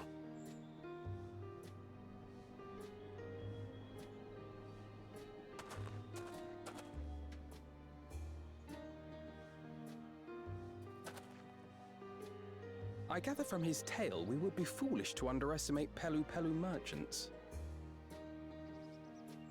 Yes, they do more than run the markets in Tuliyollal. Pelu Pelu peddlers can be found everywhere in Tural, traveling from place to place on their sturdy alpacas. They are effusive and engaging speakers, and many's the customer who's been talked into spending more than they bargained for. They won't find this customer so easily charmed.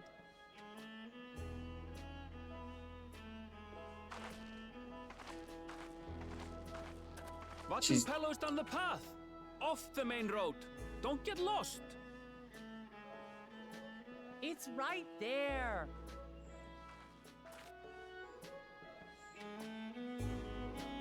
Still somehow gets lost.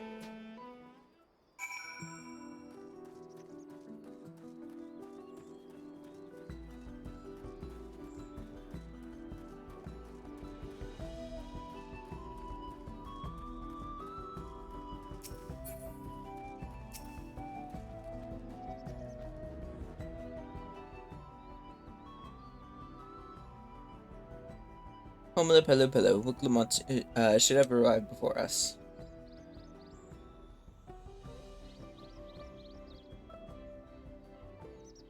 That's not good.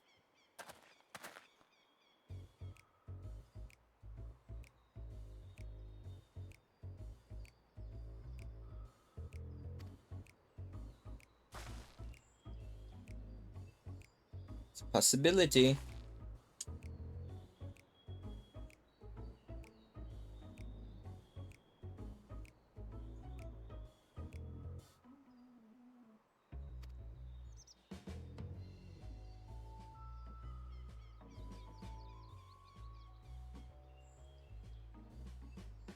well-stocked shelves are but a few steps away.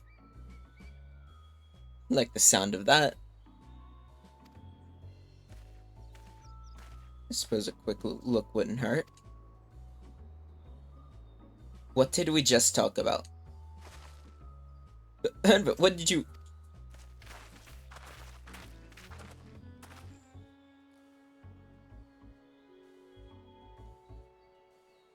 Ah, Shintona. Far off Zuctora, northern winters are bitterly cold, I am told. Imagine how you survive them without a lovely warm cloak of quality alpaca wool. No thank you, I'm not in need of new clothes at the moment, and neither is the third promise. Perhaps another time.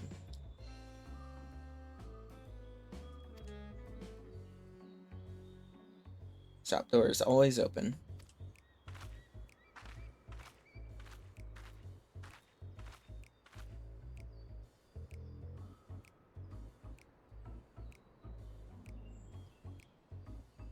You're saying something about not being easily charmed.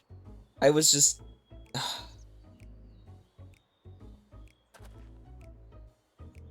As mentioned previously, the Pelu people live for bringing happiness through trade. They won't cheat or sell you defective goods. They will, however, disarm you with their deft turns or phrases, and unwitting customers like Wu Klung fall prey to this affable approach time and time again. Your only recourse is clear and firm refusal, and they won't pursue the matter should you make your disinterest plain. Valuable insight into the minds of the Pelu Pelu. Let us all take Ernville's words of caution to heart.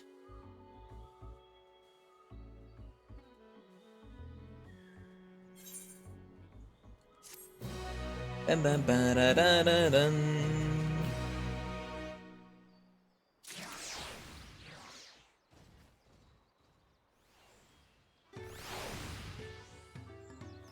Oh, we're so close to fucking 91. I'm gonna attune with the Aether right real quick.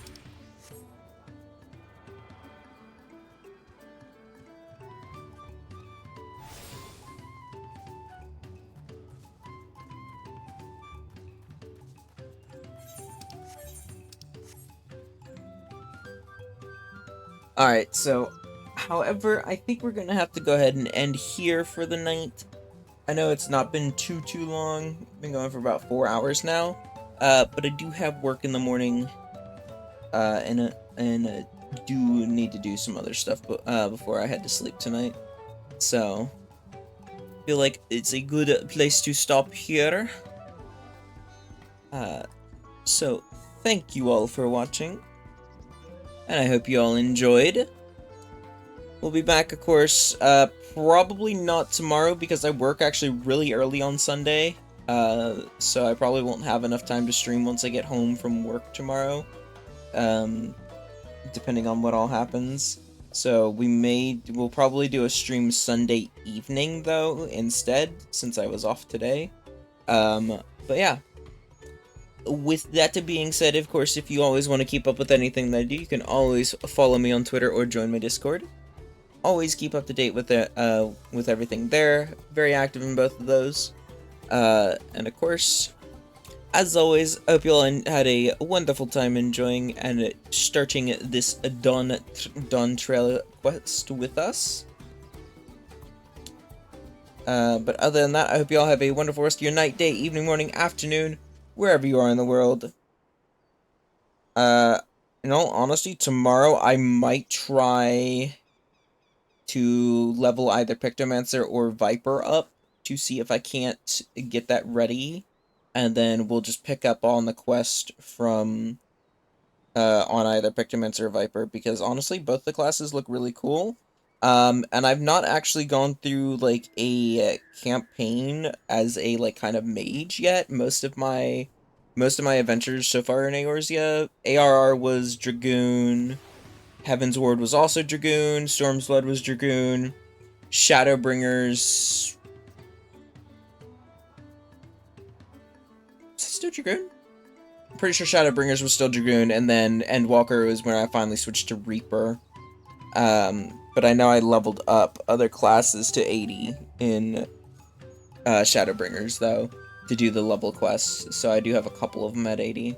But I'll probably try to do, I think I want to try and do like maybe a mage this time around, because I play mainly DPS, or mainly fucking melee DPS, because it's kind of what I just like. But I actually do want to actually kind of see how cool Pictomancer is and whatnot. So I may try to level Pictomancer up before we get any further in the quest line and see what happens there. Yeah. Other than that, I hope you all have a wonderful rest of your night, day, evening, morning, afternoon, wherever you are in the world. Stay safe, stay healthy, stay hydrated, and I will hopefully catch you all again next time. Have a wonderful rest of your night, guys. Thank you all for hanging out with me tonight, and I will catch you all later. Bye-bye!